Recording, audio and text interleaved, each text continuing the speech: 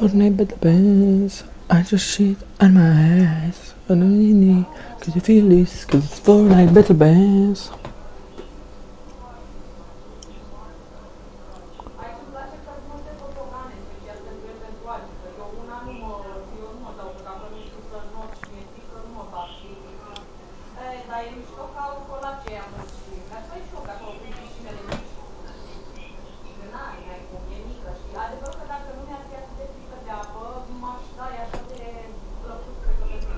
Fortnite Battle Pass, man.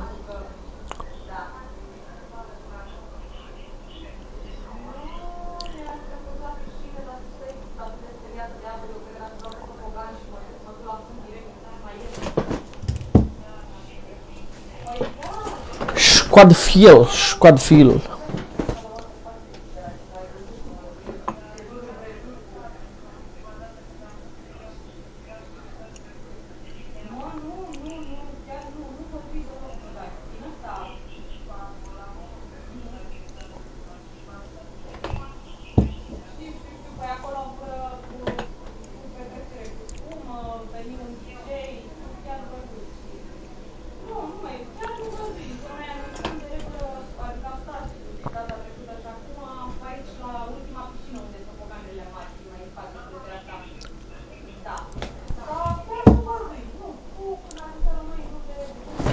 Fortnite Battle Pass, Fortnite Battle Pass. Mai este jumătate de oră, băi băieților, băi. De fapt chiar 35 de minute până începe live-ul. Să facem și noi un Viewparty.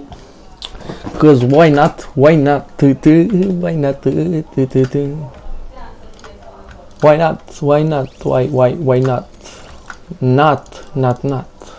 Până atunci hai să încercăm și noi să facem Diamond-ul. Hai să facem Diamond-ul.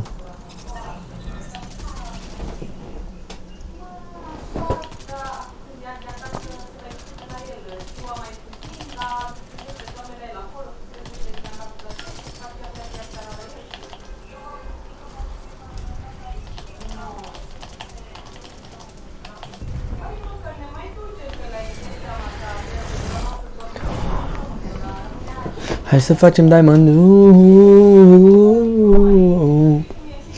Să-l facem. Facem Diamond-ul. Hai să-l facem. Hai să-l facem. Hai să facem Diamond-ul. Hai să-l facem Diamond-ul. Suntem neantrenați, că suntem nemâncați. Yes. Skibidi-dop, skibidi-www.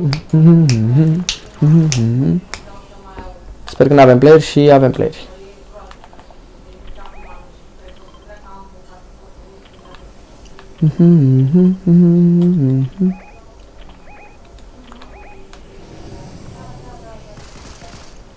Fortnite Battle Pass. I just shit in my ass. When I DC, all you need me.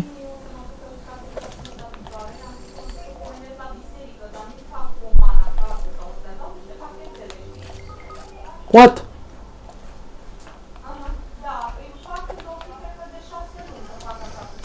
Mamă, l-ai ratat.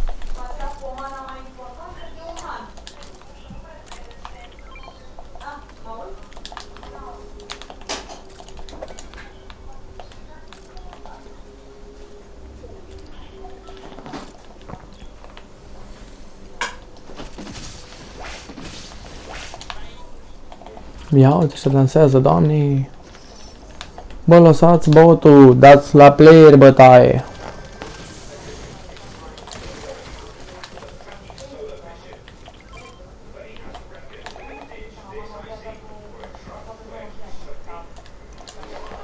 Man, take this. Take this. Man, ăla se bate cum. The fuck?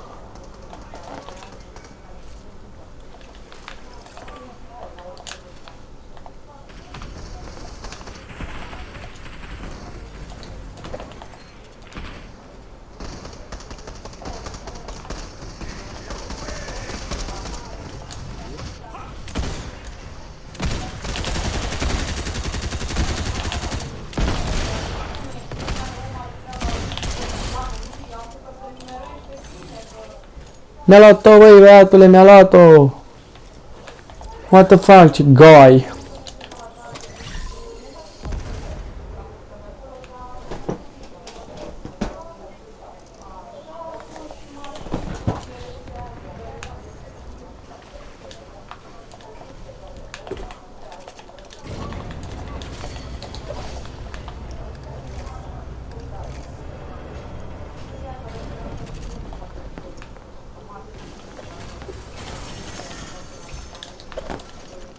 My heart, my life, was my nationality, was something that bothers me.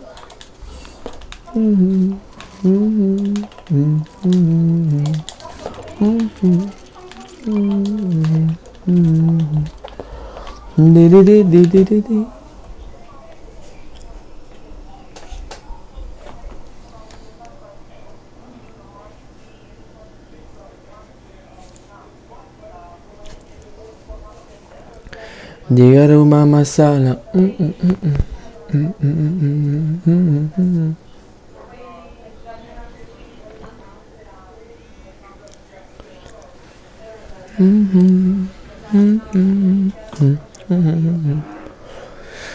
Și ce să faci? Ce să faci? Really so bad.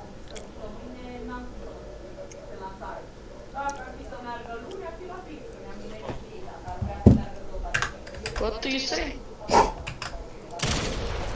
Your mother's kurva? Yes. The fuck? Copii ăștia. Ce-și ceartă?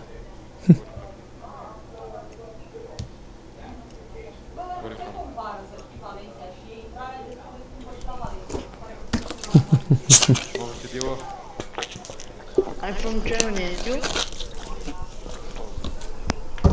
Wo? Can you speak German? Okay. Okay. Wie heißt du? What's your name? What is your name? What? What is your name? Your name? Yes, what?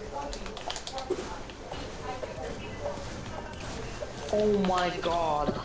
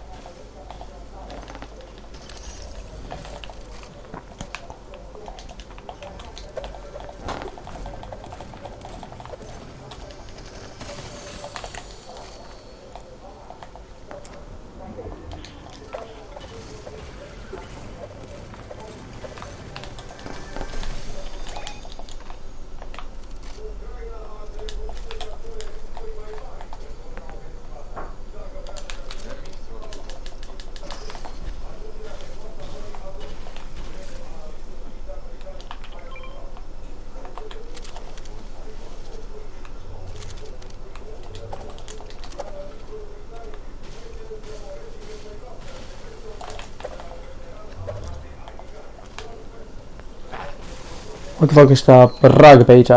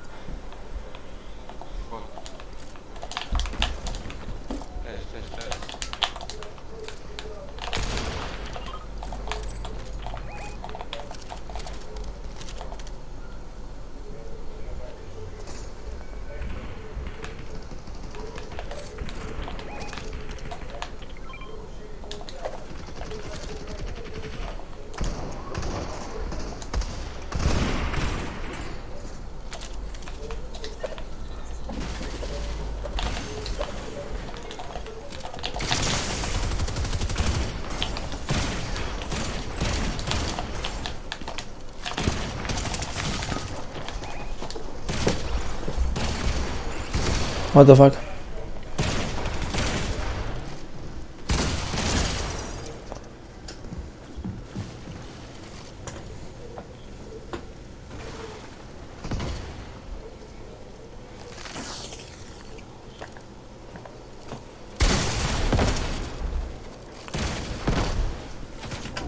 What the fuck, fuck.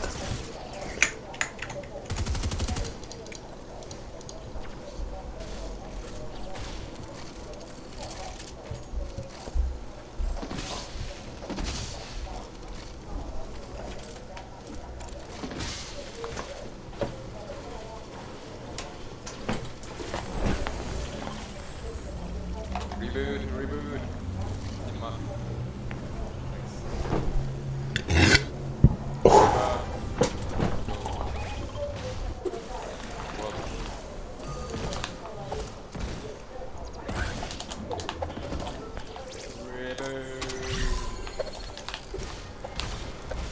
Mult dau ăștia.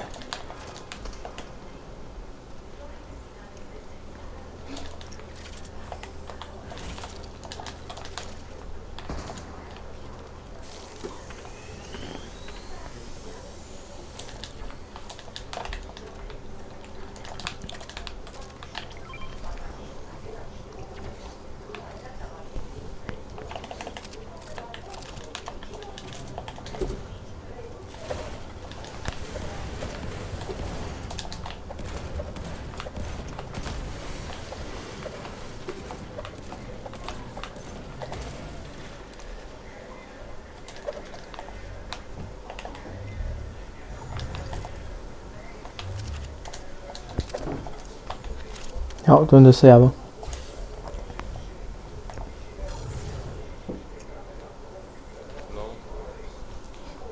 Hello? Cică hello?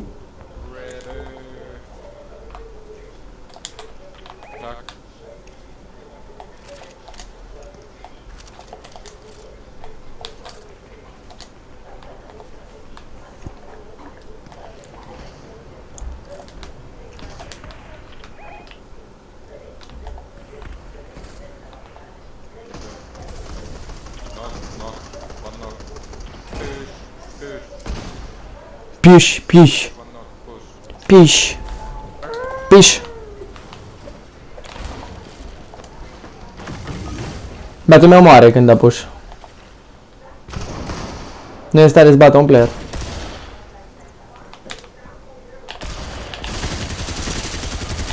Nu este stare să bată un player, no way.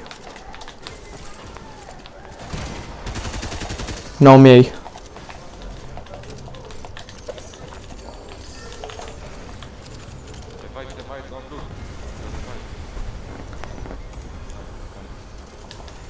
Ha.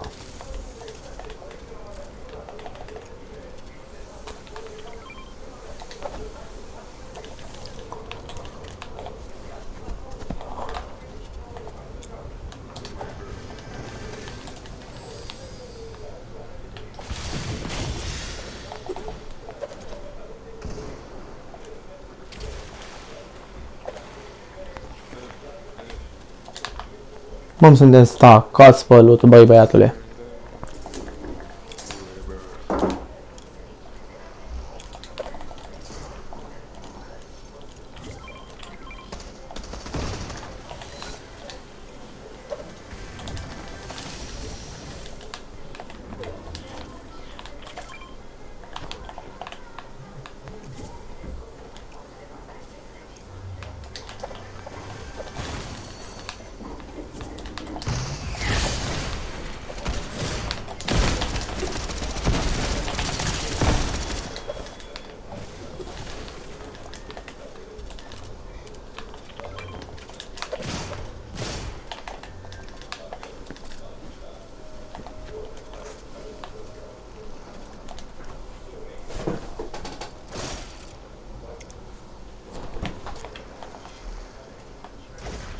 What the hell?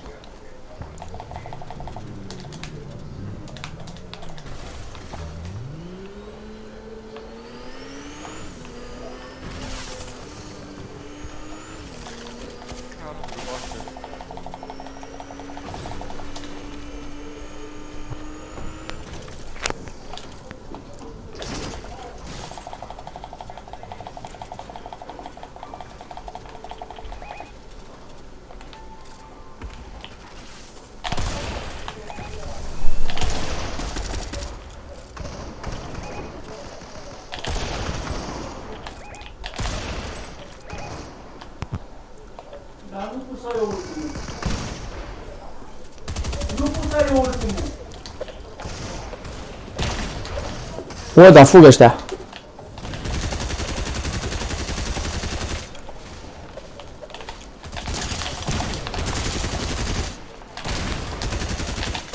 Bă, n-era cap, no way! What the fuck? What the crack?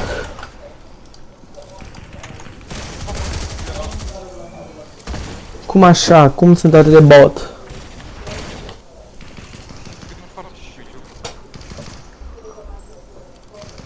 Se vede că nu mă antrenai.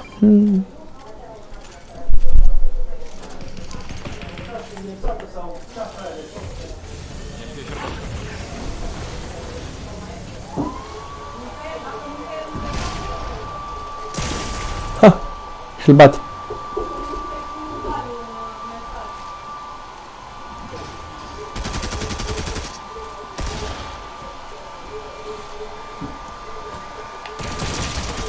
Ha!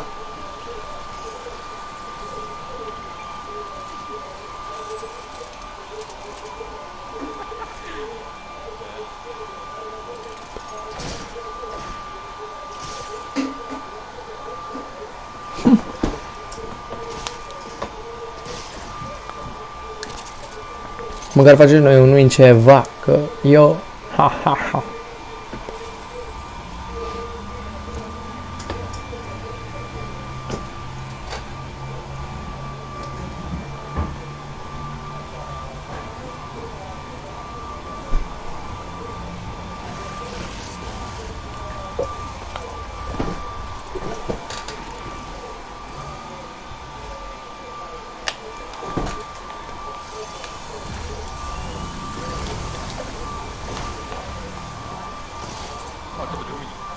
What the fuck?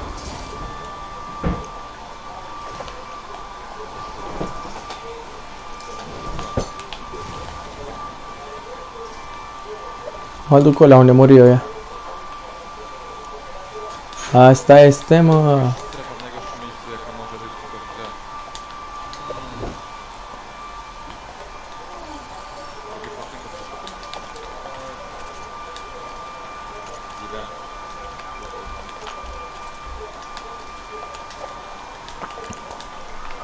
What? Zjebał się znów z kogoś. No co za idiota. Idiota!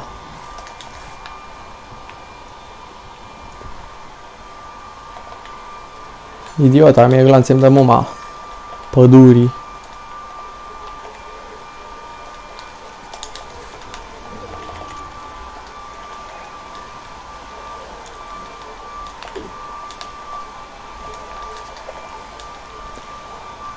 Sunt full glanțe, no way. No way, no way.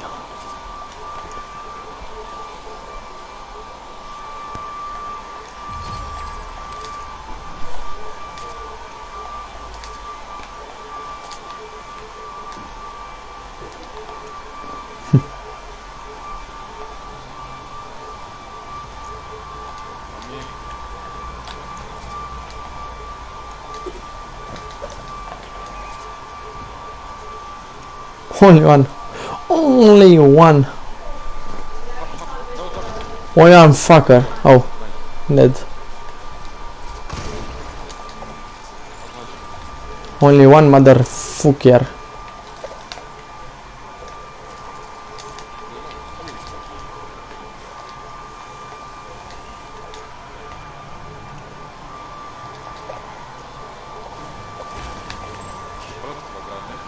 Paляшки, прям.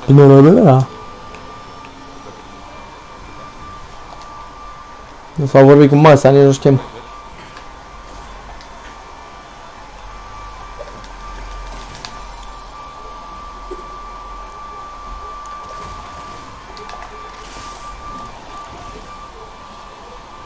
Machu Picchu.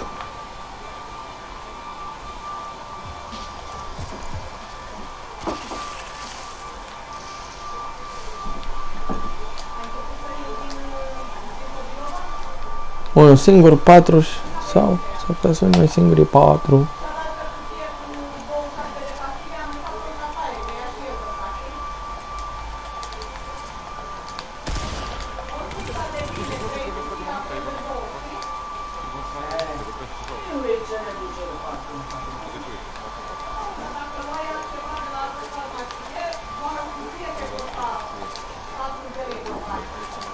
Suntem pizda jebana.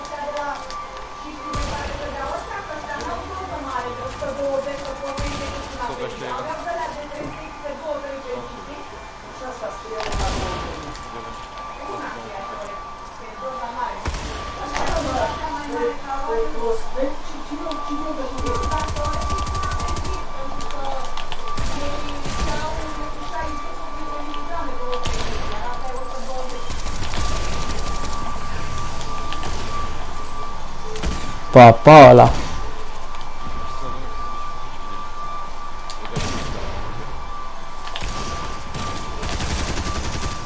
Bravo, dude. Sunt prea bun eu.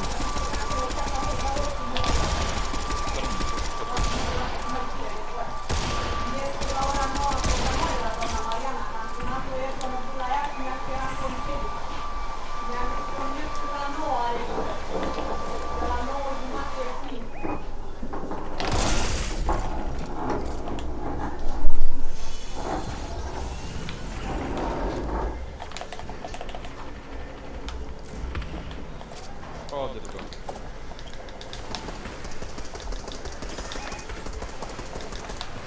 Ale ja mam tu na triple, nie mogę zabić. Wiesz to? What the hell, 4v2. Oj, kurwa, nie 4v1, ok. Gryź go. Aha. Dobra. Kolego już. Nice. Și-o doar un like, un kill. Hai că like.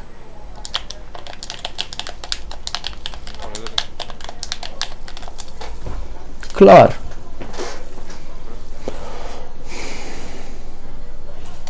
Ok, ok, ok. Ok, ok, ok, ok. 62%, 16 kg win. Sunt prea bun eu cu un kill.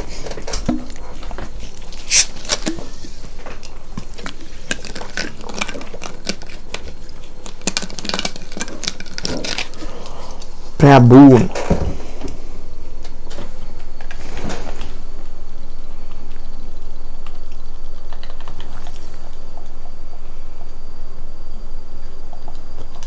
Și mă bag acum la un 1v1 să mă antrenez, că în 10 minute intrăm frumos să ne uităm la live-ul celor de la Fornei, de la Fornei, să vedem și noi acolo, facem un Viewparty, că why not? Cum îl cheamă pe ăsta? Îl cheamă Șobolanski. Abandon. What the fuck, e abandonat copilul.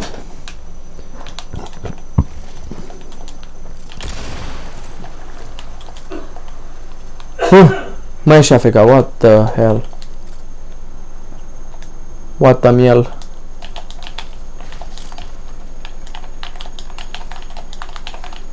What?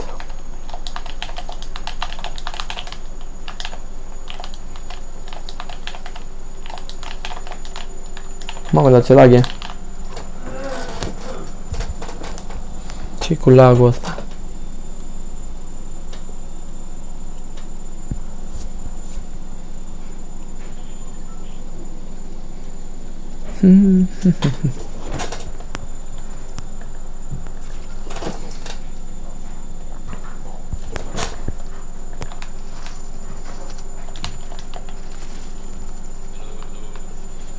Clar.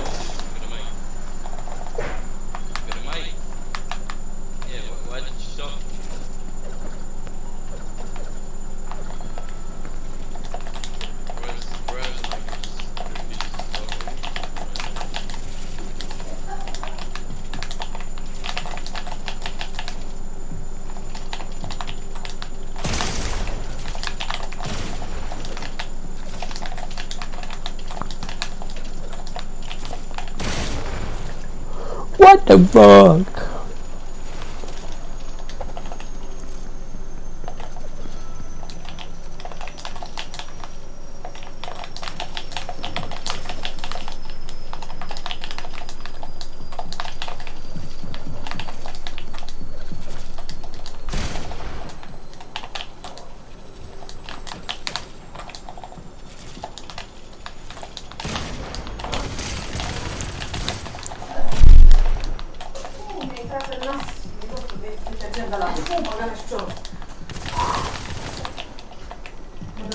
să șterg pe lângă veceu și mi-a mai zis eu că de școasă. Îndădui cu porcăria aia de te asociază. What the fuck? What the fuck? What the fuck? What the fuck? Bă, închide ușile aici, închide ușile! Închide ușile!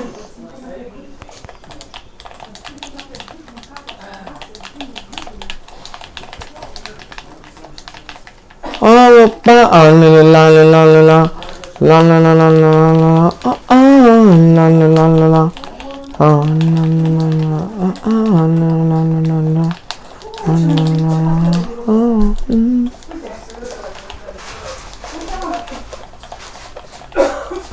Oală, ce mai izbi, ce fac ca să Ai dat un default de jucat.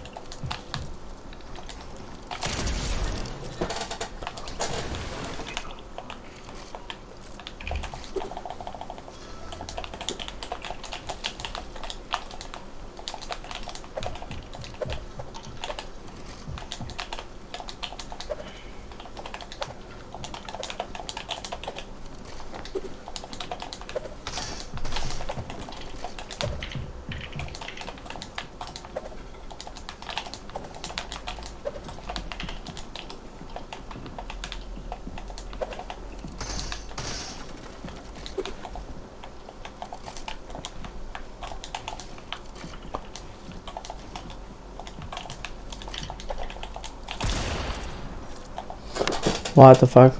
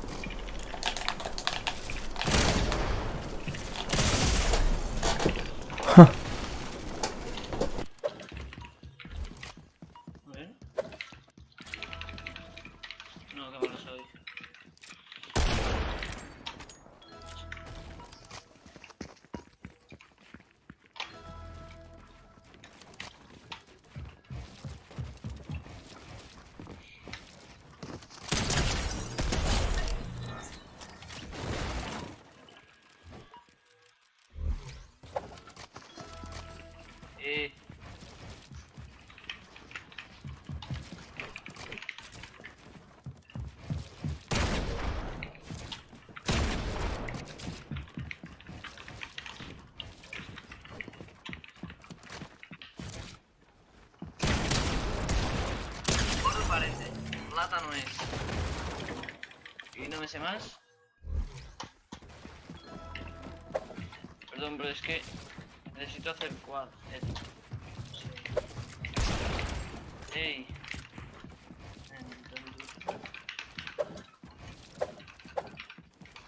Uf, estoy malísimo.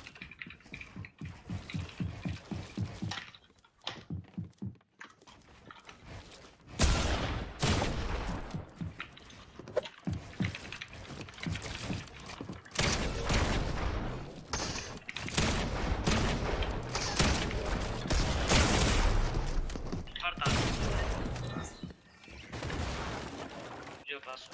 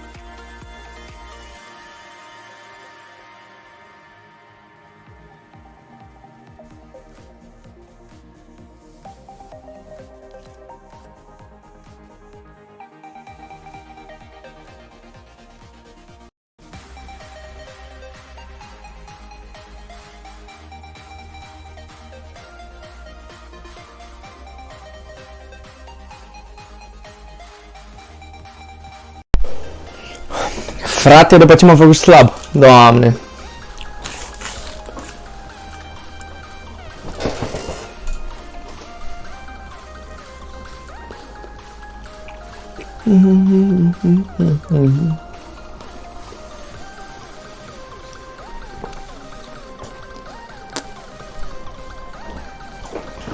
Știu.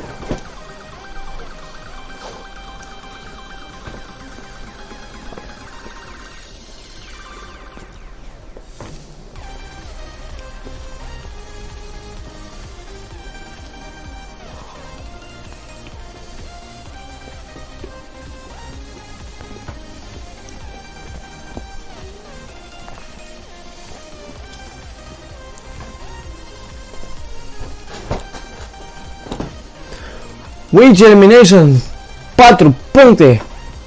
Un kill. Da.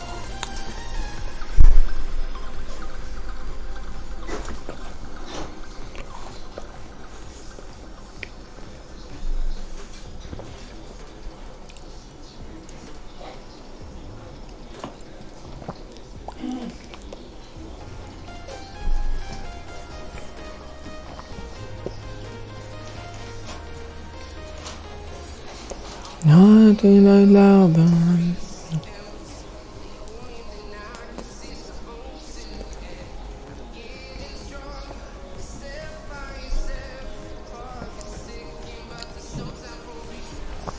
I keep flying around to town.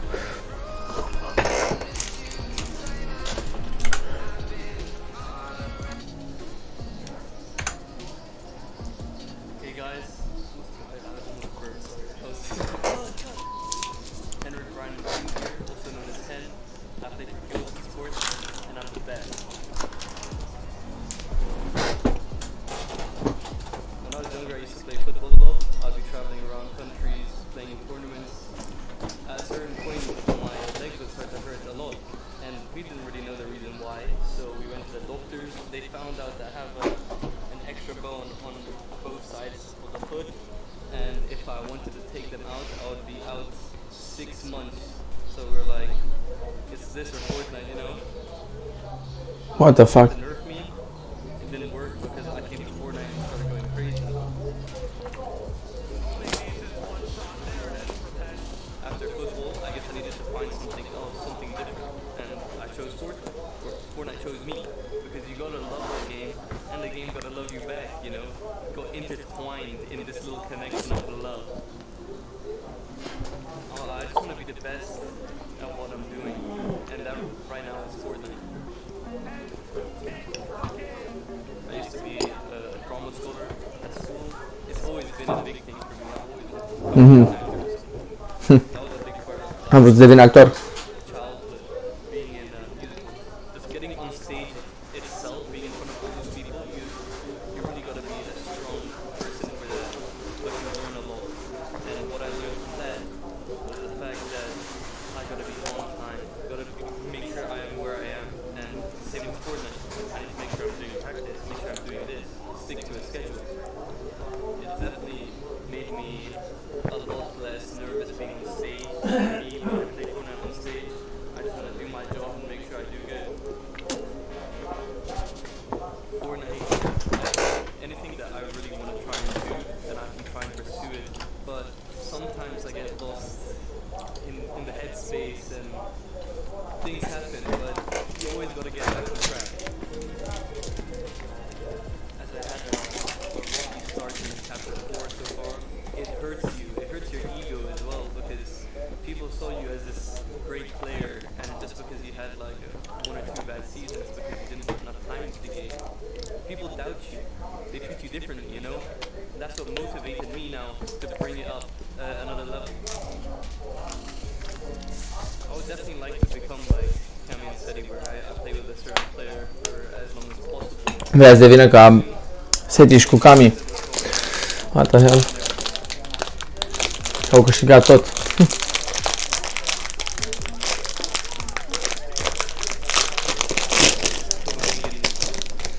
Nu știu cum se aude. Ce are? Se aude bine. The thing that I'm doing differently is basically playing the game more. Așa sau de el. more vulgar viewing, more aim practice, everything. The more time I put into the game, the more hours I have. Nu știu cum se aude. Ce are? Se aude bine. The thing that I'm doing differently is basically playing the game more free. Așa se aude el. More aim practice, everything. The more time I put into the game, the more hours I have. Da, nu știu ce are. I can either implement it into my game and adapt, or do something very different Da, perfect. I've seen before. I've always wanted to be good at everything I do, you know, it's the competitive side of it. It's always been there. What can I say, guys? I like to win, you know? That's what brings the best out of me. It's like an adrenaline rush. All my fans, thank you, and I love you for supporting me. To all my enemies that I see in game, watch out.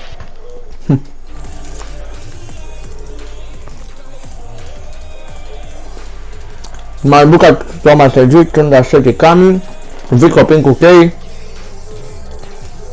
Lee și Monaco Mestaci cu Aidon Bush. Mister, să vezi cumva deal asta, așteptam Apex Side Drop cu Mapi 7. Stau pe live că nu am ce să fac, ok. Manchester City Tripper cu Revsgard, Solary cu Voxe. Da. Ăștia sunt cei mai cunoscuți până acum. Robab Kebal cu X-Force, Hanas cu Srapt, Skydun cu Shaikos, Focus Asa cu Slovai, Trulex cu Chico, Podasai cu Snazy, Skrill cu Monaco Bloodfire, Karmi cu Vaniac, Uguay cu Hen. Da.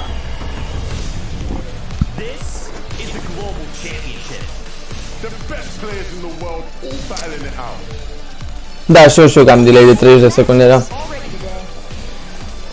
These are the moments that make these players championship material. One chance to make it happen, and they take it by force. It is going to be absolutely insane.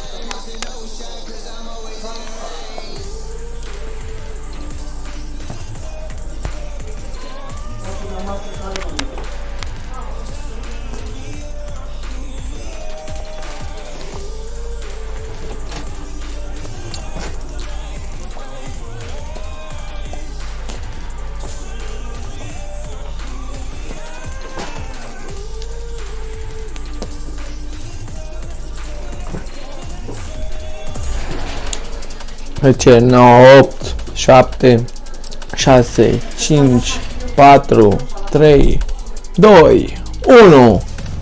It doesn't get more hype than this. Uite, bă, la funul. EU with the 50 strongest duos of Major 3 are here.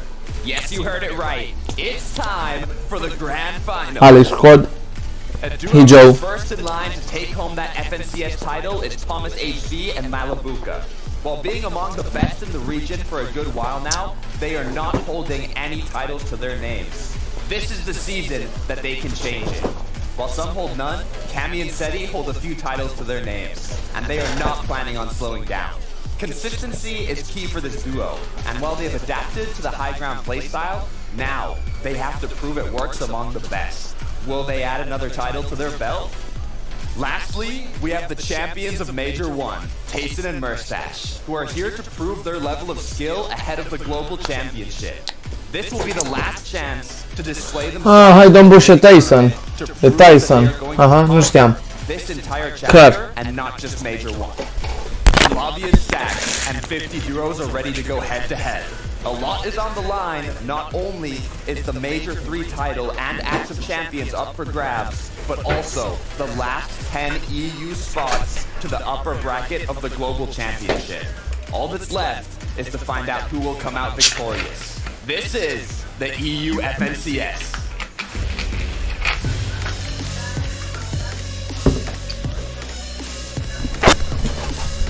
Adică cum Alabama Junk, se vede bine?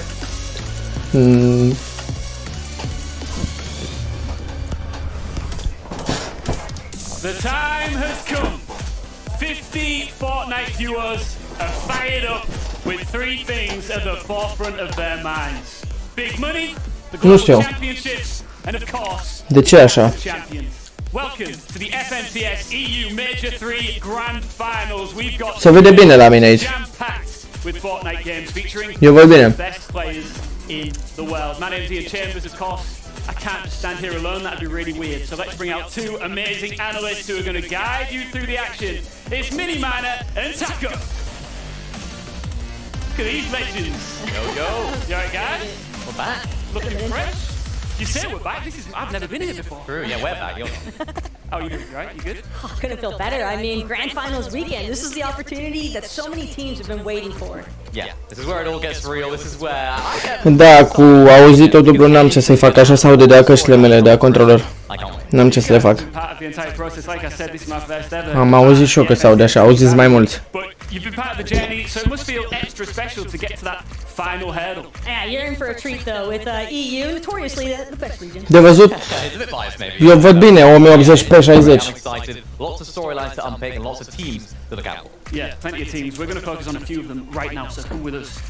Listen, like you said, 50 amazing duos are going to be taking part here, but we can sort of divvy up some of the top 6 that you should really be looking out for, starting with some of the front. Așa se vede gen și live aici pe calculator. Nu pot scoate controllerul că nu mă aud eu. Nu știu bitrate-ul, care e treaba cu el și ce habar n-am. Nu mă pricep. Week where they didn't place in the top 10.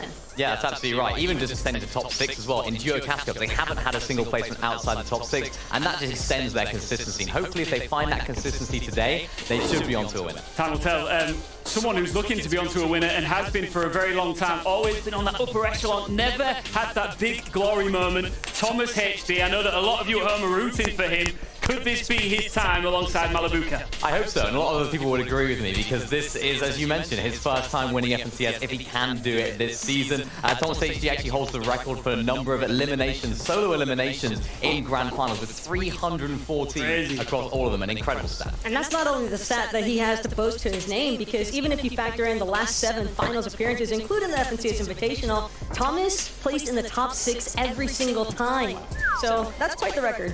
Yeah, it's not that long ago that us 3, or the 3 of us, were together in Edinburgh at Red Bull Contested. Vika came out on top there. What a phenomenal player he is. A lot of eyes on him. And Pink has been a little bit lost recently when it came to finding his duo. Ce față are Vico. Yeah, it does, and I think, you know, there's a lot of sort of thoughts around this duo, a lot of hype around this duo, and for good reason, of course, winning week number 3, the week just before this one, so they're coming into this with good form. I like this duo, I like their dynamic, and I like their chemistry. Pink really introduces a nice level of discipline that meshes so Da, de văzut parcă se vede pixela puțin, dar așa se vede pe live-ul lor de Fortnite gen. De-aia se vede așa. Yeah, and listen, I like this. We're going to run with that, right? Așa e 1080 pe-ul. A top favorite amongst Fortnite fans worldwide, not just EU. Here he is alongside. Ce poze au luat de la Vadel. Mamă. Yeah, big business this year, of course. Mr. Savage, one of the most appearances in FNCS Grand Finals, and of course they've had a few issues with Storm Surge, of course, missing out on global championships by 1 place last year. And again, there's no questioning the talent that Mr. Savage and Vadil are capable of. It's really just concerns in their drop spot, because it'll be difficult for them to efficiently rotate if they're not able to find that adequate surge damage, and being uncontested at 90 nets could pose some issues, but I could definitely see them being capable of overcoming. Yeah, and listen, we've got underdogs here that we want to shine a spotlight on too, the ones you really need to be looking out for that might not be currently on your radar or on your map. Let's talk about Ping and Kiri. Yes, Ping and Kiri are very Ping exciting Shikiri. teams. There's not enough people, I feel like, are talking about this duo, despite the fact they've had a very, very solid season so far. They've actually improved across all of the weekly finals, and now going into grand finals at a very, very good drop spot. I'm expecting these guys to get into that top 10, maybe qualify the Globes. Yeah, right in that Kopek Cove territory, and not only that, but even their recent duos Cash Cup performance, we saw them with an 8th place finish, so top 10 seems to be their calling. You guys are calling shots here. I like it. Bold, ambitious. Let's move on now to Akira and Skyjump, two console players that have surprised Akira și Skyjump. I think a lot of people would write this duo off because they're on consoles. Sunt console. They won't do anything, but I think they could definitely make some ripples in today's competition. Of course, they're landing at that gas station just to the east of the Secluded, or the west, I should say, of the Secluded Spire. And they're one of those sort of teams that definitely have a very solid strategy when it comes to this drop spot. They've been landing here for a while, and they could definitely cause some problems. And especially when you know that there's going to be two teams contesting each other at the Secluded Spire, that gives a great opportunity for Akira and Skyjump to potentially look to third-party contest from that slap and go. Can I say, you guys are great. So are you. Thank you. let's keep moving because, you know, we're very lucky here when we have these broadcasts when it comes to FNCS that we tend to be able to get into the mind of some of the players that are involved, which is nice considering they're right on the, you know, the edge of getting thrown in to the lobby. And we've got Kiri. Now, Kiri, we just highlighted you as one of our underdogs to watch. I'm sure you know Interviu cu Kiri înainte de a juca. Grand Finals Day 1. I'm feeling good. I'm a little bit nervous, but it's all okay. What is it? We're working for this. Yeah, I mean, what is it you would say that you're most nervous about here? Is it competing and making the global championship, securing that spot, or are you guys focused on claiming the axe of champions? We want to win. That's surely one object, and we want to qualify for Copenhagen and show how we are worth to all the EU community. I mean, Kiri, we see the dog on your bed. Is this a bit of alluding to the fact that you've got that dog you need to get to that call in Copenhagen? Yeah, sure. Now, I saw you post earlier on, you actually went out for a little bit of a walk before Grand Finals. Is there anything that you do going into big events like this that sort of hypes you up or gets you in the mindset? I meditate, sometimes I go to the gym, but I didn't go today because I was stressed a bit. So that's alright, I wait for the work. Nice. Kiri, what's the dog's name, out of curiosity? Damon. Damon? Yeah. I don't like. I mean, Damon's asleep, but nobody's going to be sleeping when you jump in, right? I'm excited to see you. I'm excited to see you in action. Are there any other duos here that are going to be in the lobby that you've particularly got your eye on as a potential big threat here? Of course, you're competing against some of the best teams in Europe. Yeah, sure. Probably Malibuca is one of the best teams right now, coming set too. But I think we could perform well. If we play good, we play our cards. Good stuff. Well, where can we find you online if anybody watching doesn't already follow you? A Kiri fan on every social. All right, good stuff. Best of luck today, all right? Okay, thanks. All right. Have a good day. Good stuff. All right. Taka, I knew you were going to... I know you're a dog person. You spot a dog a mile off, right? As soon as you see a dog, you're like, yeah, there it is. He was extremely confident, didn't he? And that's what you love to see. Yeah, it's good. I mean, we talked about them as an underdog team, and, you know, part of the fun. But no, I think they do need to have that confidence, especially coming into the sort of grand finals when you are underdogs, and a lot of teams maybe have that looking at you as thinking like, maybe they're not going to do too well. That almost adds a little bit too much pressure because you're thinking, I know what we're capable of, but nobody else believes in us. Maybe that can change things up. Yeah, but at the same time, I can respect the confidence given the fact that he even made it to this set lobby in the first place, because it's not an easy feat by any means. Absolutely. Do you know what? I feel like this stage is a little bit empty right now. Do we need more people? I think so. Yeah, let's get some more. I'll tell you what. Let's bring out the squad. It couldn't just be us three. Please welcome to the show. I know they're coming. Okay.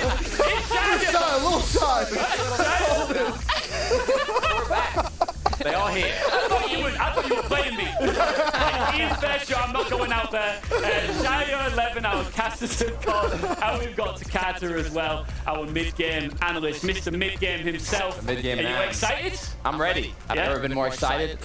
It's going to be great. Shio, you looking good? You ready? Thank you. You're looking better. Is that a compliment or this? No,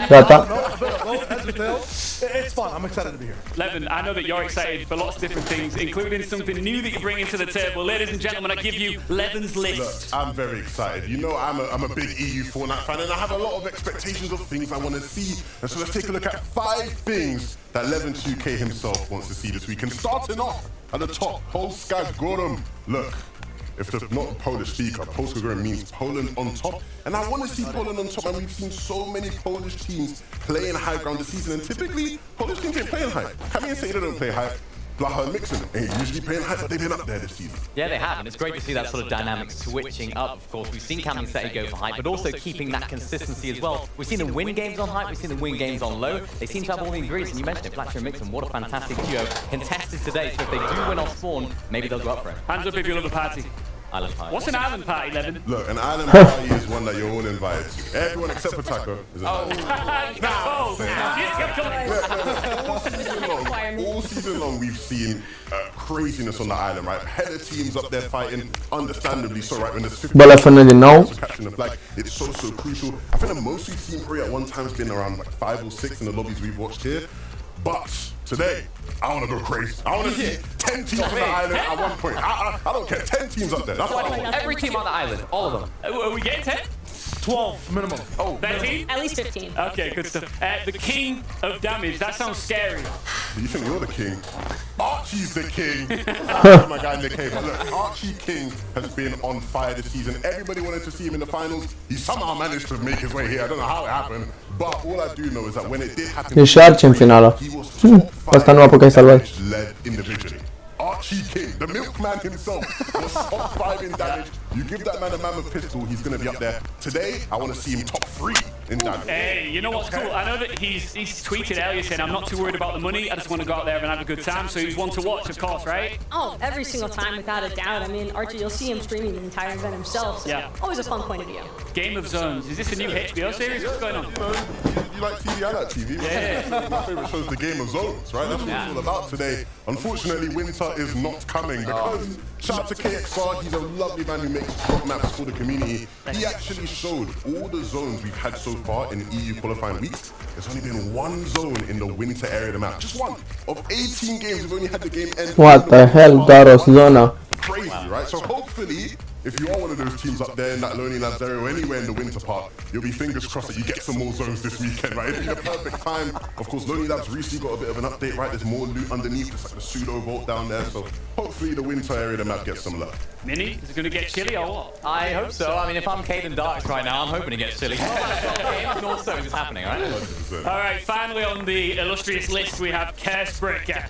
Talk to me. Look, if you watch the EU Fortnite, you know there is one man who clearly deserves to have won an FNCS that hasn't. Thomas HD. He must be cursed because he's come so close so many different times. This weekend, fingers crossed, will be the time he breaks the curse. I feel like he's almost an oath sworn, right? To only second place. He's got to break an oath and a curse at the same time. I feel like now is the time. Globals, though, you have him locked in too? Look, let's keep our eyes on the prize. This weekend, That's a no. That's an official no. I got him locked in. I got him locked in global. The curse, You got him locked in. Look, curse isn't being broken. It's being dominated back-to-back FNCS and globals. Thomas HD, Malibuka. They're going to get it done. And he stinks. I mean, Queasy and Venom aren't in the lobby, of course. Janice as well, not in the lobby. So this could be their best chance yet this entire time for him to make it happen. 100%. I'll tell you what, you guys have got me all excited. Should we do this? Should we commence this epic show? I think we should. Ladies and gentlemen, welcome once again to the EU Major 3. This is the 25 de secunde până la primul meci. Finals, and it is now time for game number 20 de secunde.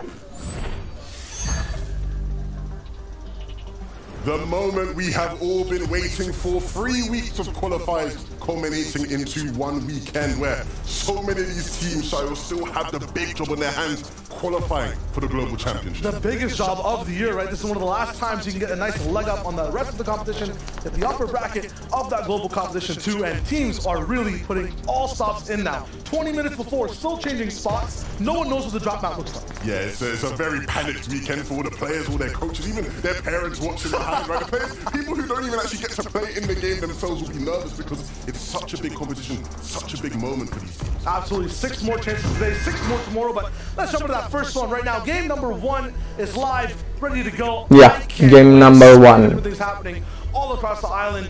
To the left of Fatal, nice contestation. More teams from the south moving all the way up to the north. We talked about Lonely Labs. Vault kind of situation going Da, Shutter Subs plus Epic Shores. That 6-7 zone has never been more fire to watch than before the zone changes. Yeah, and I have these 2 teams here in mind because Blaha and Mixon have Așa se duc în același loc. so far this season. They just won the catch up leading into this tournament, which can sometimes be a bit of bad. Ăștia-s bag cu PX, what the hell? And Nathan, can they win? It looks good so far. They pick up the weapons and they pick up Nathan. Deja un kill. It's huge for Blaha to be the one to actually get that siphon. All that pickaxe damage just kind of taken over, but Jakey, just an AR, I don't think it's going to be enough here on the back. Da, mare. Era logic. And that's very reminiscent of how this previous, or the shots gone previous. Yeah, Mixon and Blaha have been dominant off spawn, and it being such a 50-50 drop like that helps them out a lot. Look at that, Shakos and Pablo as well. Two duos with this season have just been kind of more on fire when they're allowed to play. Mort. Are going to be going up against each other and getting the heat up hot fast. Shakos already down, Bevies is ready almost as fast as Mixon and Blaha from their spot. Conversation is nothing right now. Nice and easy. Secluded Spy, one of the hottest spots on the map right now, and these guys winning it out so early is a good thing, because in the cash cup leading up to this, they were getting beasted and feasted on. Malibuca. It wasn't looking good. Unde-i Thomas?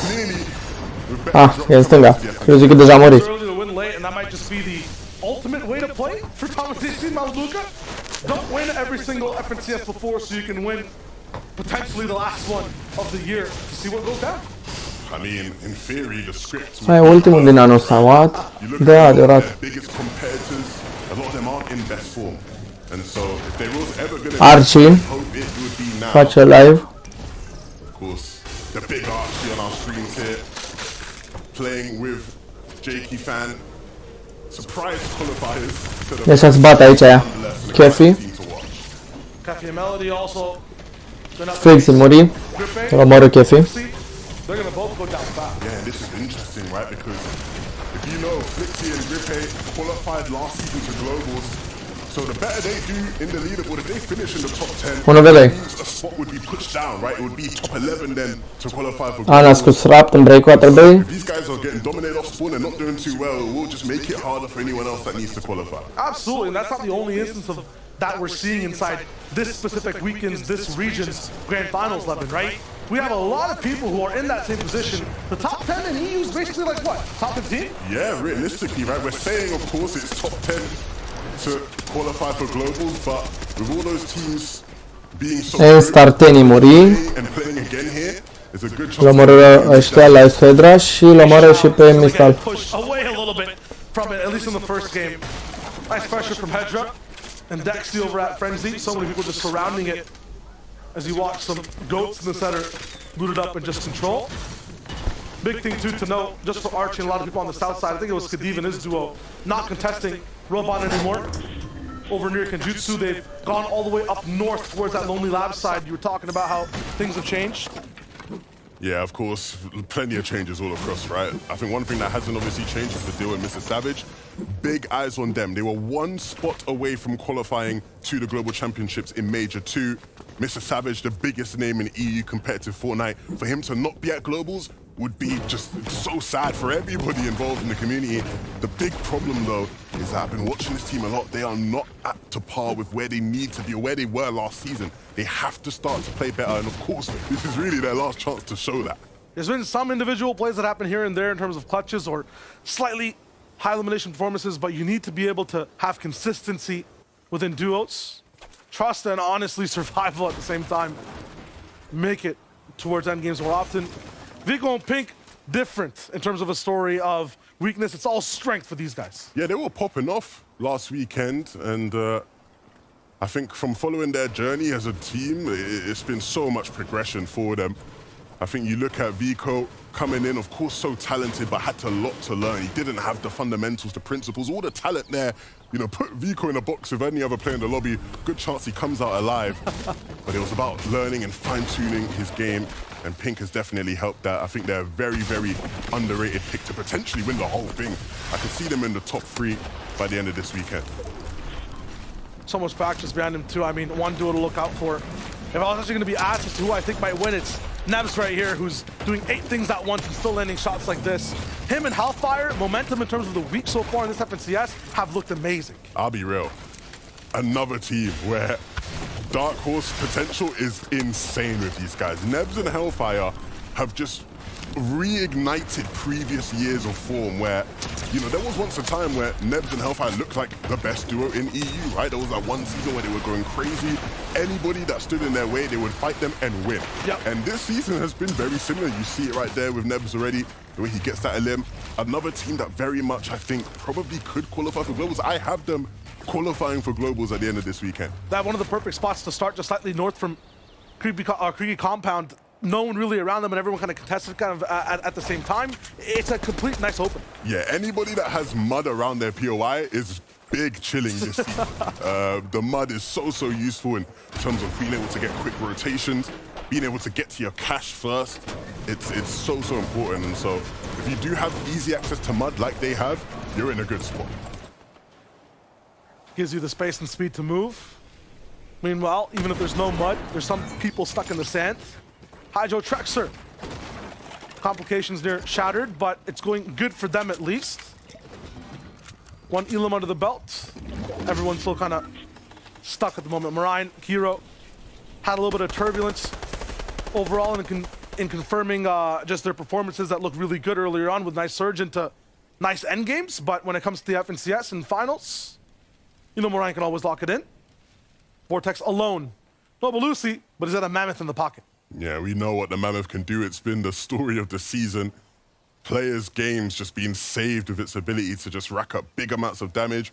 Even with changes to it that reduce the amount of damage it does, everybody's still going to be picking it up. It's just on decision here, and he chooses those tracks on the backside, yeah, and that's going to actually spark the fight and let Marine jump in, which then allows him to just completely move. Vortex is just going to be able to go exactly where he wants to go and stay away from everything else. That's nice for him to just get out, maybe even get the card, get his teammate up. Perfect for Vortex there. Them two fighting, and of course, like you said, he instigated it, right? That big damage just was not favorable, but very favorable for Marine and Kiro. They will not be complaining about that whatsoever. And of course, they have that vault key, and so the 3 points that they will claim from heading towards the vault and claiming that, and of course, the loot that they'll get, the slurps, the weapons. It's a big bonus on all sides. Trip and Refsguard, another duo who is kind of back and forth when it comes game to game. In their best major week, it feels like they were there for half the games and at the same time weren't online half the time. Yeah, and we were expecting them to be contested by Hutty and Tropex coming into this competition. So to see them both alive with 0 limbs makes me think that there's been some sort of switch up, or at least a disengage, which we always knew is possible. And now a choice for them to opt towards rifting here. And it's interesting because rifting is always going to be a big risk in this lobby where everyone's so hungry for surge. As soon as you make yourself available in the sky, people are going to be looking at you. But they still take that risk and they will head in the direction of Blaha and Mixon. So we'll see how that plays out. Of course, I think really realistically it is the fact that they were trying to get to their cache as quickly as possible, right? Yeah. And so the rift helps them in that sense. Even though they take a bit of damage, it's worth it if you can get the cache, get the slurps, and heal up. Just stopped Kiri moments ago. This time, hats off.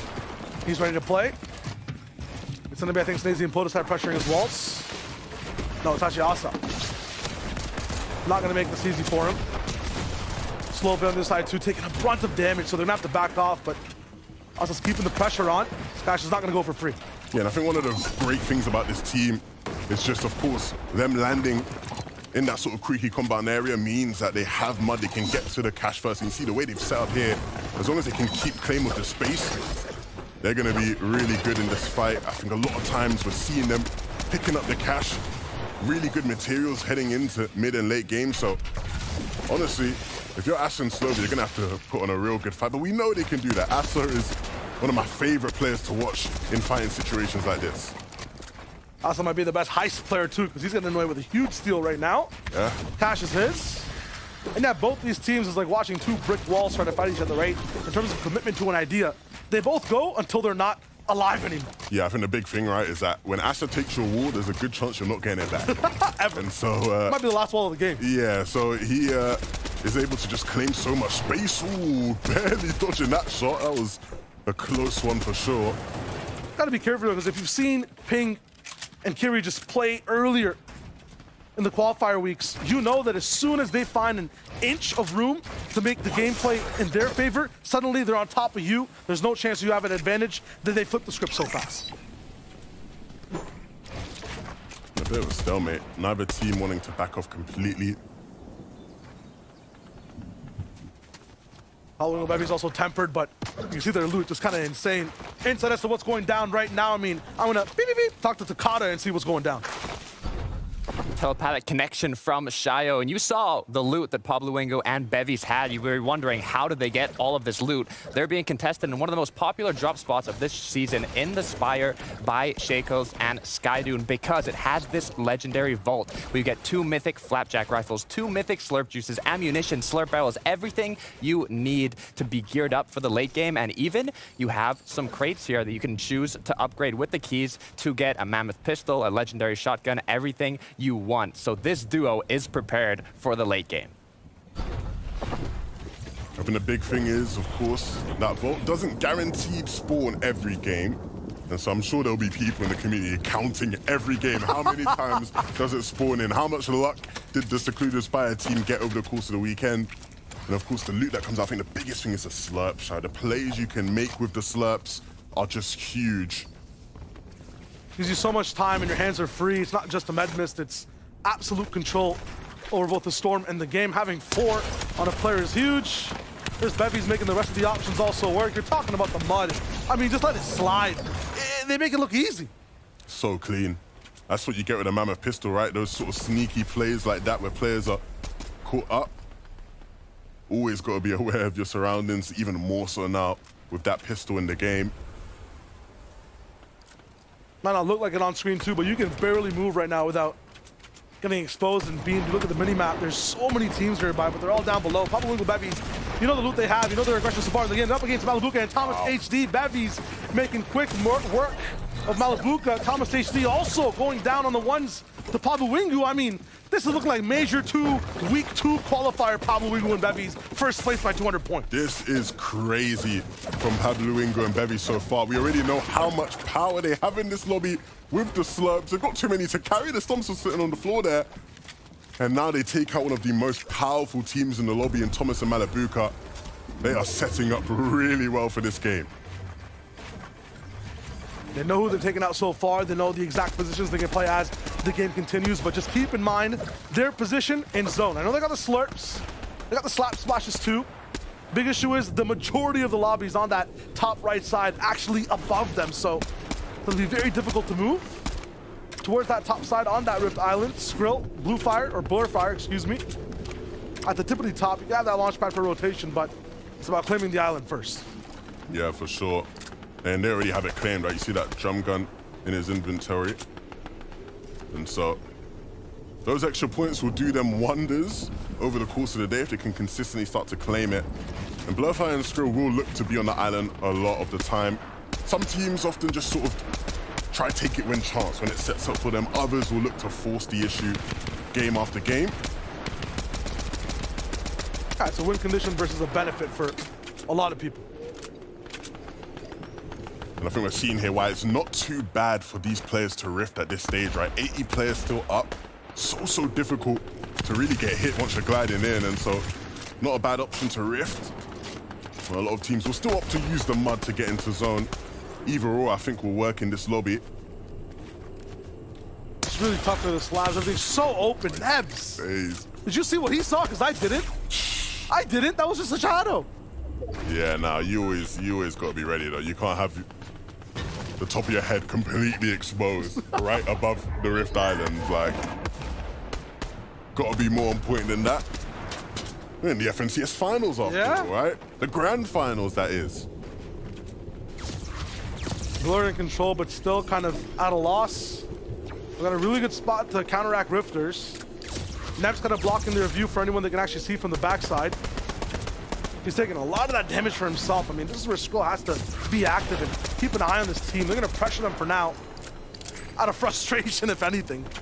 Give them a little bit of a check, but they're able to keep things secure. Those are just birds, won't give you surge. Nothing to find for Skrill. Yeah, but this is an example of a team that maybe lacks that grand finals experience, right? Because in this kind of situation, in these kind of lobbies, you have to know it's going to be so difficult with 80 players up to get surge in 5th zone. It's going to be tough.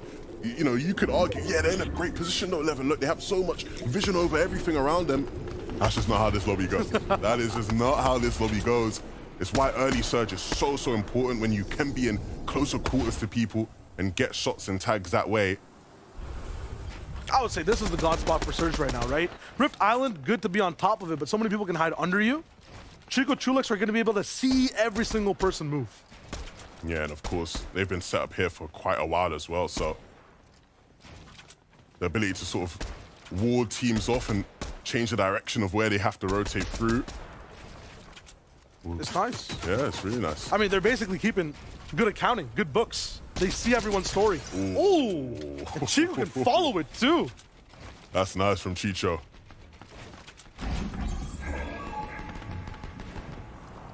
Archie, though, different story.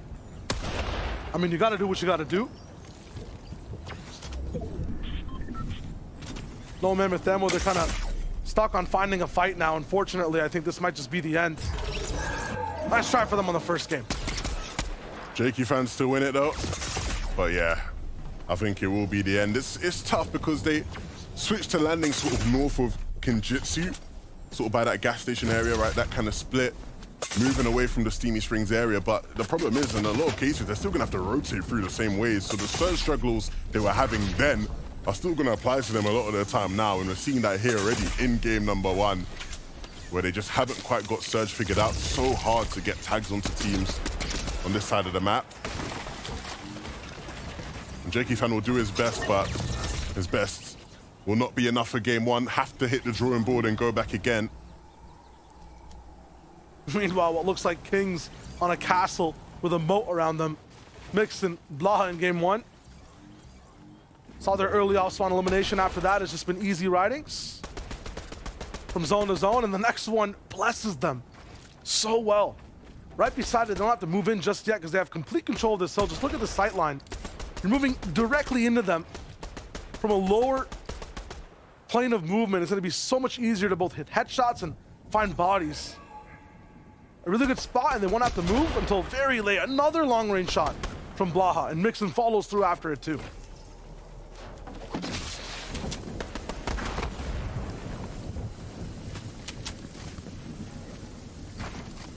Foxy and DKS were also contested off spawn, but just picked up elimination while moving in general from zone to zone in the game. They follow the rest of the community in the lobby.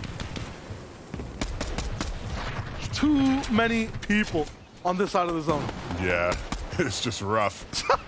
That's how it is though, on congested side of the zone in a grand finals lobby. So punishing for Lush.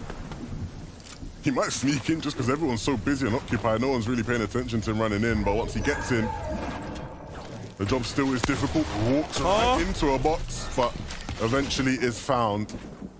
And that might be a big help for Swizzy and Prutrick in their journey up for Surge. See them sitting here, 271 above. Cammy and Seti on the other side of their walls. Patiently waiting for them to make a mistake. And picking up a few in the feed. Trulux also popping off. Nebs getting 2.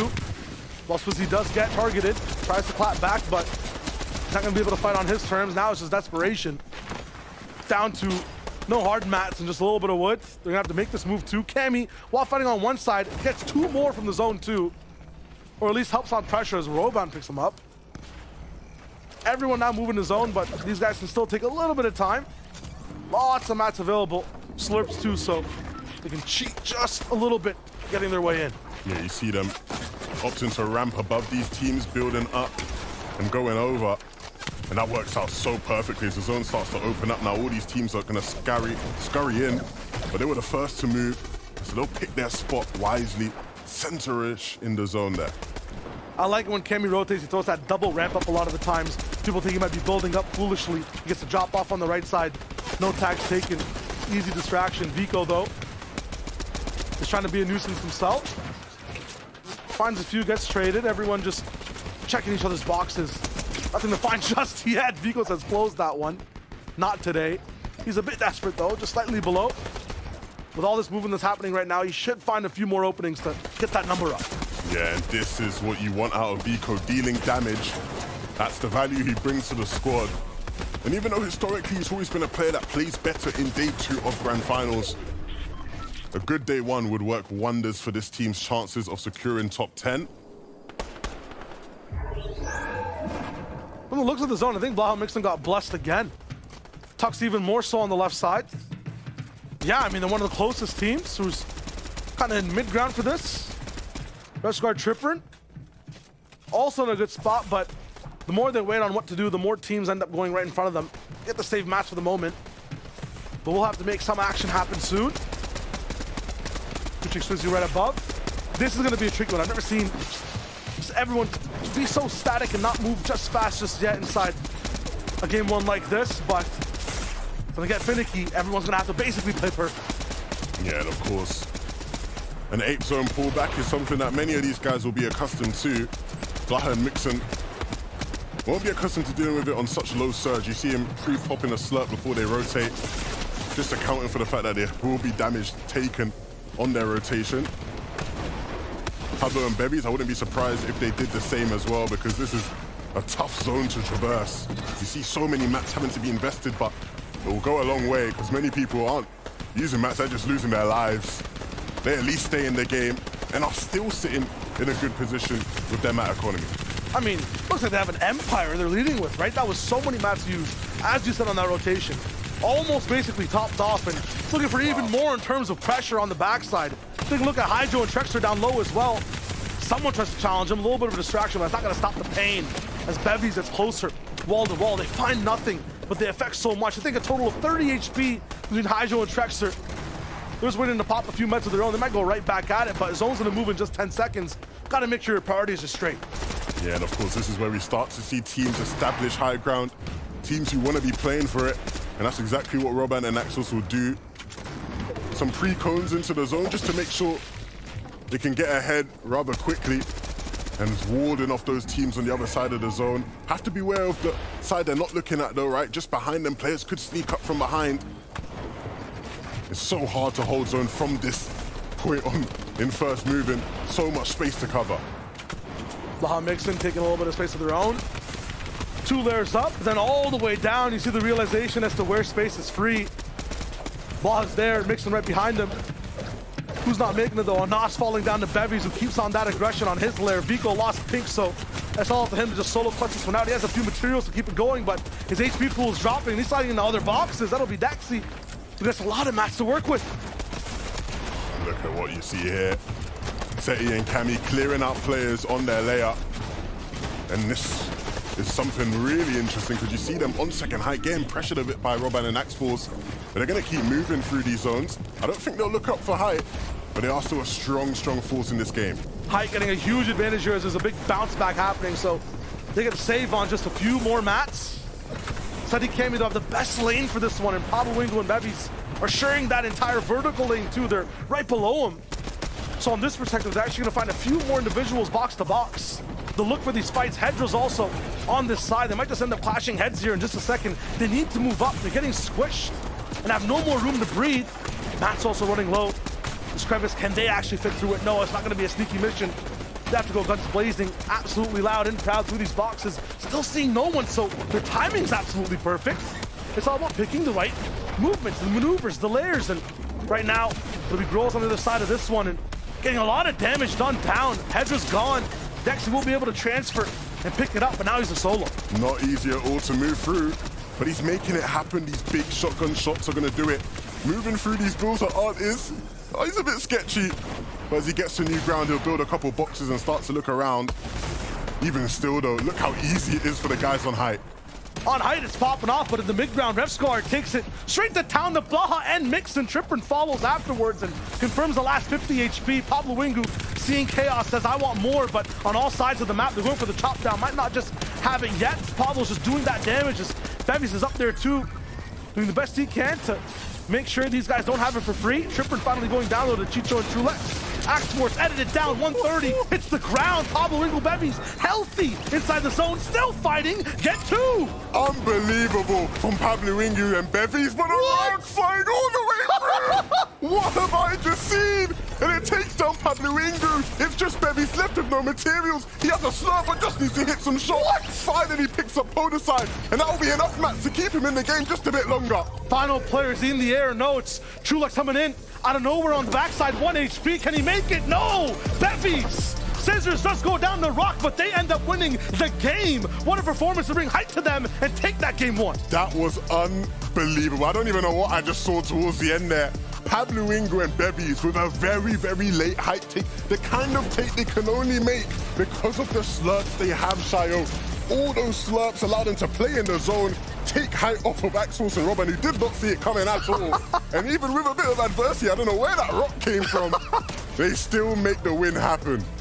Oh man, Bevies looks shaken kind of a little bit towards the end, but he's like, I still gotta pump, I still gotta go, right? And he makes it happen. Chulik's almost there, secures that second, but the way these guys won this game, fury and finesse, that was amazing. Look, the big thing for that team is consistency. Can they win off spawn again and get a chance to run it back just like that game? It's not a guarantee, but we still have so many games left to see. Let's send it back to Ian to break down game 1. Levin, Shayo, thank you very much. Pablo and Bevy kick things off in monumental fashion. Bit of a crazy endgame, but that's what we're here for, right? We love to see it. Now, in that crazy endgame, definitely heavily credited towards their crazy start because, again, it was winning out that initial contested off their drop against Skyden and Shakos, but the early battle as well against Thomas and Malabuka, that initial elimination onto Thomas and Mali set them in such a great spot because they were max mats and they had so many heals to go through the rest of the game. Yeah, they just gave them a little bit of fire in their belly once they got those eliminations. They were like, yeah, we've taken out some of the favorites in the lobby. Why don't we just become the favorites? Yeah, I mean, you talk about building blocks to success, taking out some of the favorites, starting as strong as they did, and racking up, I think it was 9 eliminations. Phenomenal stuff. Yeah, really great stuff from this duo. And of course, this is what we like to see. This is what Levin alluded to right there at the end. They actually use these slurps to actually enable themselves to take that high ground. We saw Axforce and Roban expending so many materials up on high, which just they run out of steam. They couldn't get enough refreshes, which is different to what we've seen from them this season. We've seen them very, very proficient on high ground. So for Pablo and Wigo and Bevy to take that at that stage is so difficult to do. But because they have those slurps, they could do it. Exactly, and it would have also made a pretty big difference had Trulex actually had any sustain of his own. Bevy still had a decent amount to work with in terms of heals department, but that initial awareness to even take out Axforce and Robin when they were trying to plan height, to apply some pressure from the secondary height, that was just really well played by those two. Can I say I love that kinetic rock play at the end where the rock just comes flying through all the builds? Like, where did that come from? I don't actually know. It's on a mission. It was. Well, just like that, we're going to make this pop up out of nowhere. Where did it come from? The leaderboard is coming, and here it is. Obviously, it's early days, guys. We can't get too excited about it, but you know the saying, start as you mean to finish, and Bevies and Pablo have started perfectly. Yeah, this is exactly the kind of start that you would want to see from Pablo and Bevies, but they're not the only team looking to get things going on the right foot. I mean, Seti, Cammy, you can never really count these guys out, and it's almost tradition at this point to see them in the top 10 after game 1. Yeah, we saw them fighting towards the beginning of that end game, and they were trying to pick up as many refreshes as possible because they didn't quite have it. Of course, the zone did pull towards their sort of drop spot area, so they couldn't quite have or take advantage of those teams that were rotating because everyone's sort of rotating to them. And you can see right here, they didn't quite have enough materials. They were trying to look for some refreshes, but they made it into the later stages of the game. Not the best start for this year, but with Malabuka and Thomas HD going down early, I'm sure they'd be pretty happy. And definitely a decent solo clutch out of Seti there as well. But even when Seti had Cammy by his side, some of those earlier clips that we saw applying pressure onto 2 separate areas in the low ground, that's just something that comes with experience. And also their positioning, they were able to move a lot of times into the center of those later zones, which put them in a great spot just to try and clear out the mid and low ground layers. I'm sure that they'll be thinking that they're just warming up here anywhere after game 1. In second place, Refsguard and Trippin. Great performance again. And look, 9 eliminations on par with first and third. 3 teams with 9 eliminations. Yeah, fantastic job from this duo. And I really like the way they were playing that end game. They were hip to hip. They were going for those eliminations. They were going for those refreshes. And off spawn, I thought they might split the drop. And that's exactly what happened. There's enough real estate at their drop spot that they don't actually need to try and 50-50 and fight off spawn. They were able to get off to a good start. And we often see that with teams in game 1 of grand finals because they don't want to try and risk things going into the end game. But when it got to end game, boy, did they frag out. And that's the thing, too, is that when it comes to these set lobbies, especially in a grand finals lobby, you have to expect that there's got to be a solid surge plan being enforced here. And for Tripper and Refstoxy, it seems as though they've really found a little bit more of their stride the later things have gone on in Major 3, because you have to remember, week 1, not necessarily their favorite, but if they can keep this magic going, things will look good for them. Yeah, any names on here that you're surprised to see in the top 10?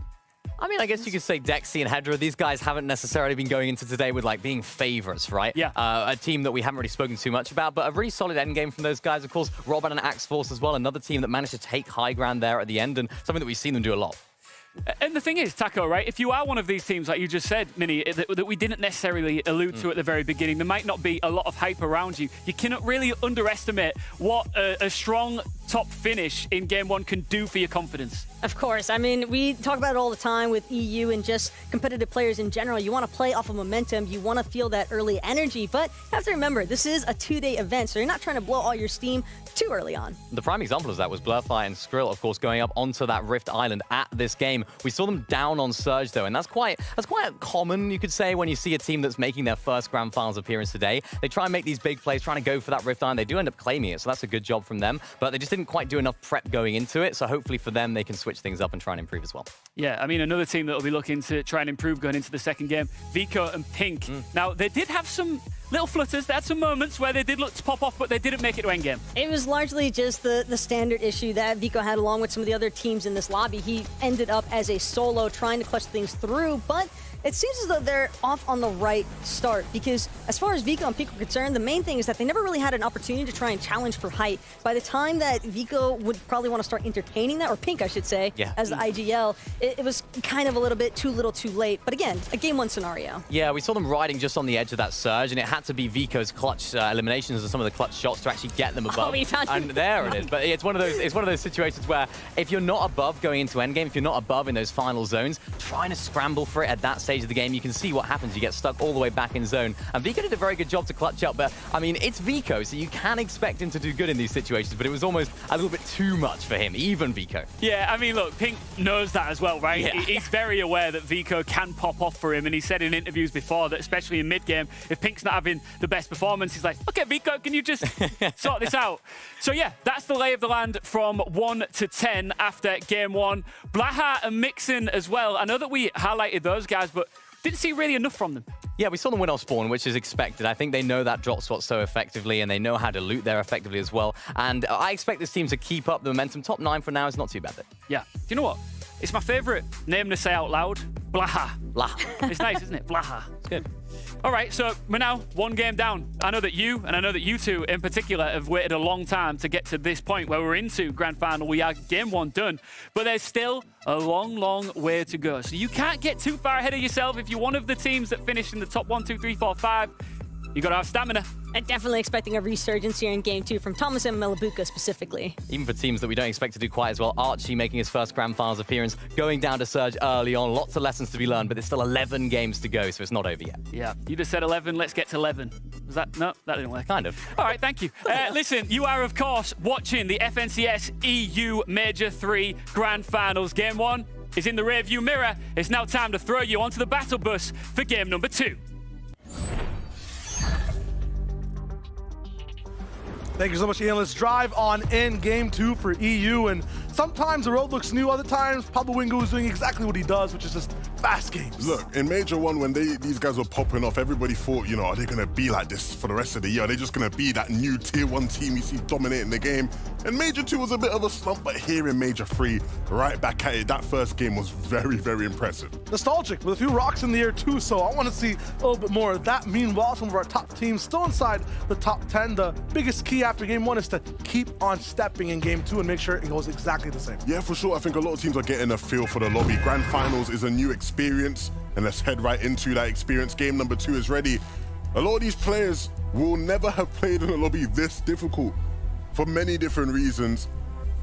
And so once you get that first taste of it in game number 1, Game 2 is a chance for, again, you to come in and re-implement certain ideas, try things new, and of course, fight off spawn. Berries and Pabuingo seemingly have some not as good drops as Skydin and Shakers. Skydin and Shakers already landed, picked up their weapons, and so it might be a quick 1-1 off spawn here because Berries isn't working with much. He does have an SMG now and picks up another weapon, but very fortunate to still be alive. Their drops were not as good as the Frenchies. Chagos is not as crazy as Pablo Wingo and Bebies is just push with a gun randomly. Look at the beam. Shingles is down. Wow. That's it. It's just Skydu now and in the air. Before he even steps to the ground, Bevies finds another. Bevies and Pablo Ingu win off spawn again, 2-0 right now. And we're hopping right into more spawn action. Blaha and Mixon up against Jakey and Nathan. They're trying to come back here and give it another shot. Their fly's been better already. Inside the roof, they found not the best loot to fight with, but dropped it down. There's a nice little pump. Gonna be tough for Nathan to face that one. They have a little bit of loot of their own that looks pretty good, but Nathan and Jakey have everything kind of set against them in terms of position overall. They might be working on mats. Blaha Mixon got the position, so that'll be the difference maker. Should have been a 50-50 off spawn now. It'll still be a 50-50, but put some long division on it. It's gonna take a while for it to actually come through. Yeah, I think this fight obviously being more 50-50 in nature is often better for the team that wins, right? Because it doesn't allow the frenzy team to come in and third party. The longer this fight lasts, the more potential for those teams to come in and just get some free surge. But Blaha and Mixon, they want to put an end to it right now. Running right in, pinching from both angles. Unfortunately, Mixon's gone down. That leaves Blaha to fend for himself. But it's something he's accustomed to. Already picks up one and picks up the other as well. Blaha is not to be messed with. 1v2. You love to see it.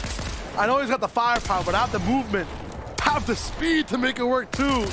If Jakey wasn't awake, he's awake now. We gotta never blink against this man and make sure you got a good night's rest too. That's just tough to face. Yeah, and if you're Jakey and Nathan, you start thinking in your head, oh, are we gonna have any luck off spawn here, right? 50-50 doesn't work out for us. Even when we take some time to slow down and loot, it still doesn't work for us.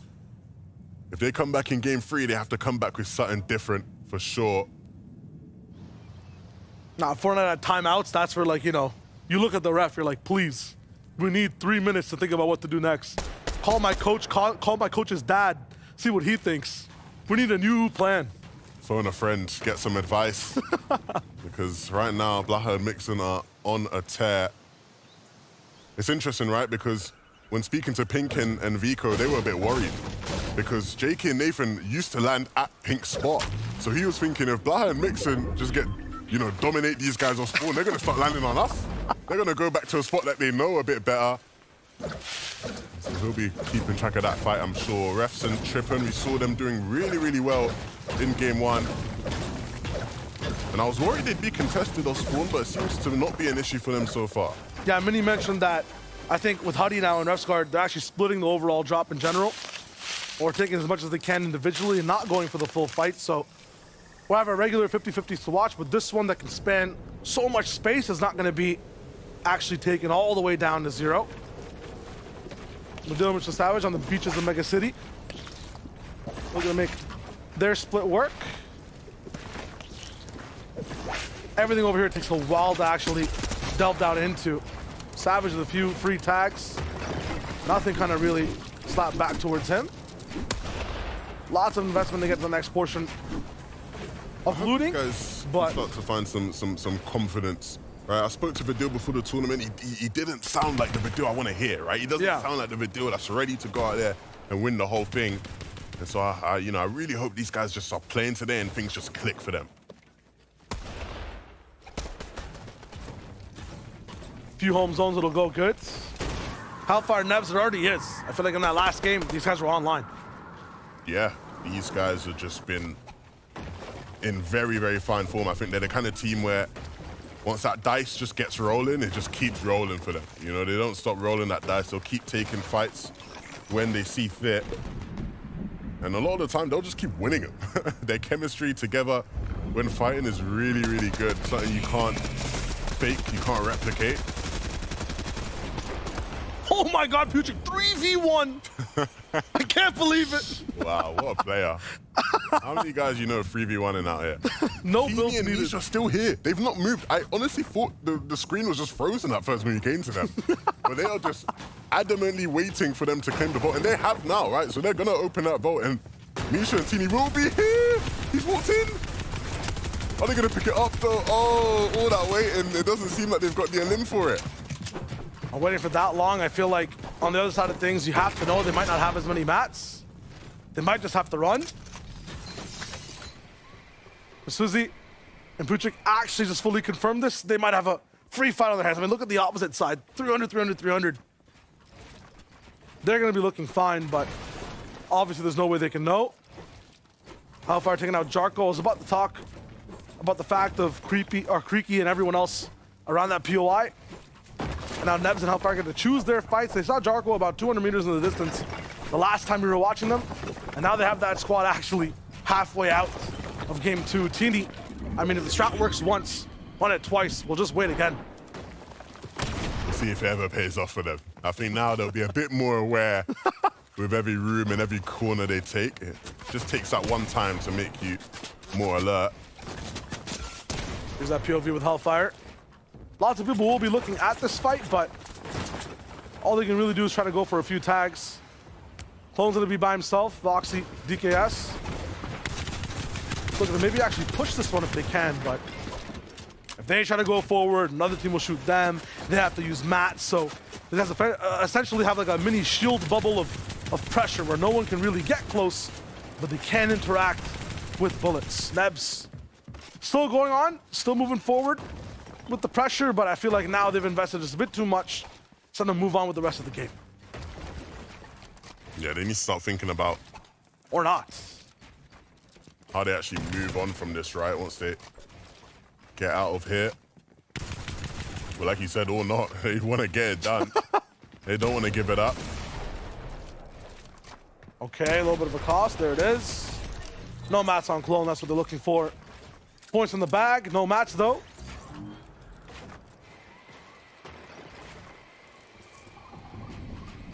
And that's on Straps.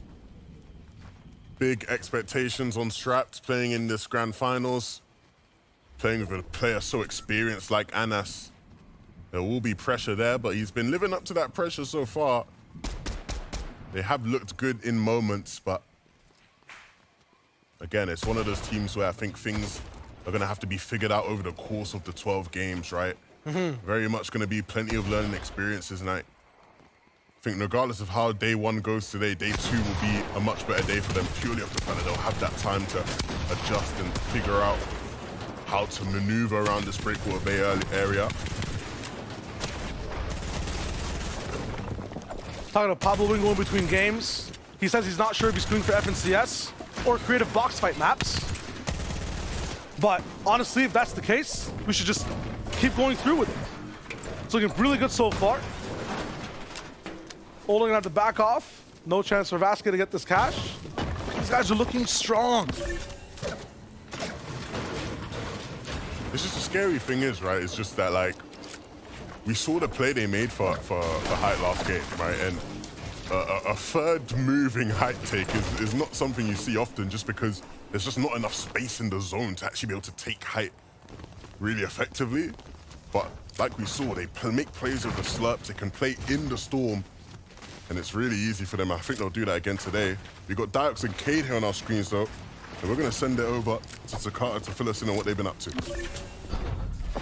Thanks, Levin. So they just got a combat cache, but when they started the game, right off the drop, they secured a capture point. And with recent changes, if you have both players capturing the point, you capture it faster than when there's just one player on it. So quickly taking advantage of that right off the battle bus. And just like Voxy and his duo partner here that did the same in Brutal Bastion, but you not only get loot from the capture point, you also scan the surroundings so you can see where the enemies are.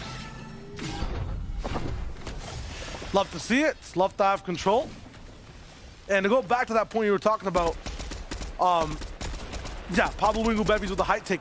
The most interesting thing that I saw out of that is they didn't even build for it. That was just bullets. They got a height take without even building for height. The power and pressure of just the shots and what they choose to shoot is just huge off that first game. Teddy Kemi, we're in that one in the same layer kind of them, but they didn't get as far in the game.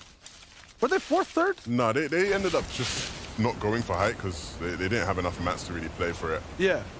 And they're comfortable not playing for it. Right. Okay. We associate Kami and Seti with playing mid and low. I think this season the reason we've seen them playing height a lot more is just because they've finally started to figure out certain better timings to look for it. In that game, those timings didn't really work out for them just because of their match situation. So, again, that's what you want to be. You want to be dynamic as a team. You want to have options. You don't want to be limited. We've seen that over the course of Fortnite history where teams look great on a certain layer. You take them off that layer, they look like floppers, right? So, got to make sure you're comfy on your couch. Staying at home. Tough to adapt to that much difference on the fly. Talking about some unfamiliarity this game as well. I mean, I never see this color on map updates, white. At least in EU. We're inside a winter zone. Hey, I'm happy. We're ticking off things off Levin's list already. Levin's list is active, baby. It's active. Game of Zones is back. I've been waiting. Will Pink come back to life? That's what people are talking about, you know? Here. The chosen one. The chosen one, wow. I told you, it's my favorite show, Game of Zones. Yeah? It's back in full force. Lots of plays being made here in the Storm, which isn't to be surprised, really. A lot of players are going to play around the rift points, right? They want to fight for those. Of course, players here in the Storm in mud as well is not really a surprise, right? Using that to get into the safe zone when they can. Can take his time still, though. Not going to be too high of a tick.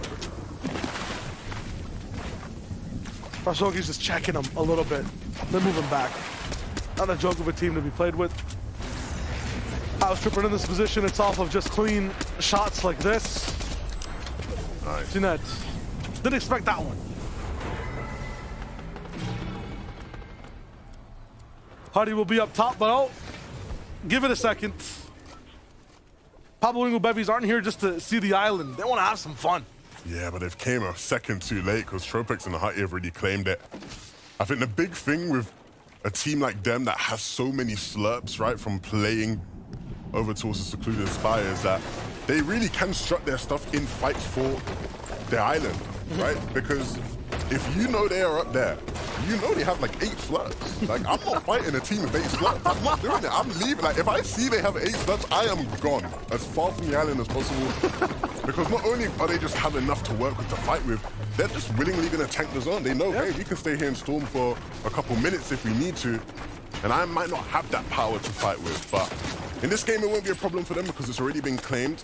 And Hutty and Tropex will be the ones to benefit from it. But the good thing is Pablo Wingu and Bevies can still benefit from the positioning of it. You see here, up, high up, using those mammoth pistols to take shots at players from afar.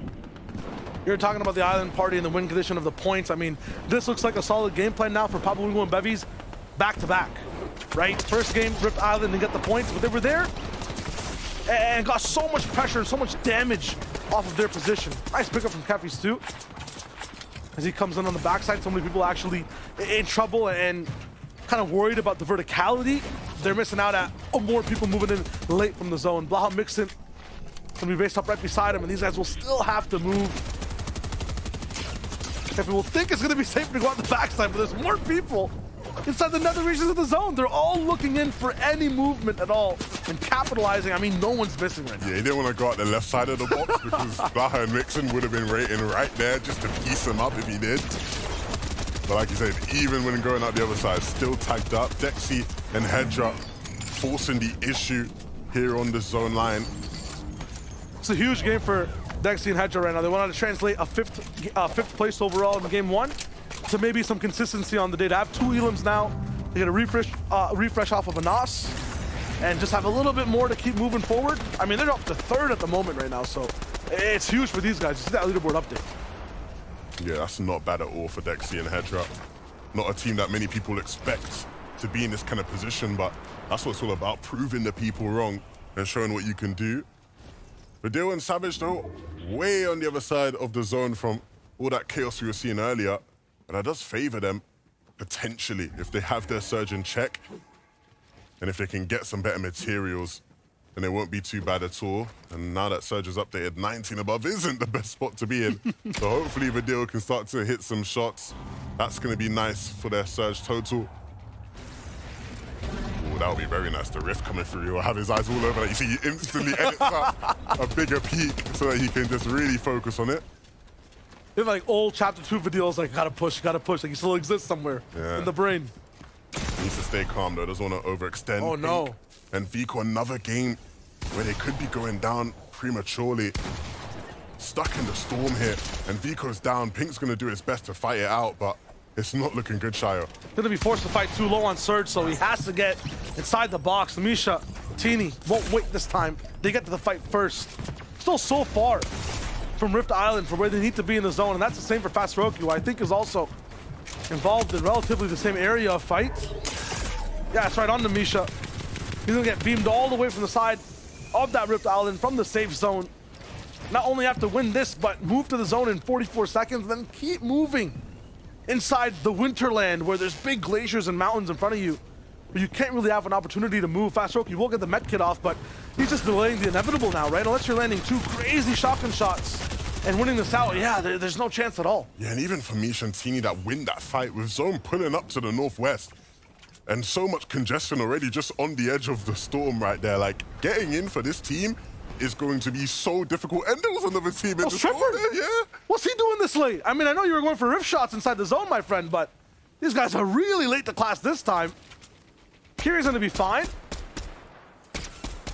A different entire type of game for them, way inside the pocket of the zone. They got the experience from playing every single week, but can they translate that to points today? Because off that first game, comparatively to the top 5, not looking too hot. Yeah, I mean, they are a team that I think could surprise people this weekend, like to play for height at times. When speaking to the reigning champion of this season, or last season I should say, Queasy and Venom, of course they're not here. I asked Queasy who he thought could do really well, and he did say Ping and Kiri were a team expected to do really well. So when you got those goats on your side, there's clearly something about you as a team. This is gonna be such a tough zone though. Need to see Podesai. Nade's already down to the issues of Surge. Podesai trying to just keep a few things alive, maybe get lucky here or there with stragglers coming in from the zone. You'll notice overall what the zone looks like too. Just pay attention to the future after we're done with Podesai's POV. He's gonna actually run down from box to box. They have all the stilts to play with. Podesai gonna escape his own demise, his own doom chamber, as Anchor's after him, but eventually he will go down. They made a big investment to run to this point. I'm not sure if they doubled back from the glacier side, but you can see the difference in elevation for a lot of different moments inside this zone. Where is Jakey even coming from? Staying alive this much inside the zone. I don't see the slurp ticking, but he's got to move, almost there. I'm not sure he's gonna be able to make it in time, and yeah, that fly is not gonna make him drive by. I like the ambition, but yeah, everyone was gonna be watching him coming in there. Skavi actually, with Vacant, switched his drop slot to be a little bit more northern base. They were landing a little bit closer to Kenjutsu, contesting Roban Axe Force in general, but right before game 1, about an hour before, they decided to switch things up, go towards that Lonely Lab side. Gonna be huge, but just look at this POV, right?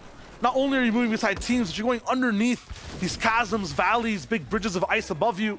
Movement here is gonna be so tricky. So many mats are gonna have to be used.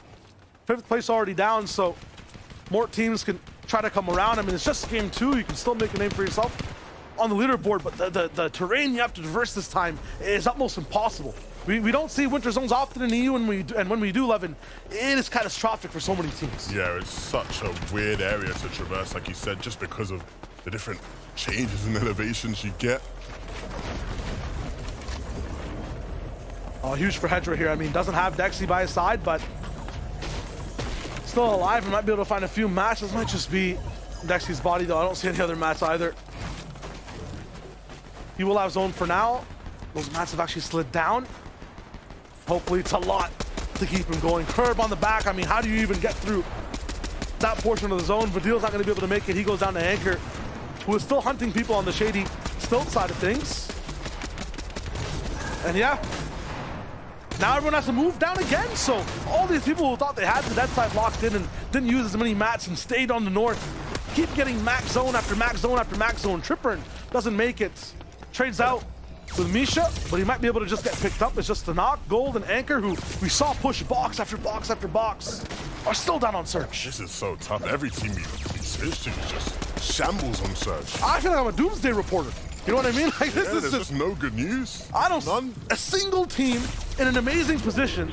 Even the ones who are good are taking trades. And once you have a little bit of a sight of the sky, you're getting beamed again. You just see broken shields. You can't even see clouds. I mean, you might be able to dream about them in game 3. That's exactly what Gold's going to be doing. Is Anchor does get a bit of a trade. He'll have some points to keep him moving, but this is just tough. Still 100 below. Yes, it doesn't get much better. it really does not.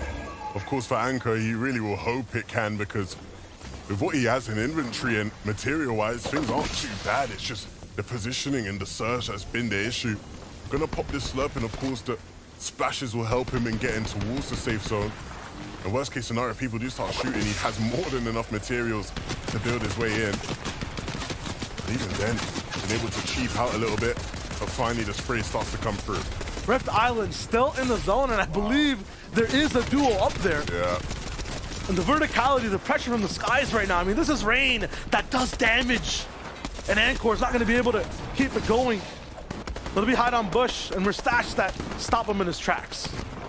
Savage is still up. We saw Badil going down early, and he wants to go up to the Rift Island. I can't blame him. There might be some spare loot for him there. Cammy and Say, you're going to opt to go underneath it, though. They don't want any of those problems, and of course, you can always expect to find them on the dead side of the zone. It's Thomas and Malabuka who are up here, and looks like are just CEOs running the lobby, trying to find a way to get towards that launch pad. It's going to cost them so much. I mean, that's basically all you hear is to be able to work with the zone. We'll be able to get in. That's right into the sight lines of Mappy up top, who has that ultimate height. Malabuka low HP. Thomas HD has to get right beside him, and does. Segmented layers, but they're looking good. That was really nicely done, especially from Thomas not to get tagged up by anyone as he moved through. The staff of Malabuka, I should say, can now just lead the way, and he will follow. This team is one of the few teams we've been able to look at, and they do look strong. They do look like they have what it takes to win this game. This is where Thomas has to go big now, though, right? Malabuka's got him to this point. It's time to act, get that big damage, see what's good. Resguard Tripper, though, been a little bit, you know, stumbling over their feet, fight after fight, a little bit of big trades on health, but now it's all about taking shots together. They're so good sticking side by side. Resguard is slipped out to his own portion in zone, but has done enough damage. Lost, although, on the side of Tripper. I talked about how good they're sticking together. This time it's not going to be possible. Fighting on ice, it's so difficult. You saw him slipping and sliding, couldn't really find much control in his movement, and that will cost him. Trippin didn't want to fight though. He just wanted to run to zone, and it's kept him alive in the game. This is trouble for everyone though, as you see the map actually pulling up. Trippin goes down, so you won't have to deal with this doomsday scenario. Thomas, AC, Malabuka, they're staying sky high. All these people below them on a timer and on pressure too, as Cammy gets beamed down by Malabuka. They might need to get one of these bodies though that has fallen. You can see there the mats. He's looking at them, he's eyeing them, but he sees the players as well. Because ultimately, at some point, they're going to have to make a decision. Do they go high? Do they go low?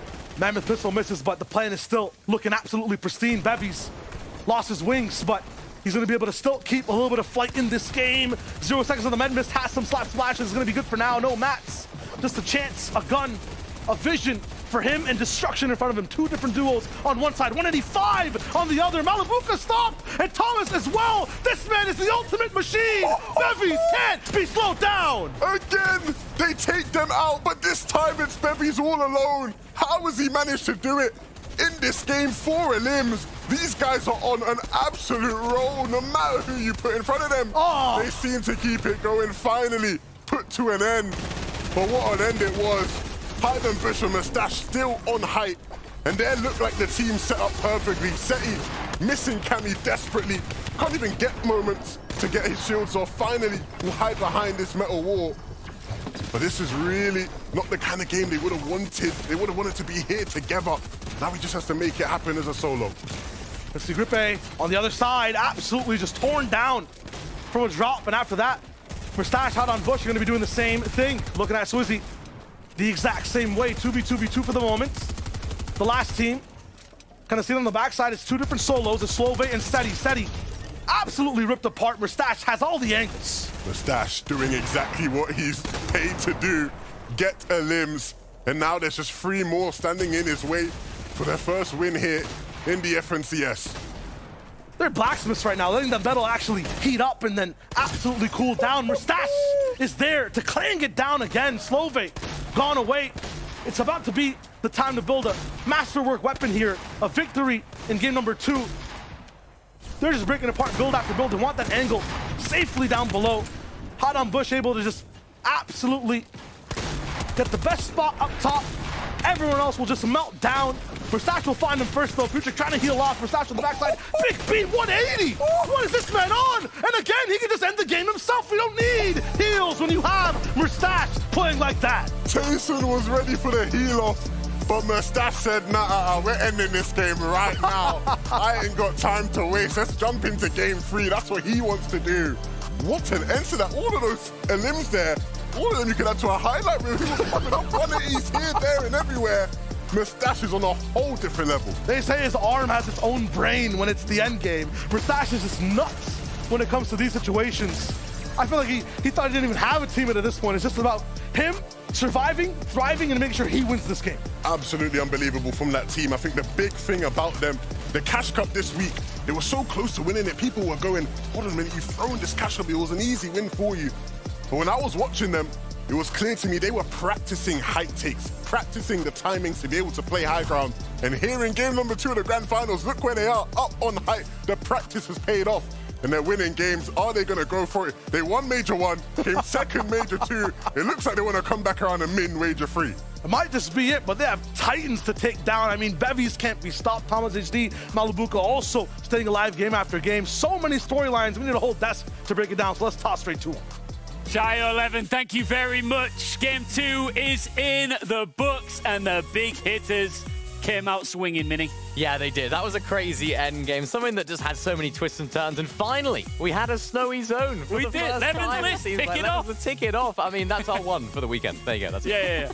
Getting out of the way early on. But now I'm sure Mustache and Hide on Bush, they did a phenomenal job to close that one out. And like Levin and Shai were talking about, it didn't even need to go to a heel off at the very end there. It was just Mustache, Hide on Bush. They snuck their way up onto height. As soon as they noticed that I dropped and Mappy managed to fall from height because they didn't necessarily have the build, is what I would have to assume, why we saw them start dropping in their layers. And Mustache did an excellent job at finding those refreshes. Yeah, we've seen this team on height before, and here we see it again, perfectly played, keeping on applying that pressure. And even going into this grand finals, a lot of people wouldn't have expected them to do well, because of course they were originally landing at that secluded spire drop, but they thought, you know what, let's just get back to normal, let's just get back to what we know. And this zone, when landing at North Slappy, is a perfect zone for them. Of course, we have to talk about Mustache there at the end.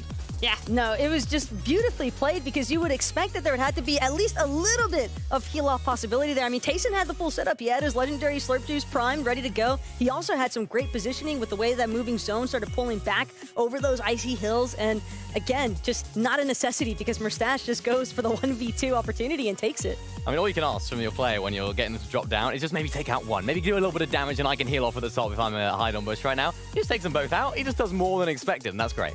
No messing around for this duo. Let's take a look at how our standings are shaping up after game 2. And as you can see, Pablo and Bevies, I mean, Bevies at some points during that game didn't look human. I think we need to double check if he actually is human.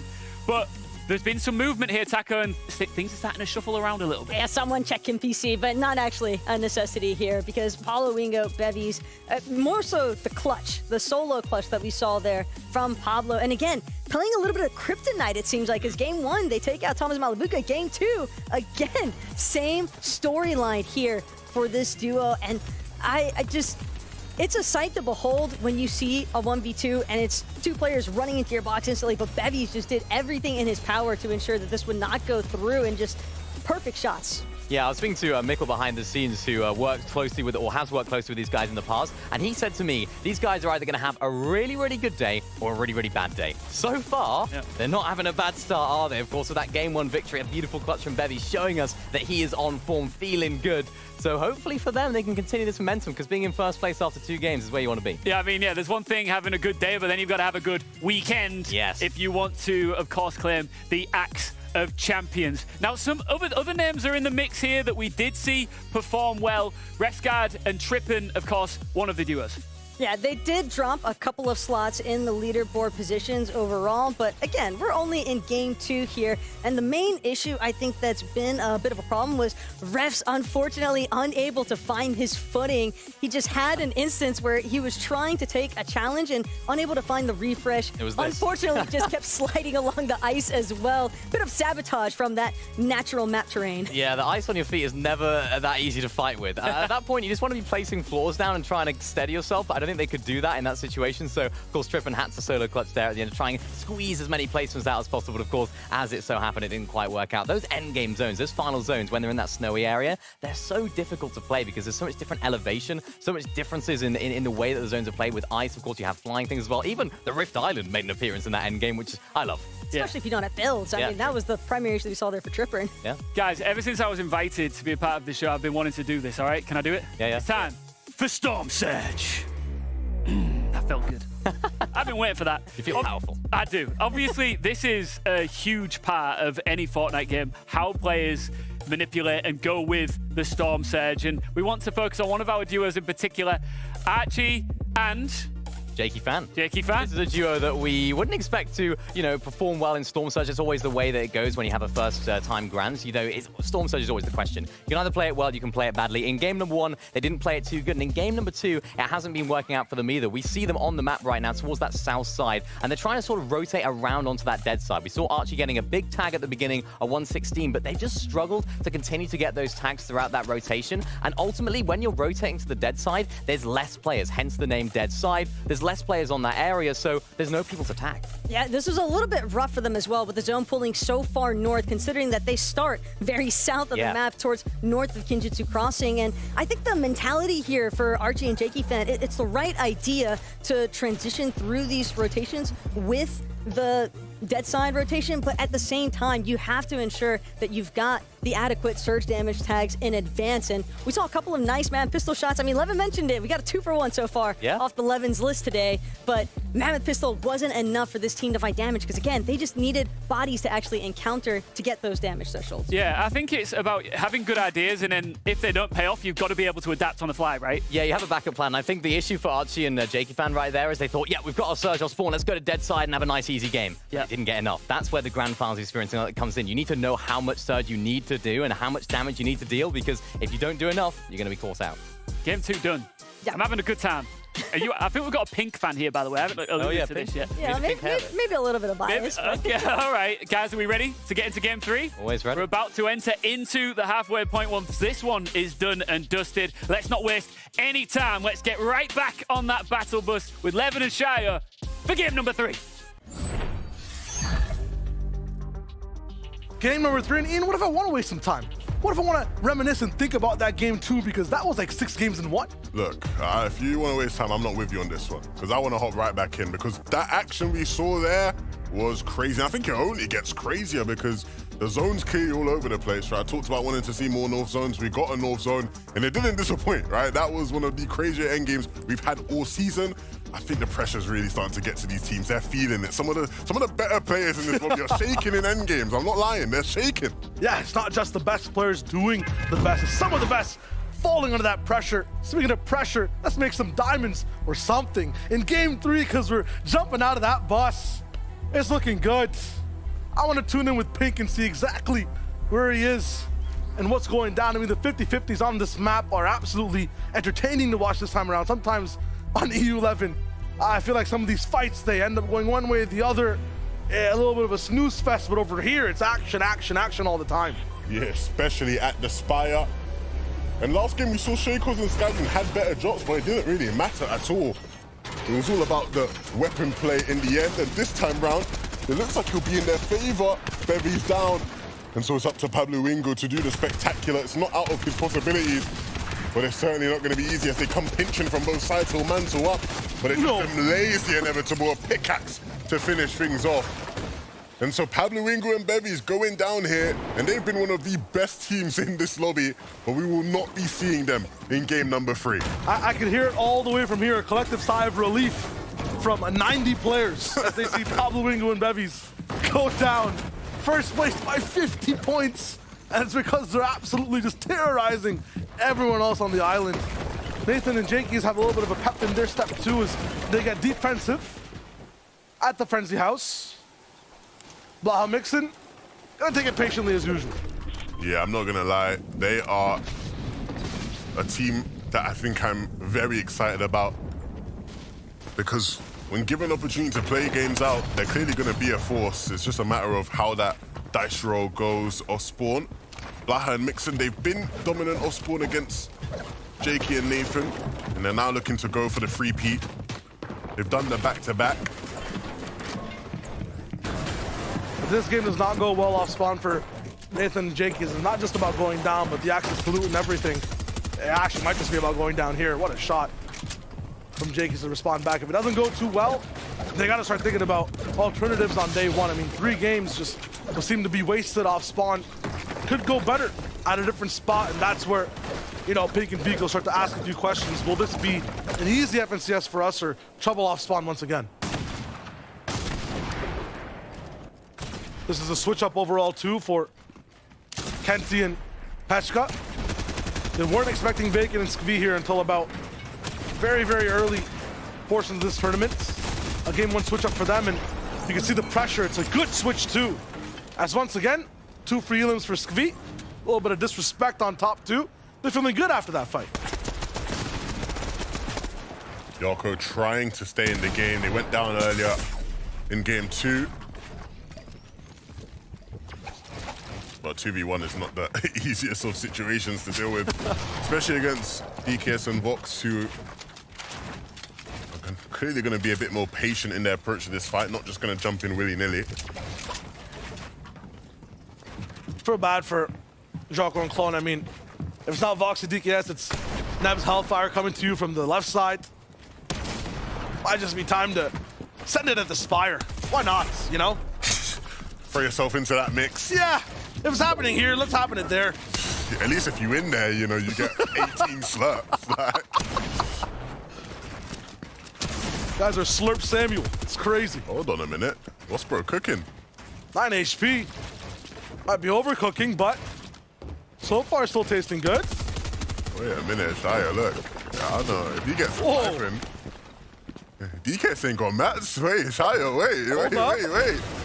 Gargo looks like the truth right now. Wait. What shot? Oh! What? Jocko, are you kidding? The 1v2, we were doubting, we were hating, we didn't believe in him, but he did it. Big shot there onto, oh, Vox didn't see it coming, and DKS didn't have the mats. Yarko, wow.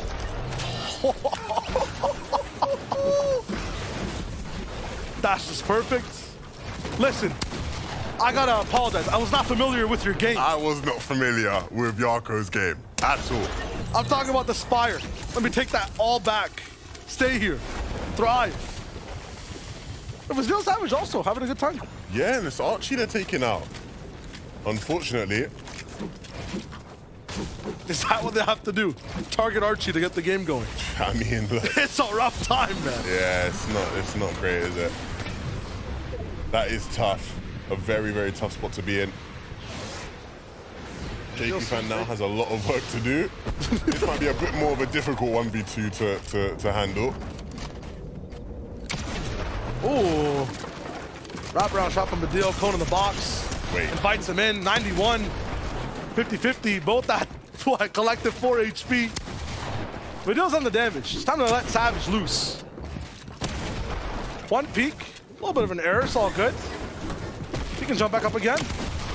Control. 2 peeks down. All right. Vidil's ready to go again. Savage done his job. Send him back out. I'm sad. Just because I know for a fact if he had taken Vidil down and gotten the knock, he was getting the 1v2. Like 100%. I saw it. Like if he had gotten Vidil down there instead of 3 HP, 100% the 1v2 happens. It's close. Almost. In another life. In another life. We saw the instance of it. Jibber and Resguard in that last game spent so much time inside the zone. I mean, we saw lots of eliminations as a result, but these guys did not make endgame for some elusive reason. I mean, flying in at 9th zone from so far away, getting taken down. Gotta be wondering what's up, but that winter zone is just kind of awkward. Meanwhile, Yarko's not done. Yarko's done. Yeah. Well, it's fine. He provided us with a moment we will never forget. Nah, this is what it is. If it's not two people, Yarko will not win. 1v1s, I sleep. 2v1s, I'm awake. Hey, sounds accurate. A Fireball Curb also working it around. Creaky's getting a little bit more congested as that mid-game starts up. Obviously, no one's in this base at all. Pay no attention to the bush. I think it's more of a matter of making it harder to predict his peak, right?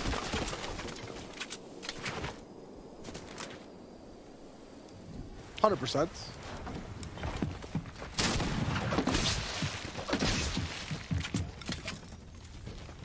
Paco Yapko. A little bit of trouble in on rotation, but I feel like every team now is kind of on top of how much surge they need, how many fights they've taken. This might just be necessary to stay on top of the numbers. 88 people still alive in game number 3.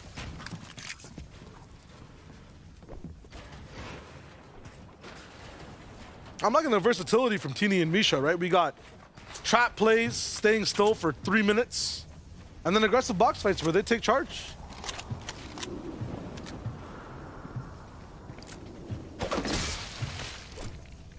On the right side too now. Might still be wintry, who knows? Zone analysis, you rate the zone out of 5. How many stars? 7.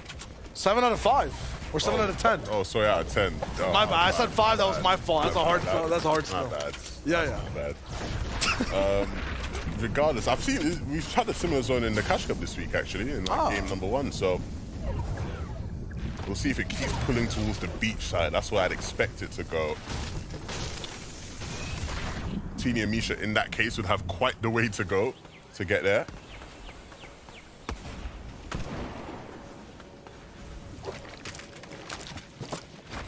We saw with Trexler and Hydro in game 1, it was just about being overwhelmed in the end game. But overall, these guys are really good at taking fights, playing to the win condition, getting the spots they need to get to. Yeah, I think after seeing the zone pulling more towards the east, they've decided, look, we want to get ahead of all these other teams. They've got some nice sort of valleys that they can rotate through where they won't be seen much. And of course, you saw them dip in the mud before they went as well, just to give them that speed boost to get there. That they end up avoiding every team that's like at Shattered, at Fatal as a result. You saw how finicky the zone line is, right? Yeah, 100%. So much congestion on that side and they just avoid all of it. Yeah. Really nice rotation from that team. Chicho have the option of doing that too from the south side. But they're electing to stay in Slappy for just a little bit longer. Get your medal up. For Axe Force, I mean, this should be a good zone to play with overall. You avoid a lot of the teams coming in from the left. You're able to keep moving up on that right side. Go through Naughty, go through a lot. The problem with not fighting and getting your surge on congested side in these kind of lobbies is that you have to take fights like this, right? More close quarters, box fight engagement. And sometimes those can be the riskier ones, right? Because 1 second you think everything's sweet, next second you get put in the whoopsie. Axe Force and Robando, even though they are confident fighters, they won't overindulge in any action. Instead, opting now to just get ahead of that team and try and milk them for surge as they rotate through. They say, look, you guys are going to have to go north if the zone keeps pulling there. You're going to have to rotate through us. You speak more on rotations and how the early game's been going. We got Takada on the sidelines. Thanks, Shayo. What I love about Refsguard and Trippern's drop is they land at a gas station close to the center of the map, and they can loot up so quickly that this permits them to instantly start rotating around and looking for their tags, even making use of the natural healing on the map. Later on, you can see they're highly elevated in the jungle biome, taking shots. But what I like most about this is that Refsguard has one of the Mammoth pistols, which is extremely efficient at long range. They switch positions here, where he can take some shots from above, while his duo partner Trippern is at an other side, also looking for tags. Noted. Get your pen and paper out, write that one down. I think the big thing with Trippern and refs is that they are a team with so much experience that, like, the typical things you expect to phase a team in a grand finals of an FNCS, like, you don't give them that leeway. They don't get that leeway. They've been here. They know what it is about. And so you don't expect to see them struggling with Surge, especially now that they don't have to worry about, like, the off-spawn fighting, right? It should be much easier of a time for them. Dive over to a mid-map zone this time too, so yeah, absolutely no excuses. Should be good to go. Rift Island spawning in. Shaco Skydoom not going to be able to just absolutely walk all the way across. Looks like their builds are just a little bit too close, so shot down. This is such an important push though. 15 points on the line. And looks like they're not going to be able to get there first. It'll be Ping who's going to be on that island. Already taking that capture point, and yeah, I feel like Shakos has to be mad. Wow, one build of a difference costing you about 15 points. Hey, it's not over yet. They will stalemate on it for a second.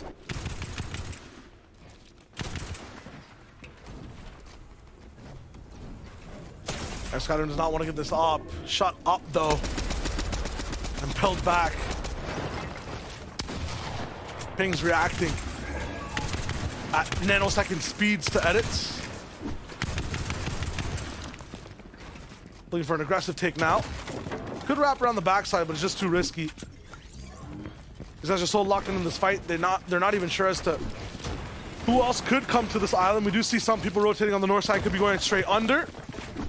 Just gonna be a very, very tenacious 2v2 up top in the skies. Everyone else is just kind of moving under. It's nice for the island to spawn here.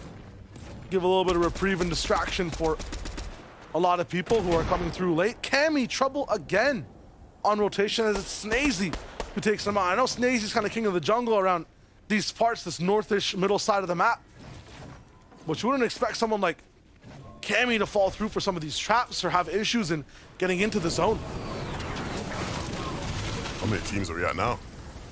Up there. There's like a couple. I think it still might just be 2. Here's Steady. Nah, there's like 3 up there.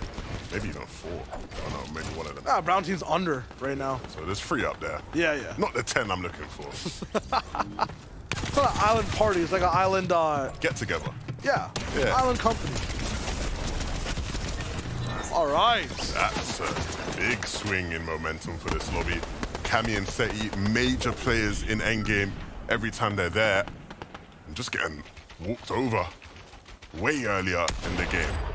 That's more room for Bevies and Pablo. Oh, wait, they're not here either. So this entire kind of section of mid-ground that is frequented by the same 2 teams is going to be open for play. And a lot of the pressure that's put down inside endgame. I mean, moments where Seti and Cammy are down, I feel like when I was watching the other 3 weeks, Snazy, Podeside were really good at taking their type of spots and putting a lot more pressure down on people who are on low ground.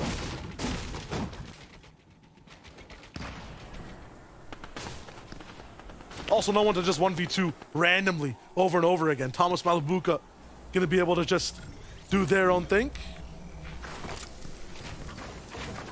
I think Vico still on the left side. They're choosing to go and wrap all the way towards the north. And it's a much better looking game for them. Every time you tune into Pink and Vico in the mid game, loots wasn't good, materials weren't up to par, Surge was not the best either. This game, we have to figure out what the Surge situation is, but at least for the mats and the loot, it's looking top notch.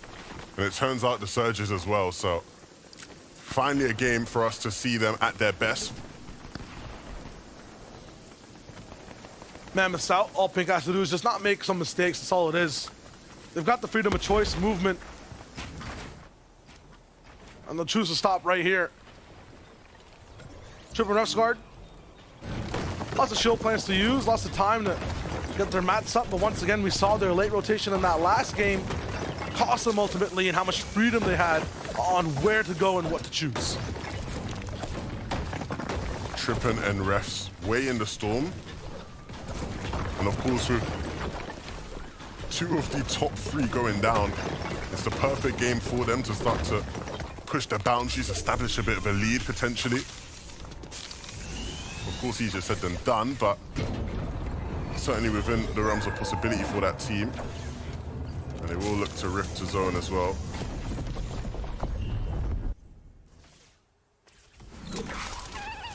And obviously going straight up towards the north, trying to close the difference between them and the island and get to zone.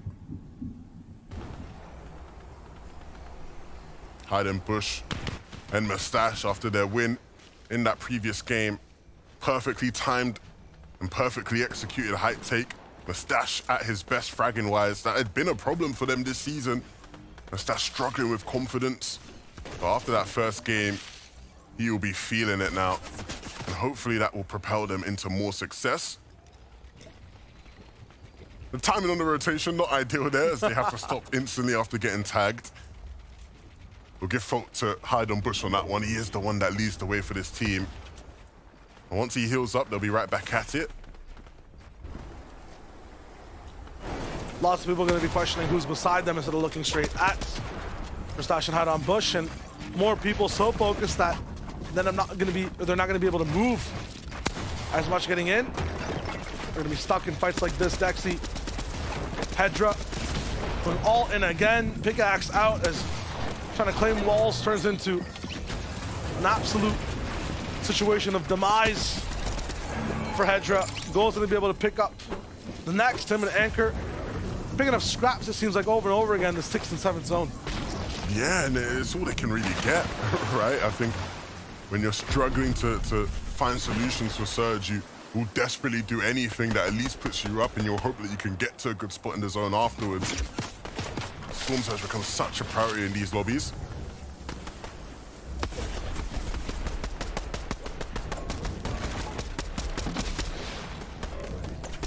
Buddy and Tropex. Another max pull. If you're on the south side, you are praying that the next zone gives you just a little bit of time to think about what to do next. You have to defend your base from anyone coming in. You have to make sure you're on top of tags, and on top of that, you don't have enough time to keep it moving. Vico and Pink look so good. Now their loot seems to be dwindling. Their shields, their freedom of movement seems to be an absolute question. Chari and Gears down below are not giving them an easy time. They're barely just above Surge for the moment and looking like an absolute trouble. Just the worst possible pull. As an IGL, no matter how good you are, you might try to cook up something, and no chef's getting out of this one. This is such a tough spot to be in. I mean, even with a rift on the previous zone, Tripper's also in the same spot. Perfect situation. Amazing rotate, delayed even. It's not going to be good. Yeah, you just have to start running in and using the builds you have. Everyone's going to be running side by side. You just have to hope that the team that you're running past doesn't try fight you. They have to, though, Surge, right? Vico and Pink have to be the ones to take a fight, right? Dealing damage where they can, because they do need to get up above that threshold. An opportunity certainly will be there. A big shot from Vico to try and move them up and get them to safety. Wrapping around the right side is going to be a good bet for them as they move in. And Vico right now leading the way, leading the charge, and doing so well. Players now set up in the zone will now start to look back and look at Vico, and that's why he's making sure to build a couple extra walls where possible. But again, just sliding through and hitting shots where possible. Is Pink behind him is the question. Or in general, where is Pink? As I just see Vico right now, huge map refresh too, to keep him moving. Pink's actually in front, so they're both just kind of following each other. At the same time, just doing their own solo strides. Vico slightly trapped, but he can take a mini break, a breather. But we're getting straight to Pink, but Pink gets knocked down. Trouble in Dual Paradises. Vico's done a good time, or has done a good job so far, playing his time as a solo. Pink melting in the storm on the knocked body. He'll know exactly where all the mats are. Traxxer's gonna be the one to stop him. Is gonna be the one to stop him in his tracks. Yeah, they need to be careful. He wants to go for that, but it's gonna be so tough. They rotate now, and that might give him the window to do so. He made the best out of a bad situation, but there's an even worse one on the horizon because he has to keep going north. Oh, man. And this time, it's not going to be all the way across where you could do what he just did, right? Dash towards the right, go through buildings. It's everyone going on the same side, congested on the left through a half bounce back. And it's Thomas HD and Malabuka. We're going to be knocking and stress testing people on their boxes, making sure they're not only aware of the rotate, but the danger that's residing in front of them as well. Is going to be tough once again, though, as Malabuka fumbles on this one. Not going to be enough time to actually pick him up. I mean, good cost conversion on points, but in terms of survivability for the rest of the game, it's just Thomas HD now. Yeah, and he's just going to have to hope these splashes can get him in. These guys have struggled on some of these rotations to make it through alive together. But either way, they'll have to figure that out next game. Right now, the focus for Thomas has to be salvaging as many points out of this game as possible.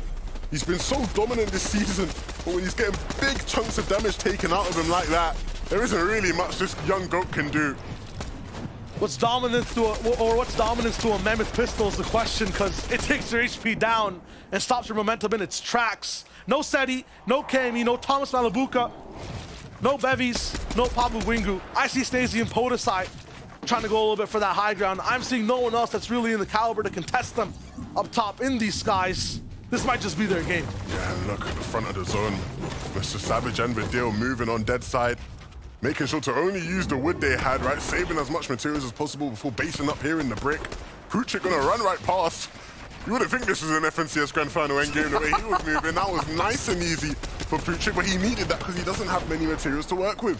Once again, it's just this absolutely unorthodox zone, and now we're back inside that winter biome. We're going up against glaciers.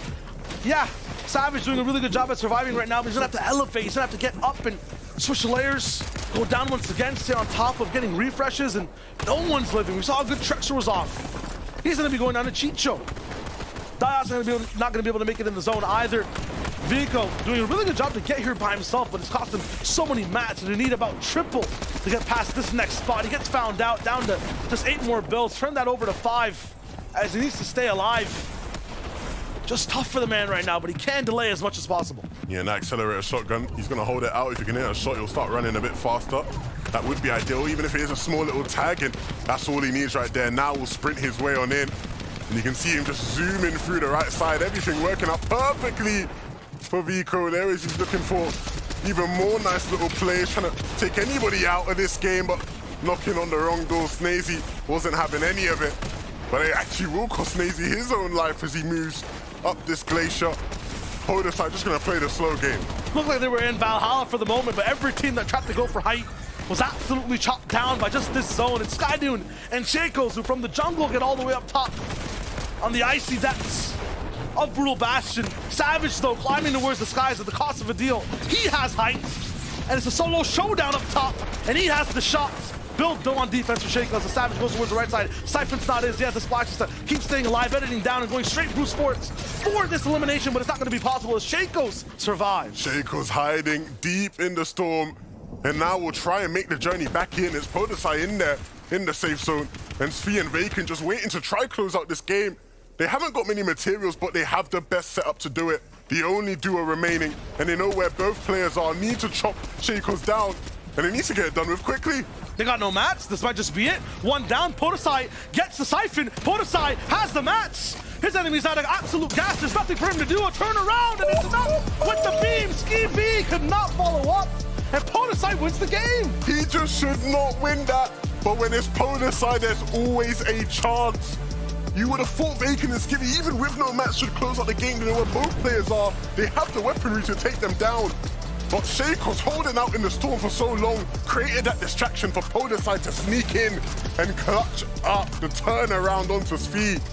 And Podesai picks up the win. I was definitely not expecting that one. That was not on the charts. That was not in the blueprints or the plans, but that is just huge. A perfect medkit heal off. They heard him doing it too. They had it in their tracks, but Shakos does not go down without a fight. Yeah, look, Podesai is that guy right now. Snazy as well, keeping him in the game. That shot onto Vico. When Vico sneaking behind him, that could have been very, very bad. So even though he went down earlier, he still helps the team to get the dub. A big win for the Frenchies. This might be a difference maker in the 12 total games all these teams have to play over 2 days. But for this one, let's break it down. Ian, what we got? Hey, thank you very much, Shire and Levin. We are officially at the halfway point of day 1 of the FNCS EU Grand Finals. Snazy and Podesai, what a finish from Podesai. Like Levin said there, I don't think anybody expected him to clutch up. Now, that 180 flicker around shot is the last thing that Svi saw coming, but at the same time, Podesai is such an experienced player that it's almost not that surprising to see him clutch it out. Yeah, it really isn't at all. And what won in that game was that med kit play right there at the end. He took a tick of storm, he was able to pop that med kit, kept him further back, and of course he let the rest of the lobby, just battle it out a little bit. Came in, did the cleanup crew, did the great job, and of course, managed to hit that massive shot at the end. What a game. Yeah, it's crazy how much experience pays off in tournaments like this, right? But some of our most experienced players didn't finish as high as we might have expected, but we can now look back at some of the highlights from our winning duo. Now, actually, one of the more interesting facts about this lobby is that our entire top 5 in the leaderboards heading into this match were all eliminated by the 10th zone. So a little bit of shakeups that I would imagine to be expected here after this finish, and that's a great point to start for the halfway mark. But as far as Podesai and Snazy are concerned, I'm sure they're feeling great. They've got a little bit of momentum now building off of this last battle here. And again, I think that for Svi and Vaken, they still did a fantastic job playing things through. Yeah, it's a really great job for them. Of course, the zone was up towards their drop spot, so you'd expect them to do well. But of course, that final zone, or the final zones in that 8th zone was really, really tough. It wasn't easy at all because it pulled back up into that snowy area, into that sort of higher elevation. So for all of our teams that were not planning for that on low ground, they just got suffocated out. Yeah, absolutely. Our winning duo, of course, had what it takes. We can see how it all stacks up in our leaderboard right now. Every single time we pull this up, I'm anxious to see where we stand, but Snazy and Podesai now sitting pretty up top. And again, we don't see Skydude and Shakos in the top 10 yet, but that was a pretty big match for them because they finally make it out of that Secluded Spire contest. They finally take down Pablo, Ingo, and Bevies, and what do we see? It's Shakos solo clutching to a top 3 placement, which is not an easy position to be in. Look at that though, Snazy and Podesai moving up 13 places in that leaderboard. It just shows that one game can make all the difference. Particularly when all of the top teams are no longer present, that is when you need to pop off. If you're one of those teams in that sort of 5th, 4th, that sort of region, you need to make sure that those games count. Yeah, we've got some Putrick and Swizzy highlights that we can take a look back now as well, guys, because another straight great performance from another duo that continues to surprise us. I wouldn't necessarily say surprise, but I mean, Putrick and Swizzy, we've seen them in the highlight reel moments in the past, but I think most importantly was Putrick's ability to kind of navigate those low ground layers. We saw him sticking a little bit more towards the backside of zone. He had a lot of great discipline as well on his rotations forward, because as a solo, you never want to be the first one through. You want to wait until you see some of those duos scattered around you, start to make their move first, and then you just hope that they don't have an opportunity to turn back around, but just did a great job keeping his walls in front of him. Yeah, that's absolutely right. And of course, if you're looking at this duo and thinking, hang on a sec, Swizzy and Shimoki, what happened there? A team that came from Asia, of course, that did really, really good when they first came out. They, of course, split, and it didn't quite work out for Shimoki, but for Swizzy right now, that is really where things are starting to pop off for him. It seems like the chemistry is there for them, even though they haven't been playing for too long. Yeah, well, somebody who has been playing for a very long time is, of course, Mr. Savage. At the very beginning, we highlighted him and said, look, we want to see big things from him, and there were some highlight moments for him there.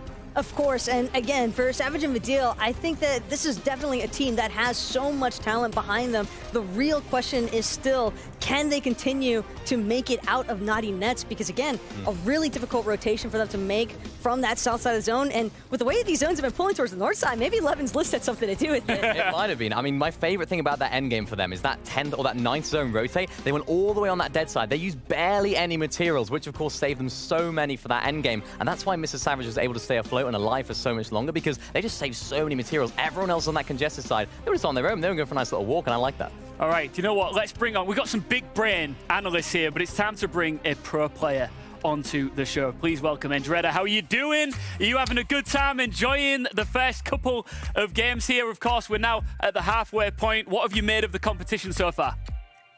I'm doing very good, thanks. And watching these 3 games so far, it's been pretty interesting. I'm hoping for Savage and iDope to do good. So I saw Savage's solo clutch. It was insane. I hope he keeps doing good. Yeah, always fun to cheer on the fellow org mates. But as for yourself, I mean, we know that Grand Finals didn't necessarily pan out the way that you were hoping it would for you at Faki, but how are things looking for the Last Chance Major? Obviously, we were 1 point off Grands, which is unfortunate. I do like the improvement me and Faki have had, though. And we're going to change our spot up. We were edge map before. We're going to land mid map now. And I think that's what's going to change from us not calling Grands to clutching it up in Last Chance then. Now, of course, you're no stranger to Grand Finals yourself. What is the most important thing to focus on as a player in this lobby? In the top tier competition, how do you keep saying, how do you make sure that you're making your mental game strong? I would say so many people, it's important to have a game plan, I would say, mostly. And Surge is obviously really hard in Grands and stuff. Prepare a game plan, find out which teams are landing next to you. and mental is so important. Just make sure you keep a good mental and have a good search plan. Well, sticking with that, of course, we've talked a lot about the teams that are at the top of the leaderboard right now. What would your advice be to some of the lower teams? Because there's still a long way to go, right? My advice would be, again, keep a good mental. Even if you're doing bad now, you still have many games to go and another day to go. So just look through replays, look what teams are close to you, get a better search strat maybe, and you can do better day 2 and rest of the games here.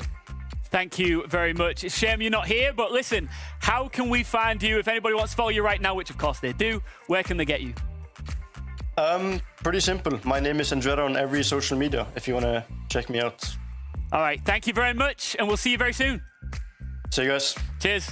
It's always fascinating, of course, to get that pro player analysis on who he thinks is going to do well, the sort of techniques that you can use. I really liked your question about the mental game and how you can stay strong, because ultimately you can't get fatigued, and that includes mentally, right? Yeah, that's the most important thing, especially in this lobby. Skill, everyone has got skill. Everyone knows how to build. Everyone knows how to make those plays, but it's those that have the strong mental. It's those that have had the experience in these lobbies before. They're the ones that we start to see doing well and play consistently, because it's just another day at the office for them, right? It's still grand finals, but they've done it before, and they'll try and apply that knowledge. And again, you also get to play into the part that this is only half of what grand finals actually consist of. So if day 1 doesn't pan out in your favor, well, you still have a fresh 6 games to go in day number 2. But again, everybody looking to try and end on a high note. It's just about keeping the vibes high. I mean, that being said, of course, you've still got day 2 to look forward to. But at the same time, you've got to lay those foundations early, right? If you put in that groundwork now, it does give you a little bit of leeway to potentially make some mistakes tomorrow. I think of it like homework, right? You don't want to leave your homework right till the last day. You want to do as much as you can at the beginning, set yourself up, and make sure you're not stressing right at the end, because that's exactly what it's like for these teams. Yeah, but after the halfway point, moving from games 4 to 6, I mean, this is where you start to really see the player adaptability come into fruition. I feel like this was a little halftime show. That was nice, wasn't it? There you go. Let's move on to the second half of day 1. We don't want to waste your time. We want to get you right back over to your favorite casters in the world. It is time for game number 4. Let's do it. The second half of the action is on the way. And based on what we saw in game 1 to 3, Shayo, these players have not come around to play, ironically. They're here to play, unironically. Yeah. It's going to be amazing to see what happens in game 4, because right now it's going to flip-flop every game, right? Power team, do they make it off spawn? Teams that are middling, do they pop off in the end game? Clutches, are they possible? It's different every game. Yeah, I think that's the key, right? When you see the same things happening game after game, you almost can start to predict what's going to happen. I'm still yet to understand really what we're going to see by the end of today. Up there in the standings, let's hop right into the next game, game number 4. The players will be ready and waiting to get right back to it and set their stakes for the course of the weekend. Of course, initially, right, it's going to be all about those off-spawn battles that we've seen. Some of them go in a certain way, then quickly changing in game 3.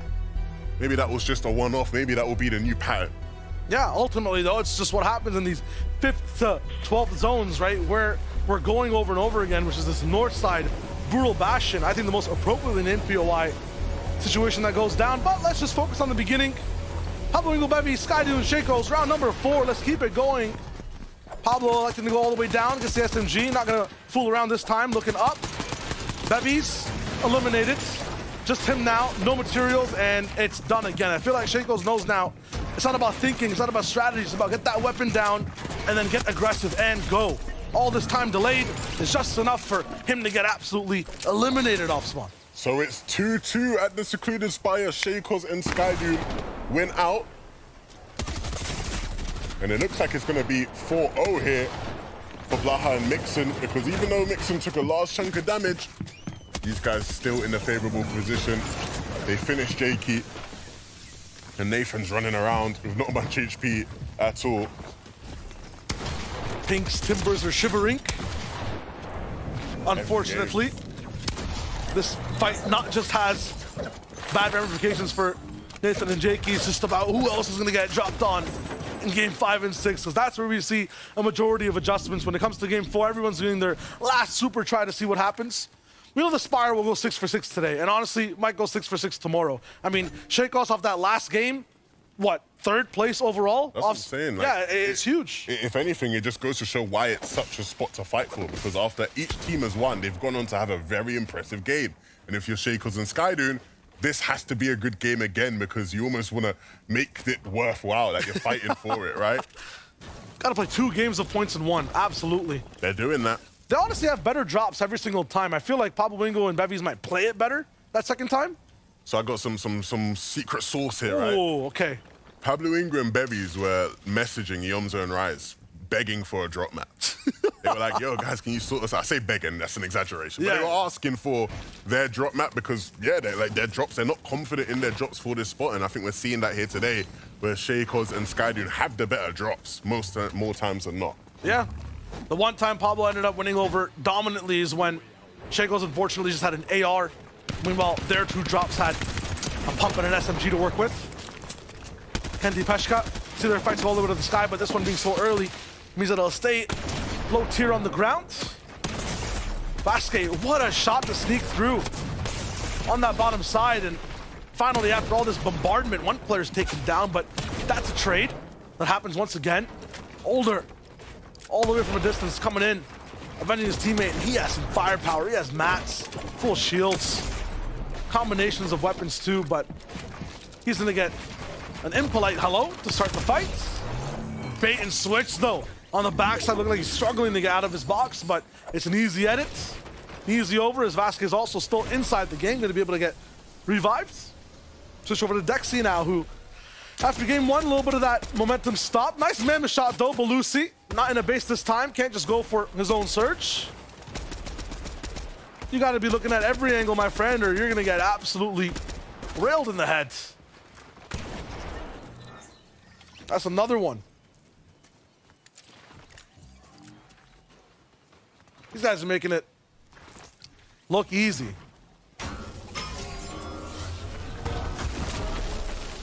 The rock rotates. Good to see the rocks getting involved. That's how the Pioneers actually moved from, like back in the old days. They rode on rocks. Wow. Here's Vox. DKS and Vox, no strangers to sneaky plays, and they're trying to make it happen here. Not gonna work out, but the fight will continue. Unfortunately now, for them, Clown and Groves are much more clued up to it here at Brutal Bastion.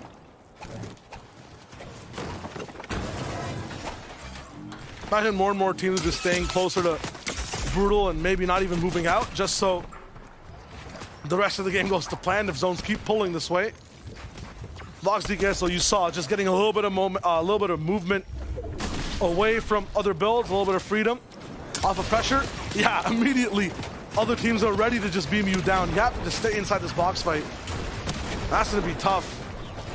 Darko and Clone, I mean, this time he doesn't need a 2v1, but is he still strong if his teammate's up? That's the question. Hey, Jarko, we know he's that kind of player that's gonna make it happen if need be. I think we will be saved from having to see any more devastating 2v1s for now as he disengages.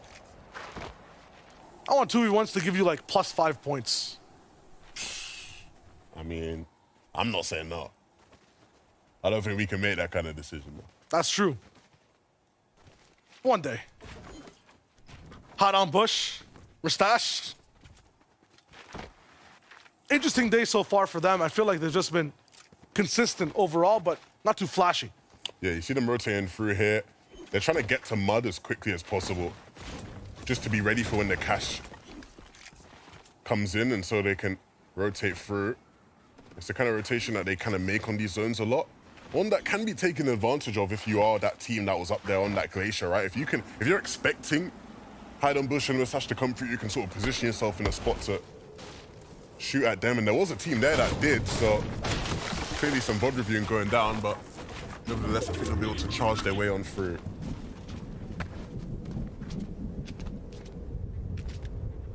Robot and Axe Force, a completely different day than they were expecting. 6 out of 6 fights off spawn gonna be just disappearing as their opponents leave towards the north side. As a result, Surge will be slightly different. They're gonna have to look for more box fights, and we saw that You actually pointed that out, Levin, on one of the sides of the map. They're not going to be in fast. They're going to choose to delay and stay inside the zone, which they usually do. That's what ends up happening. This time, though, a home zone. It's more so on the bottom right side of the map. Snazy Podesat will have a little bit of a ways to go. No, it's actually top right. I don't know what I'm looking at. It's what it is. And sometimes you're turned around. These guys clearly aren't. Off a win. Can Podesat do it again? Back-to-back dubs? Getting his first wins back-to-back would be kind of crazy, if you ask me. But it's not impossible, man. I think things sort of fell into place perfectly for him in that last game. Yeah. But nevertheless, I think, you know, it's not easy to get it done. And these are players with experience and pedigree. You know, if you've been watching EU FNCS for a long time, Podesat and Snazy are names you should be familiar with. They've been here. So I'm surprised that was actually his first win, to be fair. That actually genuinely has surprised me. I'm sort of too stunned now to speak.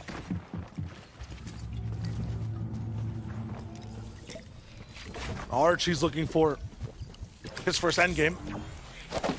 So for people who don't know, Archie and Jakey Fan are being coached by Venno.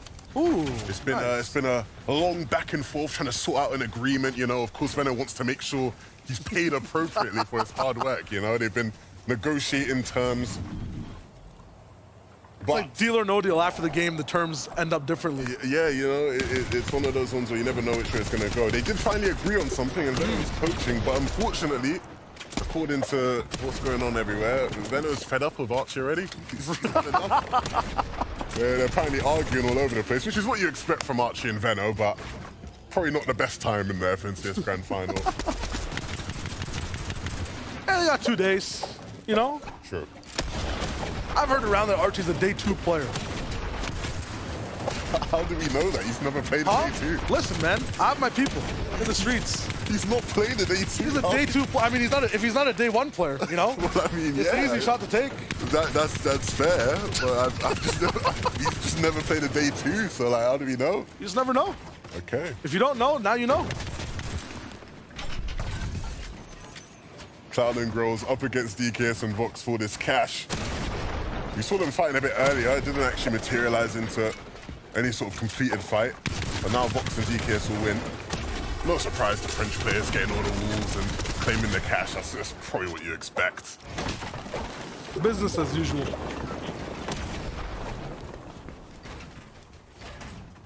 That was stolen from them 1 game before, so they're not going to let it happen again. And yeah, I guess the quals were just, the quals were a target in terms of zones, Levin. They just took the brunt force of 1,000 summers for us to be absolutely chilly here inside day 1 of the finals. Honestly, look, I know I made this whole Levin's List thing and I said, yeah, I want to see winter zones, but I didn't expect them to just give me a winter zone every game. Let's just say you want to see a wad of cash on the stage right now. I want to put more things on this list if this is the case. Hey, I will happily add more things to my list. If they're going to keep coming through, just send in your request. I'm bringing it through. I want to qual for finals. That might be hard to make. Yeah, can't do miracles. Can't do impossible. That's true. Chicho and Trulex. I see them in such good spots for surge and bases. And they've been consistent so far in endgame. But to make that top 3, to get what they need to do, that's just going to be the difficulty now in these last few games. Chicho and Trulex are one of those teams where you sort of know what you're going to get out of them, and they sort of try and play a similar style season to season. Yeah. I think back in the day, right, different chapters, things sort of worked out for them, right, where they had a better spot, and they were playing sort of mid-map. This time around, they're playing outskirts. It's a bit different for them to play the way they want to play. Ooh. The Ox. Okay. Base invaders. We love to see it. That's what Deox is all about, right? Controller players. They want to get in your box, get in your face.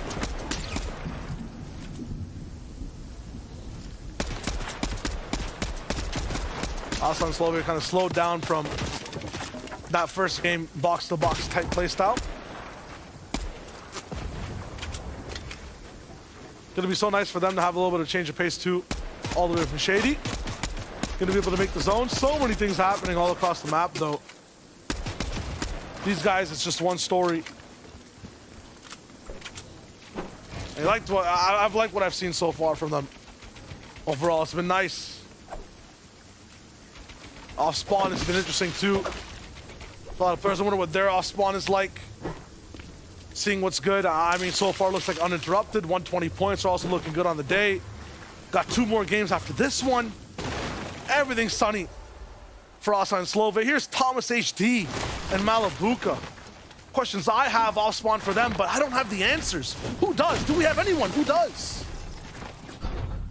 We have a mini miner who has the answers. Do not fear shy. Now, it hasn't been the best start for Thomas HD and Malabuka, and throughout all of these weeks so far, we've seen them looting very, very split. Now, they've got a few issues, so they're going to try and stick together and try and play together as much as they can. We see Thomas HD, of course, using this Mammoth pistol, doing what Thomas HD does. And what I really like about what he did here, he actually got a key earlier on, and actually uses the Keymaster Augment as well. They rotate out of their drop spot, get, of course, these hollow chests, which they get an upgraded shotgun, and, of course, they get this repeater rifle. But he doesn't want the repeater rifle. He wants that extra ammo for the Mammoth pistol. I've seen on socials Malabuka's getting a little bit heated, so let's see if they can keep their heads on for the rest of the games. I want to start to see them pushing the limits of their game. They're a team that many people have come in with high expectations of, predicting to do really well. Obviously, we've talked about breaking that curse for Thomas and for Malabuka. Malabuka, if Thomas is the best player in EU to never win an FNCS, Malabuka is the second best player in EU to never win an FNCS. Those two have had one coming for so long. You know what the saddest part is, though? It's always like a difference of one game or like one mini endgame performance.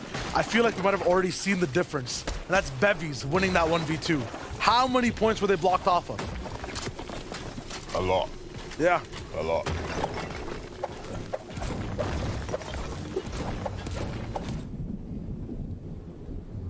Yo, did Tini have 6 slurps? He did have 6 slurps. That's a lot of slurps. Honestly, that is a lot of... If you saw a man walking with 6 slurps, that's an unusual amount of slurps, enough to strike a conversation. 100%. I would be, like, perturbed by a man with 6 slurps. That would worry me a bit. What does Misha have? If Tini has 6 slurps, I don't even want to see Misha's inventory. Yeah, he must have a lot of slurps, right? Because surely you would just give him at least 2 to carry. But the fact that he's not giving him the 2 is like... Do they just have like, got 4 slurps? 4 slurps. Why do they have so many slurps? Okay, well... Look, I don't want to say anything crazy here, but... If a team has this many slurps, I expect greatness. Like, I expect the best Fortnite I have ever seen. Like, you just gonna win the game outright. Like, you just gonna win. Listen, Rift Island, fall damage, no slurps. Oh, man. Hopefully not. Hopefully not. No, these guys can just see purple now. This is just crazy. Yeah. Their life's about to change. Tanking the zone will be light work for them, for sure. They're gonna pre-plop slurps for every rotate. just to be safe, you know? They're waiting for zone 13. Yeah. Now, meanwhile, on the other side, Dexy, notice, no slurps. He could use a slurp. How does that change things? Well, first of all, he just doesn't have the slurps. Yeah. So, he needs to be a bit more careful with his rotates. You can't pre-plop slurps. You can't take fights willy-nilly in the hope that he'll slurp or get him back up. It's true. You can't play backside height takes with slurps. We saw that was actually necessary to win games, so. Slurps are important. Very important item to have. Even as a solo, Snazy will be happy he has a slurp, because it will give him plenty of options to work with in a game where, as a solo, you don't have many options. Saw a previous option he selected, and that's go ham. 3 people knocking the box, you don't see that often. Ooh, the fake ramp flip. Oh, he's in his brain. He's in his brain. The bullets are too. 10 HP. And it turns that into an entire game to play now. Mix and Blaha, I think this is one of the only teams in EU that have had a point every single game minimum. So the only team to not have a 0-point game in general out of the quals. Yeah. That's very impressive. Mm-hmm. So it goes to show just how locked in they've been to this season. It has been their season. Strategy, game plan, all on point.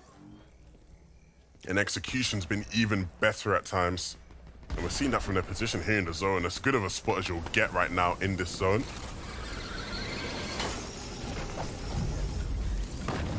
Ping and Kiri, everyone was hyped pre-game one about this duo. I mean, we're talking about, you know, the pre-show for us, people on Twitter as well. They're in a lot of people's top fives. It's 5th or 4th place. But what's so special about them, and have they proven that today so far? I think the big thing is that this is a team that has a solid enough game plan where more times than not they're going to come out of their POI with good surge, good maps.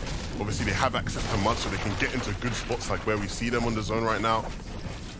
And they are a team that, even though we've not seen it yet, they will look to play height at times if it does appear to them. Haven't quite got the lock-in on the timings of it, but when it does appear for them, they will certainly take it. Just about having that space and time. We saw Podesai in that last one with the Titans of the lobby down. He had the space and time to go for a nice clutch. This time for Tripper and Refsguard. They're actually in the zone inside zone 6.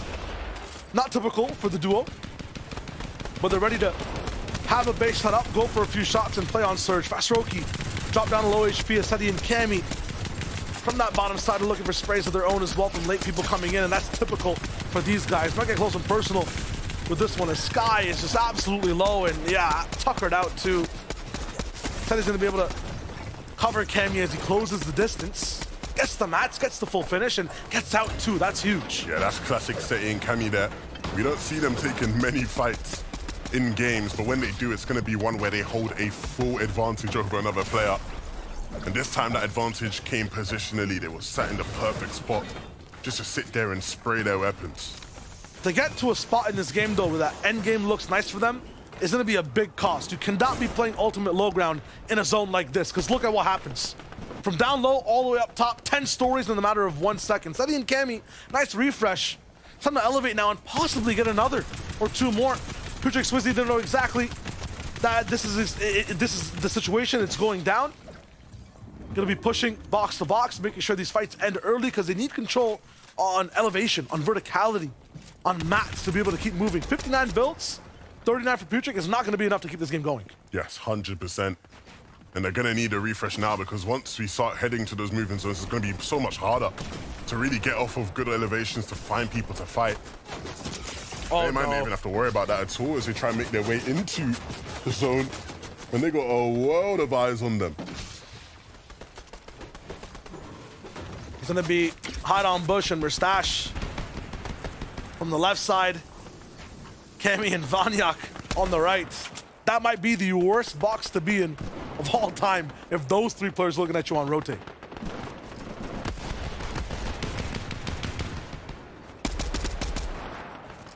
Zone closing in. So much surge available or gain for Mustache and Hide on Bush are looking good. Chatix and Hen being bullied on the backside once again.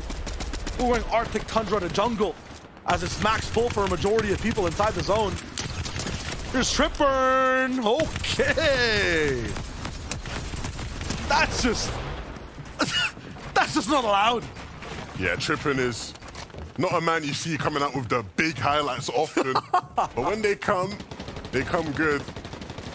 He's typically that guy leading the way. You see it here. Angling downwards as they look to try and rotate their way through and get out of that spot they're in. You can see them right side by side of Cammy and Seti at the front of the screen. Giras and Chari going to be looking to hold in pings as well as they try and make their way to zone. Thomas and Malabuka, a bit of a later rotation, rotating in with a lot of the pack. They're going to run their way through, and there's a bunch of old bills that they can sort of duck and weave through before meeting some players in front of them. That's Flixie and Grippe. Everyone focuses on that left side all the way towards the south. The dead side actually make it look alive. Thomas HD stuck in the box with another player though. Him and Malabuka on these rotates have just been good all the way towards the end, but through the beginning and middle, sometimes separated and not side by side. They're actually gonna end up going towards the right side of rotation, looking slightly emptier as everyone chose the left. Snazy taken out as him and Podesai. We're not gonna be seeing the back-to-back. Chulex and Chicho pick him up. The observant duo finds their perfect time to strike. Gets a good refresh on a team that had just a little bit left in the tank. It's Mappy once again with ultimate high ground. Buchik and Swizzy find a body that will keep them in this game. They're going to have to hope Swizzy has plenty of mats for them because they desperately need it. Oh, it's nothing. Hopefully, Swizzy picked up some more than what Buchik's working with. Heidenbush and Mustache in this game still have a lot to work with by way of slurps as they rotate through. They have a long rotation to make as well, but it's back into Slappy Shores, which is their home POI. Lots of slurps, not a lot of mats, and that seems to be the situation for everyone rolling in. The good thing about Slappy, though, lots of buildings to move through. Cammy, Seti, the first people to be there, the best possible zone for them. I said don't play low. I must have been crazy because right now, they are looking so good at this POV and Slappy, stopping everyone coming in from the backside, then move up and elevate, and still have so many mats to work with. That is the key, right? They want to stay on these high layers. It just gives them so many more options to look down at these teams. It's Giras and Chari, though, holding on to height and really strong hold as well. Gonna be very hard to take it off of them the way they're playing right now. First rotate on that dead side, they had so much room to work with, bullied so many teams, and now they have that high ground. How far can they go? Swizzy and Buchik from rags to riches, and what Swizzy that picked up so many mats over from that Totten duo, and they're looking so good. And that's going to be the key to helping them lead the way. Thomas and Malabuka, all the late rotations finally catching up to them. Malabuka taken down in another game where Thomas is doing his best to run on in, but it is such a hard zone to traverse. And with this remaining metal build he has, he's going to have to make some sort of a wonder play. In protection and movement, his mats are bleeding, and there are no bandages to keep them in tow. There is no refresh anywhere. Meanwhile, up top, it's Teeny who ends up taking height, and it's Mustache who's climbing for it. Once again, on that same time in Mustache and Heidenbush look up for height, and it was right there ready for them. But the take can't be completed as the height hold was again too strong. And so we all forced them back down, but Mustache with no materials, having to pop this slurp. 17 HP, he has to be careful. Can Heidenbush go for the split? Doesn't really matter though. They have to collapse on someone, and that's Axe Force and Roban. It's gonna be a force here. Can they break through the walls? A few beams on the left side, but it's Mustache taken down. 2 slurps left in his inventory. Heidenbush just has 1. This has to be a big clutch. Heidenbush, the king of making nothing or something out of nothing, and he certainly has nothing really to work with here. Just has to mantle up, notices players all around him, constantly spinning around, reacting to them sound cues, dodging and weaving through these different builds and edits. Now a little bit of reprieve as he has time to make decisions to let the zone eclipse him. He's looking to shine past it though. 1 wall down, the second one choosing not to break, go around. After that, there's 30 HP really to work with inside that zone, and he gets taken down. Cammy and Seti control just way too much to take out Baha on the one side and then Heidenbush on the other. Yeah, and they ran out of mats, but instead of dropping to low to try and fight, they knew to just stay in these buildings, claim 1 level of their house altogether. And that allows them to find Heidenbush. Still players lurking around the building though. A game of hide and seek for Swizzy now. Nishatini, all those slurps kicking in all the way on high ground. They're looking good for now. Tripper and Ref's guard in trouble. 10 HP for Tripper. 1 more mat left. It's just about, can he sneak away 1 more placement? You can't expect too much from him in this position. Maybe get Swizzy on the left side. Has 2 men missed to work with, but for now, it's just trying to find something, and he gets taken down. Now just 3 different teams left. Seti down low with Cammy. They've made good so far, but it's cost them so much on HP. They're just absolutely battered and tattered out in this position. This zone was so hard for them to get any sort of refresh, but again, to survive this long is what they're best at. Finally, gonna be taken down, but look who it is to sweep in and win the game. I'm not surprised, not really. When you've got 10 slurp juices, you are expected to come through and win the game, and that's exactly what Misha and Teeny do. 10 slurp juices, Shayo. It is just a wonderful sight. It's a strat. You want to win, get the juice up, and it's huge for these guys. You just love to see it. Tricky zone too, though, and multiple different people on height. It's nice to see them both take it and then hold on to it when Mustache and Heidenbush are looking to just grab it away from you. Yeah, and that's the thing. It isn't just the slurps. They had to make it happen, and they did certainly make it happen. You see from above, taking everybody out. It was such a difficult zone to move through. Moving through the north of Slappy, it's so awkward, all those different buildings, players with no mats popping in and outside, but they were always there and ready to clean things up. A big win for Misha and Teeny. Absolutely. Max rotate, super teams below you. Doesn't matter when you got the slurps and you got the skill to match. Yeah, big game for them. We're going to send it to the analysts to break that one down. Thanks very much, guys. Misha and Teeny.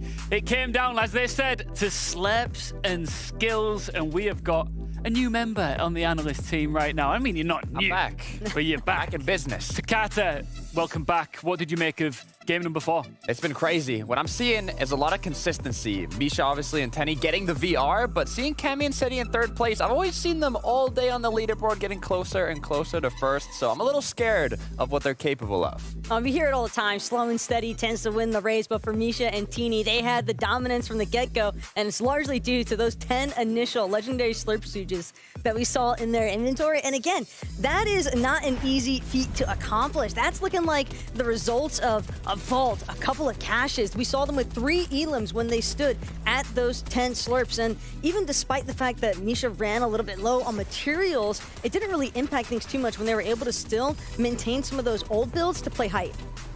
It's crazy, isn't it? As long as you can hold on to them right up until the end game, it can pay dividends, of course. 100%. I mean, when you have that confidence and you're up above, you're playing it by the books. It's really just finishing it out strong. And like Levin said, in a Slappy Shores ending zone, it's difficult. There's a lot of natural construction, buildings, doors, bridges, everything blocking you. I believe it was Refsguard or Trippin there trying to break through while he could. But ultimately, you get taken out. The duo that controlled it from the high. Getting the VR, I mean, it worked out well. We're getting into a position now where we can really start to take a lot from the leaderboard. So let's take a look at it and see who is sitting up top and who is not.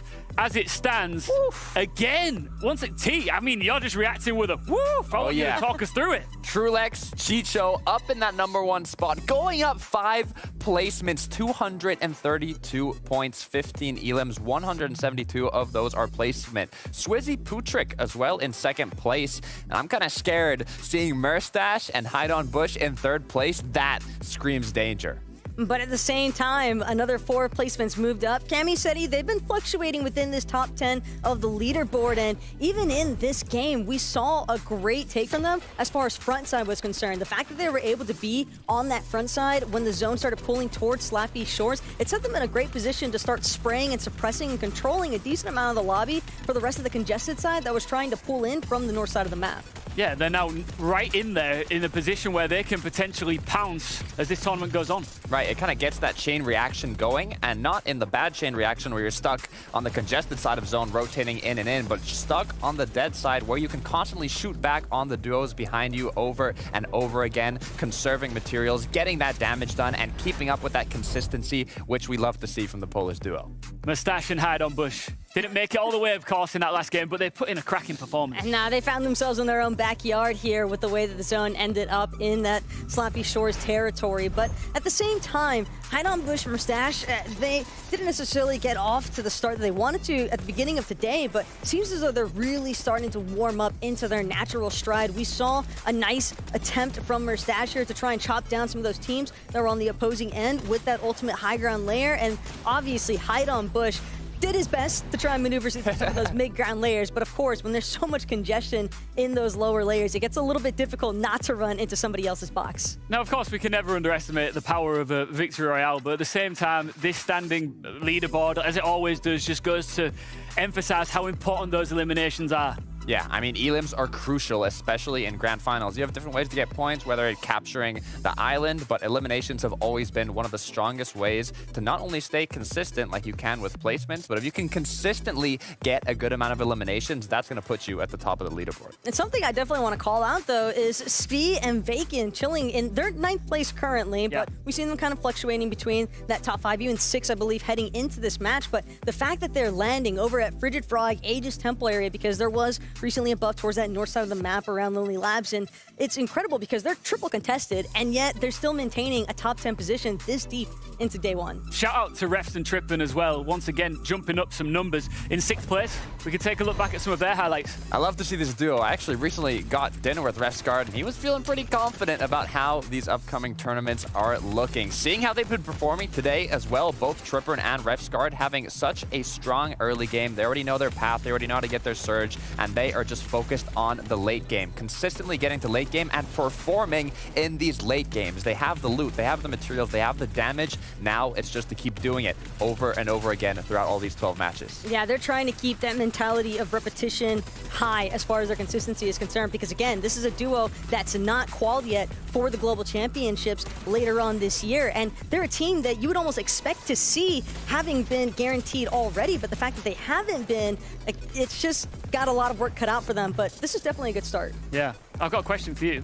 Where did you go for dinner? What did you have for dinner? Ooh, we got pasta. You took me for a smoothie, but with refs, you go for pasta? That's how it is? I mean, it's refs card, you know. Okay, I mean, that's fair. All right, listen, like I say, we've got some big brain analysts here who love to pick apart the numbers when it comes to grand finals. So let's take a look at some of the big ones. Well, no surprise, really, to see Savage in that second place position. Have to remember the clutch that he had as a solo in game number 3. But again, these solo clutch impact points can make a pretty big difference. But it's Podesai in that last game specifically. Crazy. Did a great job. I mean, he lost Snazy relatively early on and still made the best of it. I mean, you can see that from 37 to 63. That is a significant increase, but also Bevies. What we've been seeing from Bevies throughout the day has been insane. I mean, his performance, his mechanics, I have not seen him mess up anything in these late games. As an individual player, we know that Vico can go hard. Do you want to see more from him, or are you impressed? I'd be surprised if we didn't get an opportunity to see more from Vico at this point. And again, Svi, 5th here. And talking about solo impact points, again, that triple con is not an easy thing to deal with. This is my first time on an FNCS broadcast. Does it always go this quick? Does it? For the most part, I mean, the players are ready. All right, let's get right back to it. It is time for our penultimate game of day 1. It is Game 5. Second last game of day 1, and this is where if you have adjustments, you make them, because that last game is always desperation, Mr. 11-2K. This one, it has to matter. Things have been learnt over the course of the 4 games we've seen so far, and I think the big thing that we are seeing in a lot of these games is that players are really struggling for Surge in a way that I haven't actually seen before. Of course, every grind you see teams struggling for Surge, but teams not being able to find the solutions over the course of a couple games is really surprising on some parts. No, absolutely. A lot of the times too, you know, even if they struggle, they have a plan for that. This time they're just grasping for anything they can. Yeah, the leaderboard definitely looking different to what maybe people would have expected, but still some familiar names in there as we head into the final 2. Let's jump right back into the action. Of course, 4 games out of 12. It's only a third of the competition that we've really seen. And so still many changes to potentially be made. Yeah, we just know this business as usual at a few POIs, the Spire being one of them. And yeah, we tune right in. Ooh, looks like some people found a map and they're gonna use it, but they're gonna get abused as they do it. That might be the fastest elimination I've seen so far at the Spire. Shakos and Skydune win again off spawn. Big and great news for these two. Of course, the day started off so sadly for them, right? Losing twice off spawn is very painful, but they are back to winning ways. And hopefully now they can get that push into the top 10 and really dominate out of this POI. Oh, they've definitely found their rhythm. Oh dear. Blaha and Mixon, uncontested. Where have Jakey and Nathan gone? Where are Jakey and Nathan? That is the question. Where have they opted to land? Are they now contesting somebody else? Or have they found somewhere to scrap loot and at least give them a fighting chance to play games out? I need a big update. Look, ooh, never Jakey's mind. is there, yeah, look, he's in there in the distance somewhere. So they aren't contesting anybody else, it seems. Where's Nathan? He's full shield, so wherever he's at is a lot better than where Jakey's is. He's further up north. I think he's that area there, maybe. Yeah, definitely. 4 games is what it took for them to say, yeah, enough is enough. But like, is this even a spot to like win an FNCS from is the question. I think when you lose 4 games off spawn, your mentality shifts from like, we are winning FNCS to let's get anything out of today that we can. Nice, yeah. And then come back stronger for tomorrow. Tomorrow's, as much as tomorrow is an extension of today, it's like, you know, you watch many FNCSs in the past and day 2 is almost like a completely different tournament in itself, right? And so, as long as you prepare for that, you're good. It's a definite reset. You can see all the gaps on the map. You can see issues with possibly a few strats in place from other teams. That 12-hour window of VOD review is just huge. Some people barely sleep. It goes up to 20, 24. Son of Lucia might have to put that VOD work in. Looking slightly distanced from the top 10 currently on the day. You can watch exactly how Steno makes a rock when he can, though. Oh, yes. I've seen Steno and Lush make plays like this at Mega City. They love it. They love a good old, let's camp in the room and wait for someone to walk in. That is their bread and butter. Ooh, they're using that little bit of an off-spawn win to get some more momentum in a fight, but Steno is just crashing into a completely solid brick wall. This is just not going to work out for him. It is corny in a 1v2, but he's popping off. Med miss dropped for Steno to get back up.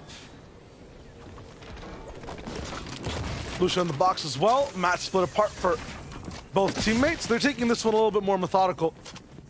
Don't want to ruin a game that is going really good for them so far comparatively. Looks like there's no mats on the side of Corny either. Or nope, it was just a little bit late to building. Hello, pop-up by Steno and Lucia. That's just nice. Not bad at all. Corny and Skeeve feeling their wrath. And what do we have here? Misha and Tini, I guess this explains why they had so many slurps last time round. It's because even after this fight concludes, they want to get involved in the secluded spire. They want to get this vault and get the slurps that come from it and go onto the island as well. And I think after winning last game, they're going to try and make that game plan happen every single time. This is, them winning last game was the worst possible thing for Shakos and Skydin and Pablo Ingra and Bevies. Because now they're just not going to leave. They're going to be at the secluded spire every single game now. If you think about it, I think that's the best thing to do though, right? If you have 10 slurps, you do win the game. So just get 10 slurps. We say it's like it's easy, right? Just contest 5 different teams and win Rift Island. Not difficult. Light work, no reaction. I mean, they made it look like light work. Last game, 120 to the dome for Kiro and Marine. That one's got a bit of a kick. Hedra playing the slow game. Of course, Osborne, or at least early on in these kind of games, you're often trying to catch people out for surge, right? Sneak up on them in places they're not expecting you. Archie down in the feed, that's not good news. It's Traxford this time that finds him out. Huge fight breaking out right next to zone. We've seen Archie go down multiple times near here, but Hydro also tripping up in one of the games. This time they dictate the pace. They're going for the pressure. Jakey's by himself.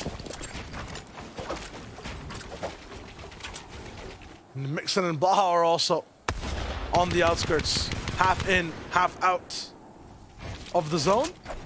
And just pressuring as much as they can to get any tags back and forth. Is Blaha inside, fighting close by. Meanwhile, outside, just looking into the zone, it's Mixon, seeing what he can do. And they're going to be able to just reunite there. Checks for Hydro will get beamed up a little bit, but nothing too worrisome for them to go down.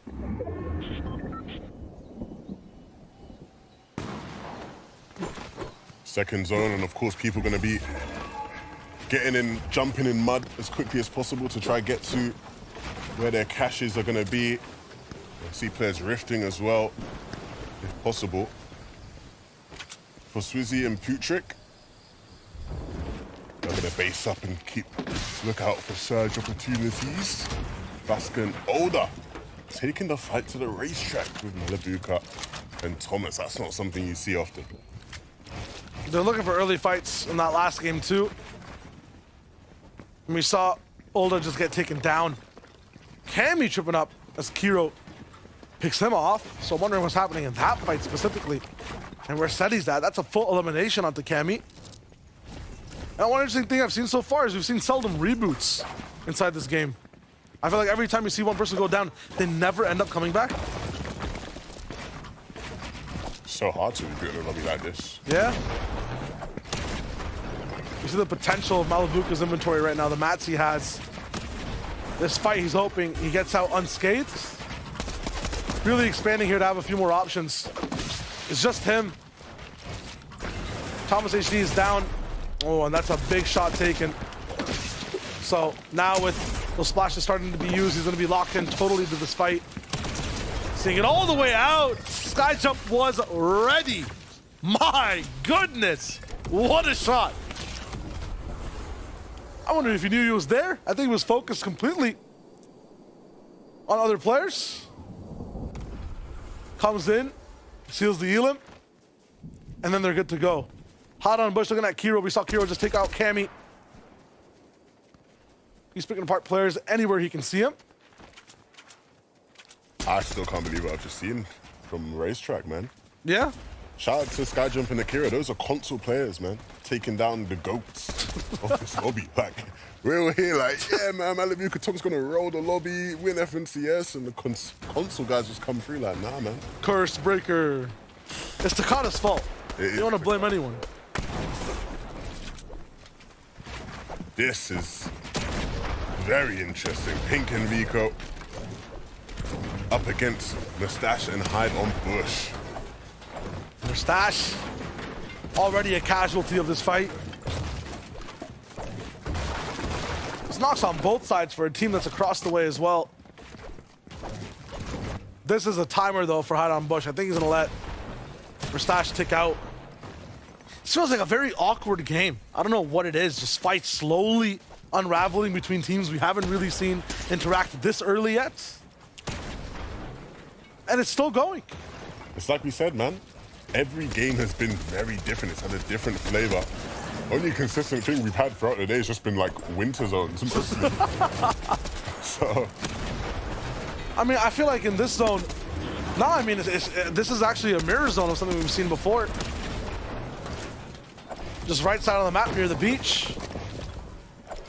Malibuca and Thomas were good at navigating this zone. Same thing with Mustache and Hide on Bush. This time, though, completely not the case, as everyone else has learned from their, what was it, Game 3 mistakes. Vigo and Pink have not seen the sun so far. They've been focused on this box fight for so long. Yeah, they, Whoa.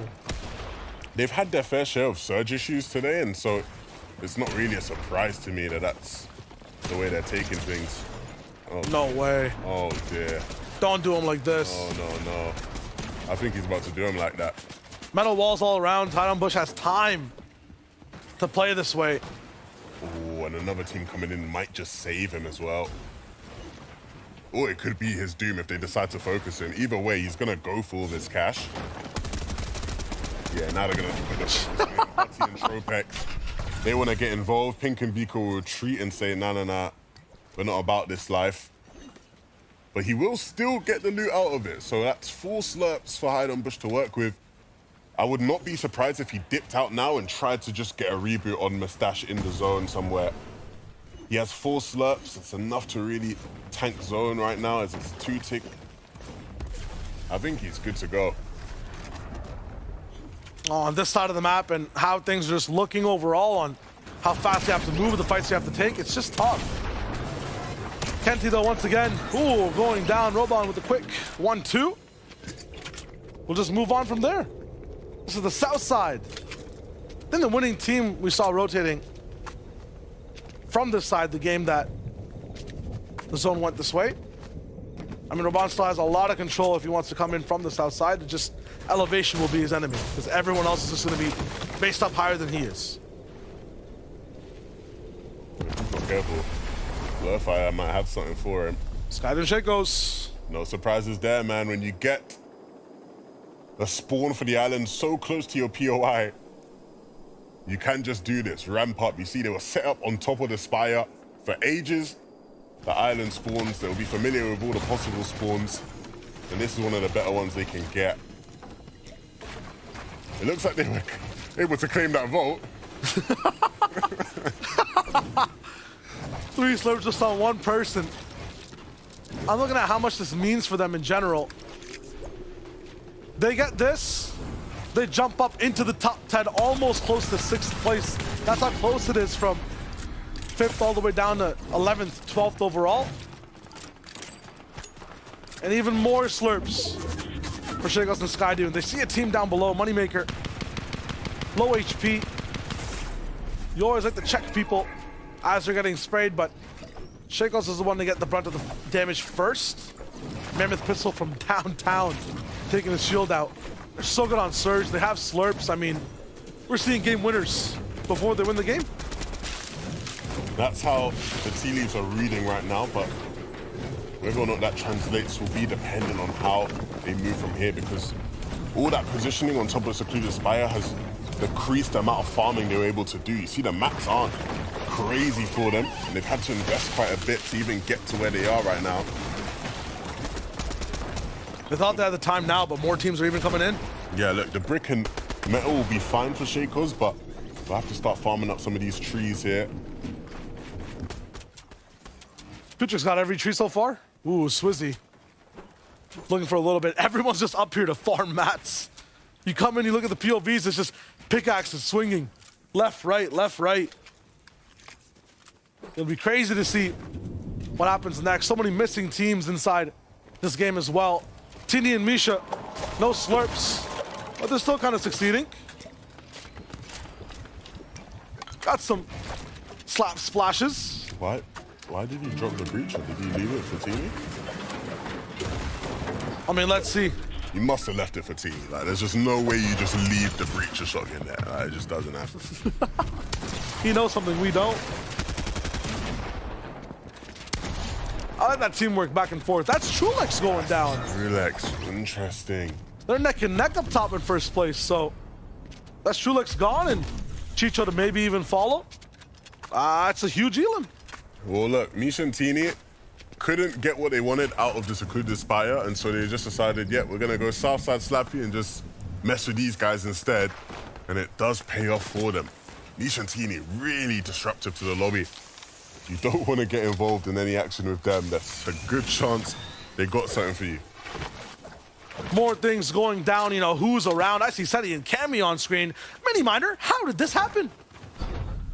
They've had a bit of a rocky road so far, but let's delve deeper into their strategies. We can see Cammy off spawn getting actually these bushes. We've seen a lot of teams using them, so maybe they'll use those later on down the line, and even using this thermal AR to actually get some tags on teams down the middle. But look at this, Cammy actually going down in the mid game here. Not a very good start for this duo. Seti tries to go for the reboot, but of course Cammy gets beamed out of the sky by Hijo and company. Not the best start for this this duo, but of course Seti thinks, you know what, I'm going to get his reboot and do it again. Second time's the charm. Cammy is now back in the game, and hopefully for this team, they're going to be able to find some a little bit more success.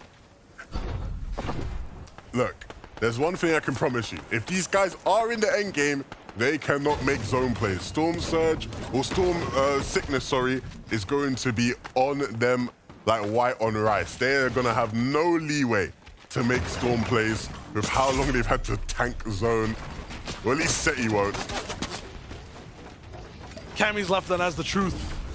Yeah. The only person who can touch the storm. That's gonna be tough. Very good eye on that too.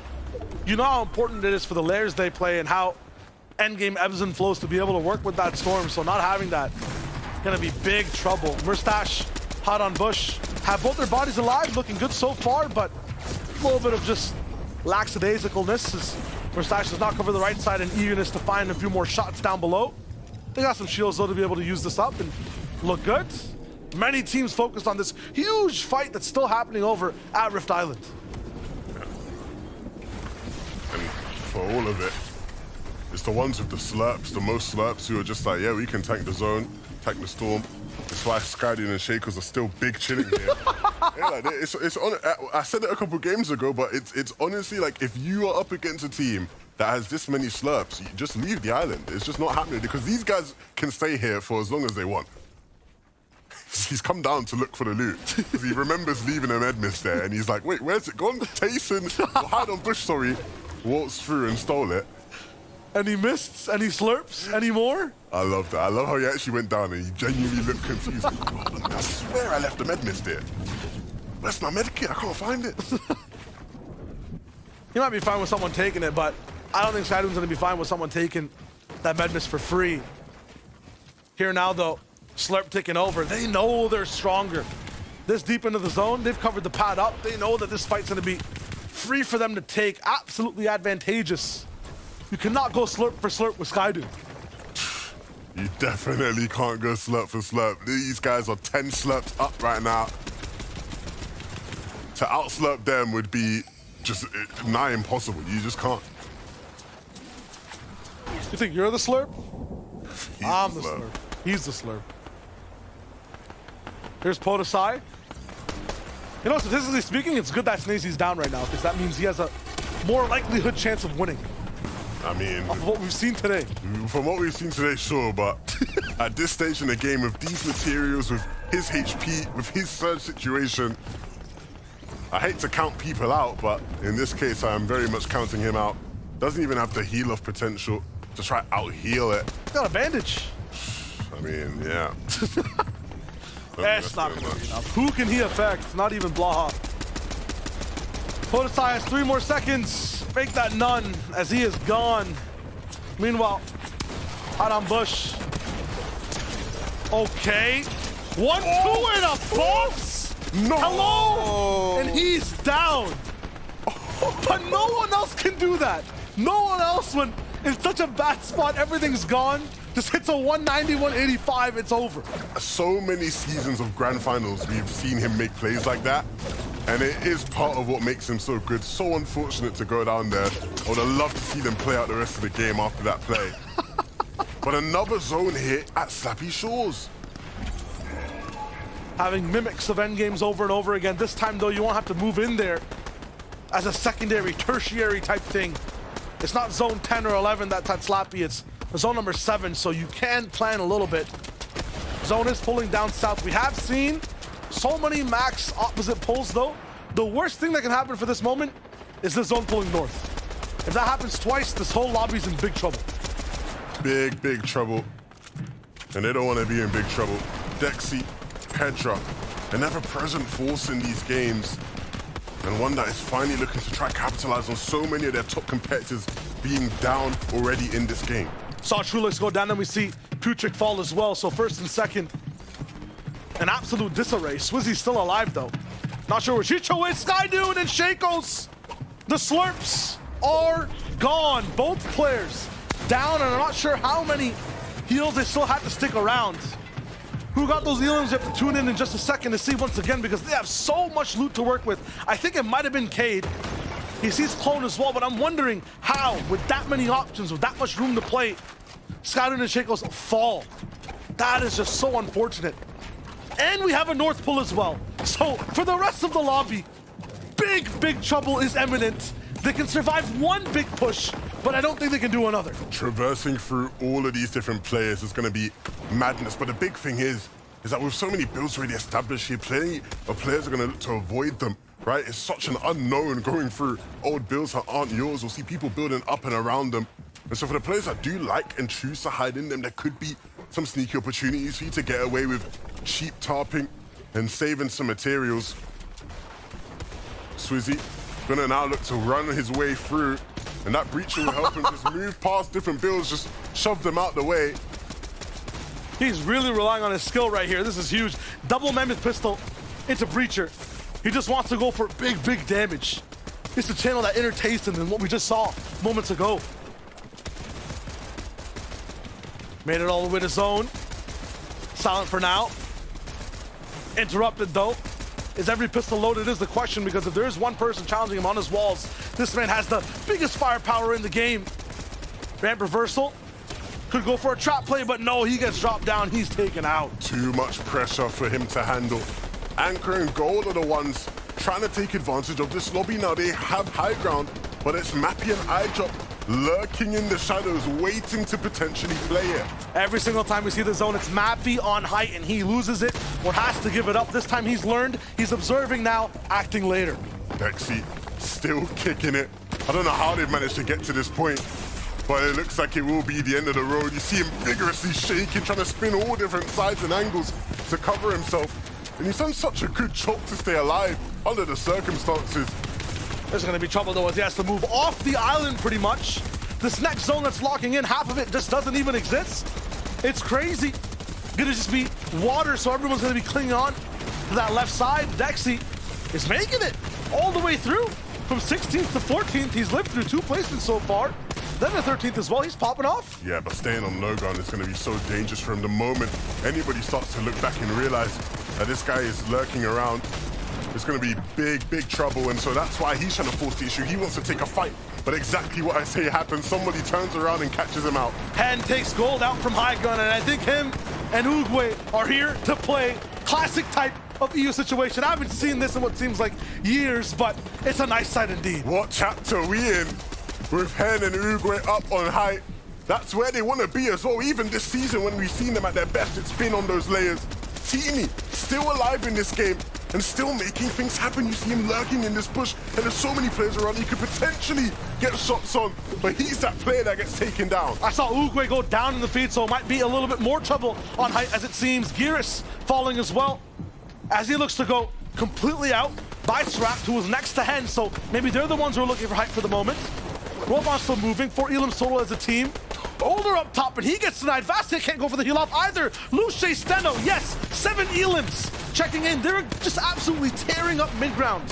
Pound for pound, duo after duo, and the Breacher reaches far as Luce finds some more. The Breacher. He has to go down too. A bare bones beach down below with no mats for any duo to play with. So good for these guys. The Breacher Flapjack combination. So relentless in applying pressure.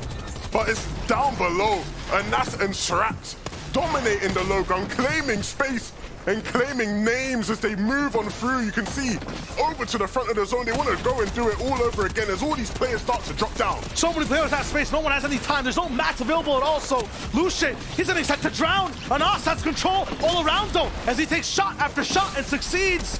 Uguay finally knocked down. Kylie, low HP, he's gone. Anas is just an absolute powerhouse, a gargoyle that cannot be moved from this position. He has no mats either, so this is his final placement. He goes straight for goals, his box. Looking for the next chance to do damage. A 2v1 as these guys will absolutely solidify this game. Looks like a vacation for them because they're smiling. They're feeling good on this beach. Anas and Srapt for a win. Big game for that duo. And as much as we'll talk plenty about Anas over the years of Fortnite, in this game, Srapt putting in the work. 7 elims right there to really just lock in that game. Anybody that was on low ground with them was just done. Finito. No hope when you're up against Srapt and he's in the mood. Big shots, even when it doesn't matter. Right hand peek, left hand peek, he does it all. He doesn't need advantage. He just needs a chance, a sliver, a moment to land a shot, and he will not miss. Still, if placement will start to track, that's absolutely true for this game. I feel like it's all about the elims in this one. Another team with Steno and Luce. It was nuts. This one, though, on screen, made it look effortless in terms of a win. What a tough zone, too, in terms of Slappy Shores. You're moving around it in like an L-type formation. Anas, Srapt, I don't know how you did it, but you did it flawlessly. I wanted to see them make some sort of appearance here this weekend, and a win in Game 5 is one of the best ways they can possibly do it. I know Ian's going to be happy about seeing his boy Anas on top, winning a game, so we'll send it back to him to explain it all. Hey, too right, Levin. You said it yourself. I'm super happy to see the $1 million man himself, Anas and Srapt, get the dub. Hey, listen, no bias here, but it was... We saw those claps. We saw it. It was one of those games where we saw a lot of the big players that we expect to pop off drop out a little bit earlier, and duos like our winning one here took advantage. Yeah, and Srapt with 7 eliminations, his first FNCS finals, making it look like he's a veteran. But that's the thing, though. You could really see Anas's IGLing experience come into play, or experience as a player overall, because I know Anas definitely still looking to develop on his IGLing, but the way that they chose to pincer from 2 separate directions, there was even a brief split between these two in these final moments, but Anas doing an excellent job to essentially reposition with Srapt so that they were never really spending that much time separated. They just knew that if they could pressure from 2 different locations, it would cause mayhem for a lot of these solos and duos remaining. Exactly what they needed to. They brought it, right? They really did, right? This is the second to last game of the day. It is a 2-game tournament, 12 total matches. And now with this victory royale, not only a VR, a high elim victory royale, that's going to give them the confidence, the boost that they needed to keep pushing forward. Well, let's see what sort of boosts we've seen on our leaderboard. This is a pivotal time of our grand finals weekend. Ooh. And we're again seeing movement across the board. We're seeing teams jump up by 7 points. Our new first place 4-point jump. Looking good. But it's Misha and Teeny who've done an excellent job at just taking full advantage of some of those teams that we were talking about. Our top 5, our top 10, they were getting elimed relatively early, I believe by 8th, 9th zone. We're not seeing anyone else from the top 10 surviving other than Misha and Teeny. And granted, they didn't, hold out for a victory royale by any means, but at the same time, it's the fact that they're clutching out those extra little points of placement that allowed them to overtake Trulix and Chicha there. Look at this confidence, too, from this duo going right into their opponent's boxes. They know if they need damage, they're going to get damage. If they need match, if they need heals, they are going to fight for it. And when we looked at that leaderboard, too, top 3, 2-point difference between all the duos in the top 3. 4th place is not far behind either. We are head-to-head, and I could not tell you who I think is going to come out first after this day 1. It's crazy, isn't it? This is what we love to see in a grand finals weekend. You want it to be poised, prepped, and ready to be going into that second day where you're thinking, who's going to take this? And that's how it's starting to lay out. And that's the thing, too. We mentioned a little bit of adaptability after that halfway point. And again, this is where you really start to see some teams enter their own rhythm. I mean, Skyden and Shakos are a primary example of that. We've seen them now in that 3-2 battle versus Pablo and Bevies over at the Secluded Spire. And if the Frenchies continue to dominate, things could bode really well for them. Is this the top 10 that you expected it at this point, T? Look, not expected, but I'm liking what I'm seeing. It's all way too close for comfort. You can't predict who is taking it home. And even on previous FNCSs, the duo that got the victory royale in Game 7, which is Game 1 of Day 2, won every single FNCS in this chapter. So if they win Game 1, the chance of them winning the whole tournament is pretty high. That's a crazy stat. Let's move on to 11 to 20. I'm sure we'll see some familiar names chilling in this territory, Taka. And again, looking at Anas and Strap, 19. That victory royale, 19 placements is a huge jump in the leaderboards. And remember, that's off of one solid game. We've seen Anas and Strap definitely struggling to make it towards the end game of the lobby. But the moment that they do, that's where you really start to see Anas's experience begin to shine. And the way that Strap was working alongside him was just exactly what you would want to see from Anas taking a chance on such a young fragger. It's looking so close too, even on the second page here. You can see the points are not too far apart. With there being one match left to close out day 1, the 6th match, anything can change. Anas, like you said, and Strap, 19 placement points off of one single match. Crazy. If any other duo, even they, get a similar match for this closing game of the day, that's going to set them up for day 2. And with the leaderboard, how it's showing even in the top 5, anything could still happen. Yeah, a little bit later on, we'll be looking further down the table, and they're the teams that you're thinking, if you can have a performance like Anas and Scrap did, then you could jump your way back up there as well, right? Let's take a look at 19, Kylie. Look, they jumped up 8 places as well.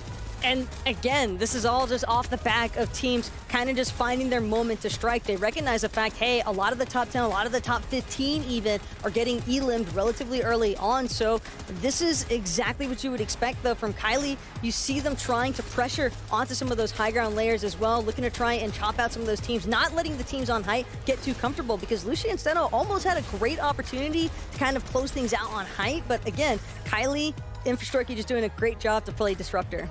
Amazing. All right, let's take a look right back at the top 10 once again and remind ourselves of the front runners.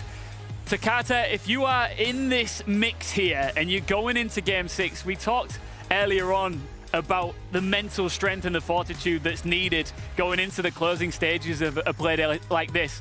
But it's vital that these teams have a strong performance, because they could get leapfrogged by teams below them real quick. Yeah, I mean, these are the grand finals, Ian. The players in this lobby, they're the best of the best in European competitive Fortnite. And we talked about the top 3, the top 4, but look at 5th and 6th place. Hide on Bush, Merstash, Cami Seti, they are not too far from that 1st place spot. Don't let the 5th and 6th distract you. They are still very close to being in that #1 spot. Oh, look, there's always going to be a lot of emphasis as far as a top 10 leaderboard dispute is concerned, but I'm actually a little bit excited about that 16th place team that we saw. Asa and Slove, a little bit of shout outs there to Bear Army, but wouldn't be surprised to see them work their way or sneak their way back into the top 10 for closing of day 1. Are you guys ready to sneak your way back into the game, right? It's time. Okay, listen, guys, if anything, I feel like some of the teams below will have looked at Anas and Scrapped and think, oh, this is our chance now. Maybe we can do something like that and have a shock victory royale. But then the teams who we expected to perform in the last game that didn't are thinking, right, we need to brush off our shoulders and get back to work, right? Yeah, I mean, it's the last game. It's the time to make it happen. If you want to make something happen, last game of day 1 is when you make it happen. You'll have day 2 to prep, you know, now tonight. You can see what's gone wrong, what's worked well, what you have to mix up, but you just got to give it your all in this last match. Hey, you use a day 2 region for a reason. There's a lot I would expect. Tako, Takata, Takawata, thank you very much for your thoughts. It is now time, one more time today, to get back on that battle bus. It's our last game, game 6 with Levin and Shire. Let's make it a good one. Let's wrap up the day then. Game number 6. We've had 5 games of the grand finals of EU and 5 games that I don't think anybody could have really predicted how they've gone, Shio. Absolutely. Slurp City Central, Misha and Teeny in 1st place, and Goats just having trouble making it up the mountain. Yeah, for sure. If you had a prediction list and had Misha and Teeny in 1st place, I'm calling you a liar. I'm calling you a liar because nobody could have seen it. But it's happening, and I think it's real here in game number 6. If they can continue to retain their lead, push the boundaries of their lead, Shio, it would be very good for them in day number 2, because day number 2 is going to be a whole different day. Absolutely. Day 1 is no joke, though. A lot of people say you can catch up, do a lot on day 2, but all that work you put in day 1, it sticks. It's hard to absolutely erase. So whatever these players do in the top 3 now, it'll be huge for the rest. But let's focus on this last game. Day 1's game 6, the halfway finale. It starts now. The curtains rise as duels drop from the bus. Creek Compound been a little bit of a kind of central spot to see how people rotate around. They get a little bit muddy, get to their caches. Meanwhile, the Spire has been our source of daily breakfast entertainment. The first thing you see off drop, the first thing in the morning is Skydune, Pablo, Bevies, and Shakos going straight for some type of loot, a drop, and some action. Bevies missing a pistol, Shakos getting a chest. Wrap it up already and ask for it to go, because Pabloing goes down and Bevies will follow soon. Yeah, it looks like the end for this duo today. A big damage being dealt from Bevies, but unfortunately not much after that. 4-2 on the day here at the secluded Spire, and the question then becomes, if you are Pablo Wingo and Bevies tomorrow, do you stick at this spot or do you leave? We know how good they are when they get to play games out, but right now they're not getting a chance to play enough games. Listen, you're saying 4-2. I would say unofficially, it's 5-1 or 6-0 for the side of Skydune or Shakos. They have just had better drops. Sometimes it's just bad luck. I think the first game, Pablo Wingo and Bevies were just a lot more confident in general, but when it comes to technicalities of the Spire, if I'm Pablo Wingo and Bevies, I might just be finding another drop or a different way to attack that location that's not completely 50-50. That will be very tough to crack, though. An enigmatic code that, if broken, gives these guys another chance to dominate the rest of the lobby, because once they have that loot, Levin, I mean, Pablo Wingo, Bevies, aggression we've never seen before in EU FNCS at all. Maybe I'm mistaken, maybe I'm remembering incorrectly, but weren't they literally 1st place after the 2 games they got to play out? Like, by 50 points. Yeah, like they got to play 2 games and they were dead 1st place. And now it's like, you know, all of a sudden they don't get to play. They're just completely out of the standings. But it's like, this is a good team that we need to be seeing in these lobbies for more than just 20 seconds off spawn. It might be a YouTube video they're going for, right? Like, if they do the same thing on day 2, can you win FNCS in 4 games, right? Who knows? Could be a thing, but it's definitely not possible. Jokes aside, they are so good. You need to see them get off spawn. You need to see them with high prio loot. It's all about either fixing your drop, having a better chance, or going for a different game plan entirely. Hedradexi, whatever game plan they've had today, it's been working through all the irregularities we've been seeing on day one of EU's FNCS. These weird winter zones, these people staying inside Storm for just so long. Decisions being made by so many different people. Every time Hedra and Dexy are somewhere in the sightlines, doing very just consistently well. 13th, nothing to scoff at. What are people aiming for at the end of day 2 here, Levin? It's not just top 10, it's closer to top 12, top 14. Yeah, 100%, right? Because if we look at the leaderboard and see those teams who are currently in there, Seti and Cammy already occupy a slot for the Global Championships. Mustache and Haidon Bush do so. Initially already, those are spots that fall down to other teams and other players. So as long as you keep yourself in and around 15th, you've got a good shot at the Globals. Nito and Misha putting in that work early on. I don't want anyone to think that Teeny and Misha are a gimmick duo by any means. Actually putting in good work so far. It's not just the slurps or a drop that's saving them. They're actually converting it into good height takes on teams late game to win, and good early game aggression as well against duos. And you mentioned it, Levin, being top 15. Pablo Ingo and Bevies, after just playing 2 games and falling off spawn in the rest, are still in 12th place. Are still looking good to qualify for globals if need be, after just playing 2 games. I mean, that's what happens when you get to play at Secluded Spire. There's a reason it's such a strong POI this game. Well, I say this game, this whole season, sorry. And of course, they are very talented players. We cannot forget that. We cannot discredit them. 2 of my favorites to watch.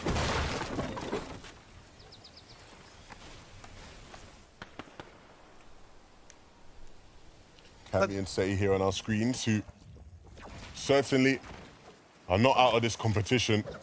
Day 2, Cammy and Seti are still on the horizon. And I think for this duo, as long as they are in and around that top 5 area, they're just always going to be a threat to it. It's absolutely true. For zones that have been happening so far in terms of how well they mesh with their game plan, I'm surprised they're even close to that top 5. It's miraculous the things they've been doing to stay ahead inside these games. And this is a very good, consistent type day 1. 6th place overall on the day so far. Or close to inside that top 10 overall, jumping back and forth. Trulex and Chicho had a taste of first for about 1 post-game 4, I believe. Then falling early in game 5 made things a little bit troublesome. Tini Misha continuing that aggression. Found a few tags on another player, another wraparound jump shots. That takes Giras down, both players now playing in tandem. First place, not pressure for these guys, clearly a buff. Yeah, but will it stay this way going into tomorrow? That becomes the narrative. I think we've seen great teams have great day 1s in the past, but it was always clear that day 2 was going to be hard for them to keep those levels. And I think Misha and Tini may get thrown into that category of teams where people will look at them and go, will they be able to do this again come day 2? And if not, then of course they want to make sure day 1 they have a big of a lead as possible. They'll push for it. Just 10 points right now. Might be going for a little bit more from the elims they had earlier on in the day, or in this game. That's our trip in. Very, very topical and fun to follow in the first 3 games. After that, slightly middling in performance.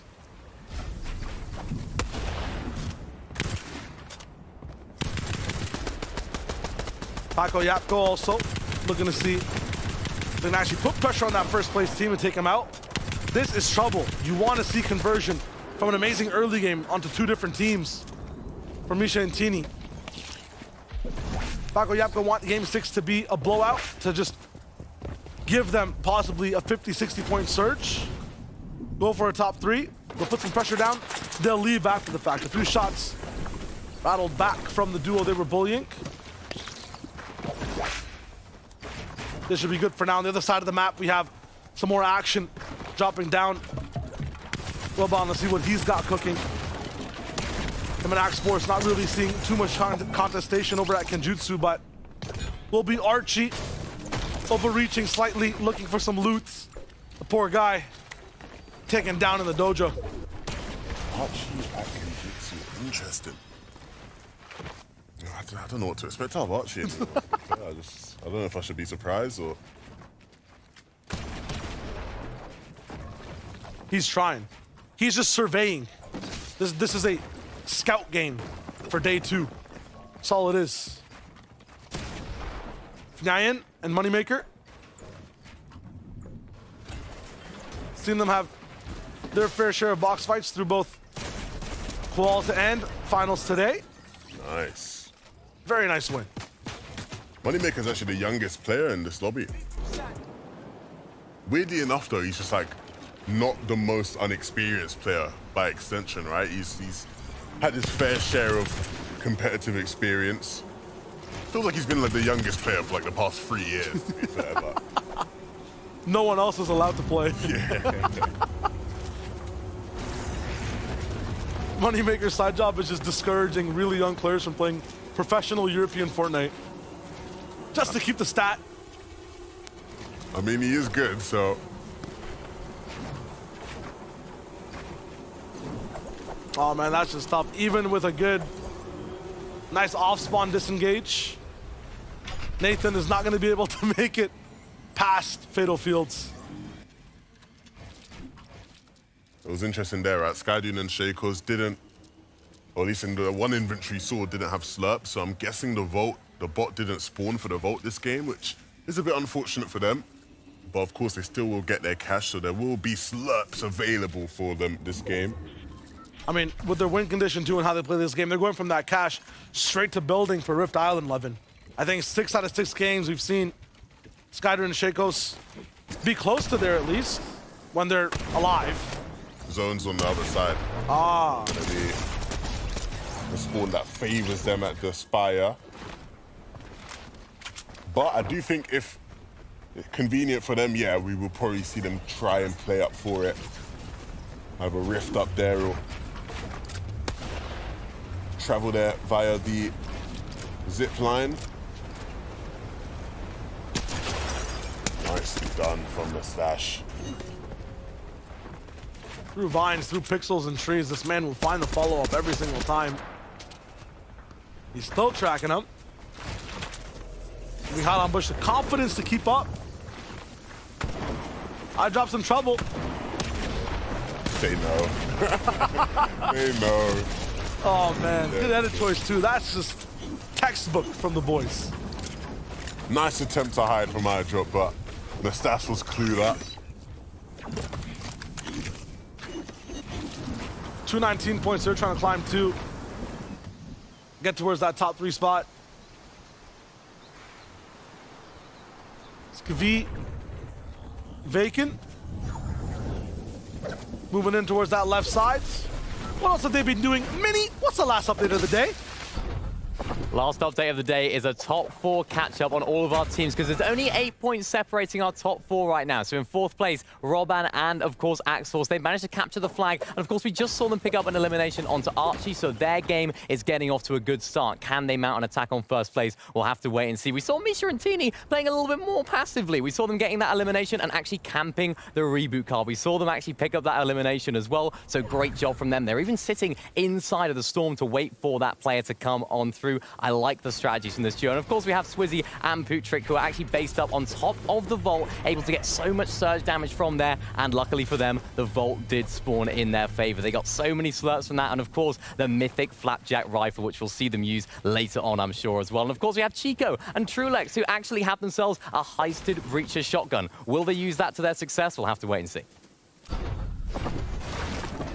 Ever see those cartoons where your brain is just expanding and expanding and become a giga genius? Yeah. That's what I feel like when I get an update from Mini Miner on the state of the game. I know it all now. But what will you do with that information, my friend? I will continue to watch Hide on Bush dominate and then predict that he wins this game. And if I'm wrong, that means that Mini's wrong. And that can't be right, because Mini is never wrong. The problem here is that to get Mustache back in this game, with the way the zone is now, would be tough. A reboot at Creaky Compounds just wouldn't really be viable. You've got to think that he'd just get shot out the sky if that was to happen. And there is somebody here as well. To be fair, he actually maybe could have got a reboot up at Creaky Compound if he was to take down that player. That's asking for a lot, though. I mean, he's wrong sometimes. It's all good. We'll keep moving. 2 elims, so Jakey looks like he went down too after Archie fell to Roban. And they've got a lot of surge, so they've been active on the field. A little bit of a lighter game. Usually it's 88 people alive by this time. 81 right now, so a few squads, a few duels have fallen. It's the last game of the day. If you're enjoying what you're seeing, you can catch more of the games that you might have missed earlier on. It's been an absolute show in EU today, and NA will be starting soon as well if you want 6 more games of high-octane action. Yeah, NA's been fun this season. Unpopular. Look, you won't hear this much from me, but I'm just as excited, if not more excited, to see NA. Than some of the action they've had out. Yeah, man, NA's been fun this season, man. There's been a lot going on in NA. But hey, all eyes here on the final game of EU and all eyes on Cammy as he fights to keep his team in this game. A big shot with that mammoth. This game is a difference maker. When you're looking at, I just wish we had one more to play. At the end of the day, too, it's how seriously you take this specific game. The last one on day 1. And Cammy, he's going out for all the stops. A reboot in front of 5 teams. He'll do it. He needs Steady to make it all the way through towards the next portion of the game. That ramp up makes it so that Jargo's not going to be able to see him. Pickaxing down, though, he sticks to it. Gets him inside the box, turns around. Where is he? Inside all the builds. He'll leave, and that distraction close by might actually make people look at Jargo. Steady actually falls right in front of Cammy. Chasing still, and he goes down. Like you said, it was a very ambitious attempt. It was almost never going to work out in that situation. So many of those players just ready and waiting for the reboot to come off. But hey, look, in the final game, you have to make any play you can to keep your team in it. But we will see more from Cammy and City tomorrow. At least they can say at the end of the 2 days that they tried everything to make sure that each player was still inside the game. We're stash out on Bush, taking their sweet time on a rotation. Kylie, Fastaroki had some trouble overall in the day. Nice shot though, 136 with a boom boom bop on the Sky Dude. Looking at how their day is going, 7th place. This was the difference maker to keep them kind of comfortably inside the top 10. Now, I mean, no eliminations on Shaco, so I feel like he might have just been left alone. He's not going to be able to get Sky Dune back up now, and I think everyone knows he's a solo as well, so they're going to be taking pot shots at him over and over again. Last slurp down. His chances slim of seeing anywhere close to a top 10 this game. Yeah. It's tough, right? Because, of course, we want to be optimistic about their hopes. We know how well they've done today, especially when they've been able to come out of the secluded spire, but it's one of them games where your chances are just very, very slim, to say the least. Dexy taking some damage from Surge as well, and you know how tough the lobby is on Surge when the man who hunts every single duel you can find is having some trouble. Him and Hezra, due to the zone being closer towards that shattered slab side, not really found much in terms of the rotations in favorable box fights. They gotta start to activate their game now though. Beamed apart and cracked. Dexy has nothing left in the fuel tank. Has to push towards Mix, who might have one of the freest eliminations of his entire career. It's Blaha who picks them up. Hedra also takes them out too. Yeah, it doesn't get much easier for them than that, but they don't really get much out of it either, to be fair, so. This is huge. First place over at 6, who's teetering on 7th right now. What? Destiny for Skvi, who doesn't have a wall behind him. How does he even know? What a perfect slide in. He found the weakness. This man can see the kryptonite. And after that, I don't even know where his duel partner is, but if I'm in, I'm running. I'm just, that LM was nuts. Clean. That was so clean. it doesn't really get cleaner than that. And their job's not finished. They know Vacan's going to be here somewhere. And they've spotted him. Swizzy's also there in the distance. Oh my god. My god, Swizzy is a solo too, so this might just be perfect for Tini and Misha. That could be his partner on the left side. No, it's Future coming in late on the right. 3 different teams now involved in this one. They go Pioneer mode. They might just push the rock straight into him. It's going, but they're not. They move closer to Anas. And Zone will lock in right on them in the center, first place. Wow. You can't market it better. This is literally the perfect situation, and they get another refresh. Finally picking Vacant up. It literally is perfect. Oh, wait, wait, hold on. What's happened here? Wait a minute. Misha. Taken out. I didn't see that coming. It was such a good spot. But the focus onto Vacant left them vulnerable for a matter of seconds. And in those seconds, somebody took advantage. So Teamy playing this one out as a solo. Look, Pooch against Swizzy, profiting from the loot of Vacant and now the loot of Misha as well. So they might be setting up real good for this endgame. Stealing loot from first place and then maybe even taking the placement too. You can see the difference in points, about 25 for Swizzy and Putrick in third place. And then Misha, Teeny, 250 all the way up top in first. I didn't even see this coming though. Robon and Axe Force, 242 after some of the eliminations they've got earlier on in the game. They're in second place overall. That is not bad. In the FNCS EU Finals. Look, I've seen crazier things, or I think I have at least, but this might just top it all. Anas and Straps adding more to their elimination totals. Trulex and Chicho, they do not want to be forgotten in this party of the EU Grand Finals. They want to be, remember, they were such a good spot in the leaderboard. And they want to keep that now. A big LM there. Nice little refresh. We'll see how many maps they get out of that. Very nice as well. So, can they continue to have the good day that they have so far? Hopefully. I mean, they're in one of the toughest spots to be in. You can see that you can't even see the zone line on the bottom right on the mini-map. There's so many different arrows, so many different teams nearby. I'm surprised they have this much space to work with, but with every single layer change, with every single new box comes new eyes, new duels on you. Strap, meanwhile, stops, so no back-to-back as Thomas HD picks up that elimination. But aside Snazy still alive and towards the high ground. No one really with a big base. They've learned from today how awkward it is to have that first height. Axe Force, Robon in the most awkward spot you could see in general. Axe Force with 1 HP, first place hanging by a thread. And 0 materials. He can't even build to protect himself in this game. He might not need to, they got zone. Yeah, they're gonna be able to stand in this box as it pulls over, and so they'll be okay. But not for much longer. Especially with so many people crowded around them. You see them moving back through these old builds, and it'll allow them to stay alive in the zone, but again, they have to find something, you think. Putty on the right side. He goes under and to the left. This layer looks a lot higher than it actually is. I think they're 4 layers high on a lot of other people's builds right now. Harmy and Vanyak are not going to be able to roll over easy either, so gonna have to pick a box to dive into. Every box around you is either brick or metal, fully built. You don't have the time to pickaxe, you don't have the mats to replace.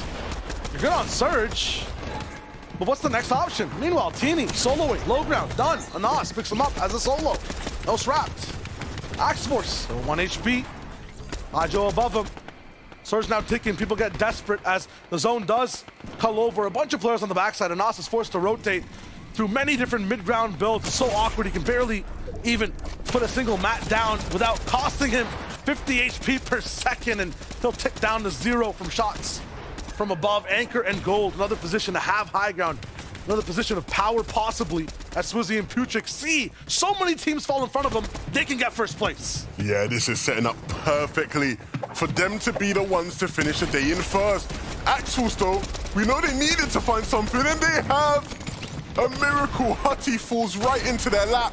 Ooh. And they now have enough builds to protect themselves. That could have been it though. Fast Roki with a beam, and it misses. Axe Force though only has 12 builds. Shot from the backside, 3 HP, he is down. Robot needs to survive, but it's Irezumi with a pit stop, and then a stopper from the backside. It's Melody to turn off the music in Robon's ears.